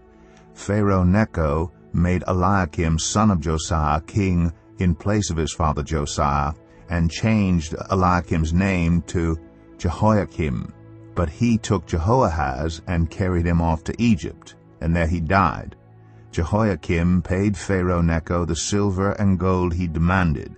In order to do so, he taxed the land and exacted the silver and gold from the people of the land according to their assessments. Jehoiakim was 25 years old when he became king, and he reigned in Jerusalem 11 years. His mother's name was Zebidah, daughter of Pedaiah. She was from Rumah, and he did evil in the eyes of the Lord, just as his predecessors had done. 2 Kings 24. During Jehoiakim's reign, Nebuchadnezzar, king of Babylon, invaded the land, and Jehoiakim became his vassal for 3 years. But then he turned against Nebuchadnezzar and rebelled. The Lord sent Babylonian, Aramean, Moabite, and Ammonite raiders against him to destroy Judah, in accordance with the word of the Lord proclaimed by his servants the prophets. Surely these things happened to Judah according to the Lord's command, in order to remove them from his presence because of the sins of Manasseh and all he had done, including the shedding of innocent blood. For he had filled Jerusalem with innocent blood, and the Lord was not willing to forgive. As for the other events of Jehoiakim's reign and all he did, are they not written in the book of the annals of the kings of Judah? Jehoiakim rested with his ancestors, and Jehoiachin, his son, succeeded him as king. The king of Egypt did not march out from his own country again, because the king of Babylon had taken all his territory from the Wadi of Egypt to the Euphrates River. Jehoiachin was 18 years old when he became king, and he reigned in Jerusalem 3 months. His mother's name was Nehushta, daughter of Elnathan. She was from Jerusalem. He did evil in the eyes of the Lord, just as his father had done. At that time the officers of Nebuchadnezzar, king of Babylon, advanced on Jerusalem and laid siege to it. And Nebuchadnezzar himself came up to the city while his officers were besieging it. Jehoiachin, king of Judah, his mother, his attendants, his nobles, and his officials all surrendered to him. In the 8th year of the reign of the king of Babylon, he took Jehoiachin prisoner. As the Lord had declared, Nebuchadnezzar removed the treasures from the temple of the Lord and from the royal palace, and cut up the gold articles that Solomon king of Israel had made for the temple of the Lord. He carried all Jerusalem into exile, all the officers and fighting men, and all the skilled workers and artisans, a total of 10,000. Only the poorest people of the land were left. Nebuchadnezzar took Jehoiachin captive to Babylon. He also took from Jerusalem to Babylon the king's mother, his wives, his officials, and the prominent people of the land. The king of Babylon also deported to Babylon the entire force of 7,000 fighting men, strong and fit for war, and 1,000 skilled workers and artisans. He made Mattaniah, Joachin's uncle, king in his place, and changed his name to Zedekiah. Zedekiah was 21 years old when he became king, and he reigned in Jerusalem 11 years. His mother's name was Hamutal, daughter of Jeremiah. She was from Libnah. He did evil in the eyes of the Lord, just as Jehoiakim had done. It was because of the Lord's anger that all this happened to Jerusalem and Judah, and in the end he thrust them from his presence.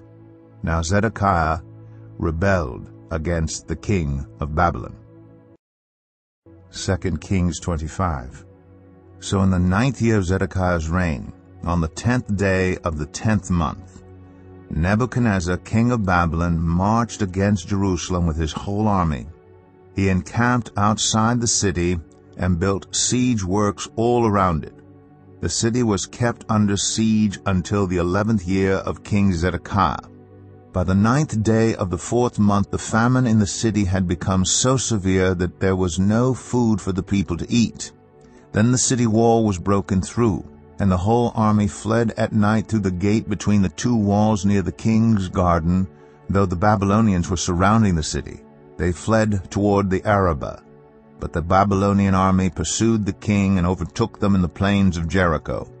All his soldiers were separated from him and scattered, and he was captured. He was taken to the king of Babylon at Riblah, where sentence was pronounced on him. They killed the sons of Zedekiah before his eyes. Then they put out his eyes, bound him with bronze shackles, and took him to Babylon. On the 7th day of the 5th month, in the 19th year of Nebuchadnezzar king of Babylon, Nebuzaradan, commander of the imperial guard, and official of the king of Babylon, came to Jerusalem.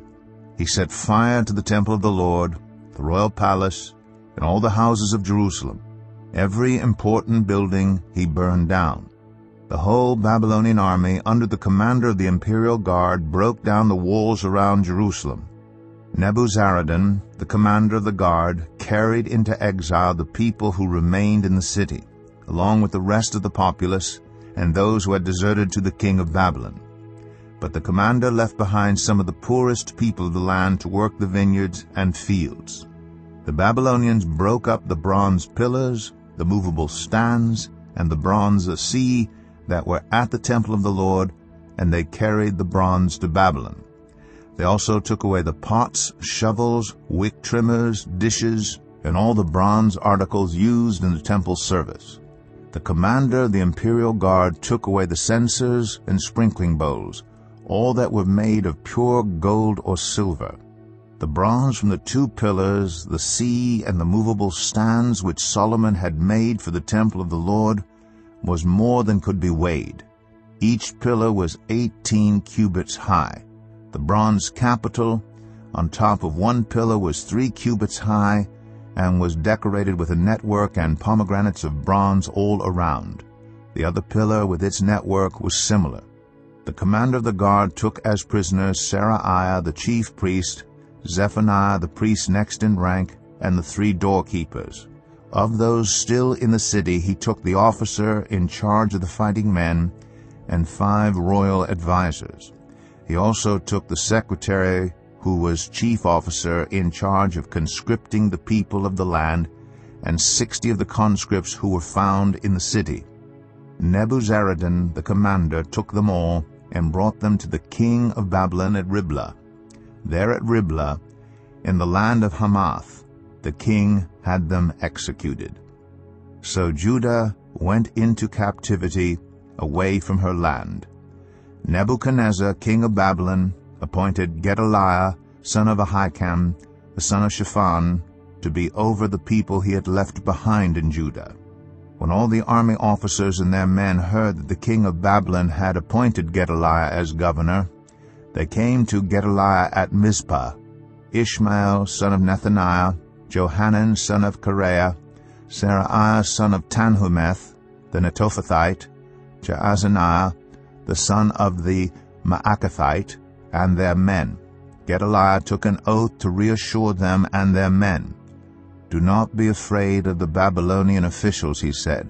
"Settle down in the land and serve the king of Babylon, and it will go well with you." In the 7th month, however, Ishmael son of Nethaniah, the son of Elishama, who was of royal blood, came with 10 men and assassinated Gedaliah, and also the men of Judah and the Babylonians who were with him at Mizpah.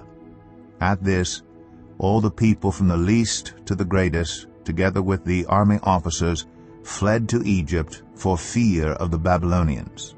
In the 37th year of the exile of Jehoiachin, king of Judah, in the year Awel-Marduk became king of Babylon, he released Jehoiachin, king of Judah, from prison. He did this on the 27th day of the 12th month. He spoke kindly to him, and gave him a seat of honor higher than those of the other kings who were with him in Babylon. So Jehoiachin put aside his prison clothes, and for the rest of his life ate regularly at the king's table. Day by day the king gave Jehoiachin a regular allowance as long as he lived.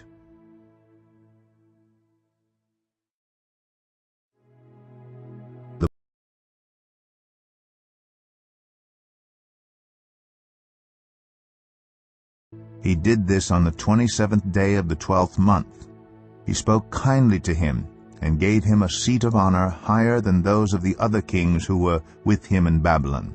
So Jehoiachin put aside his prison clothes, and for the rest of his life ate regularly at the king's table. Day by day the king gave Jehoiachin a regular allowance as long as he lived.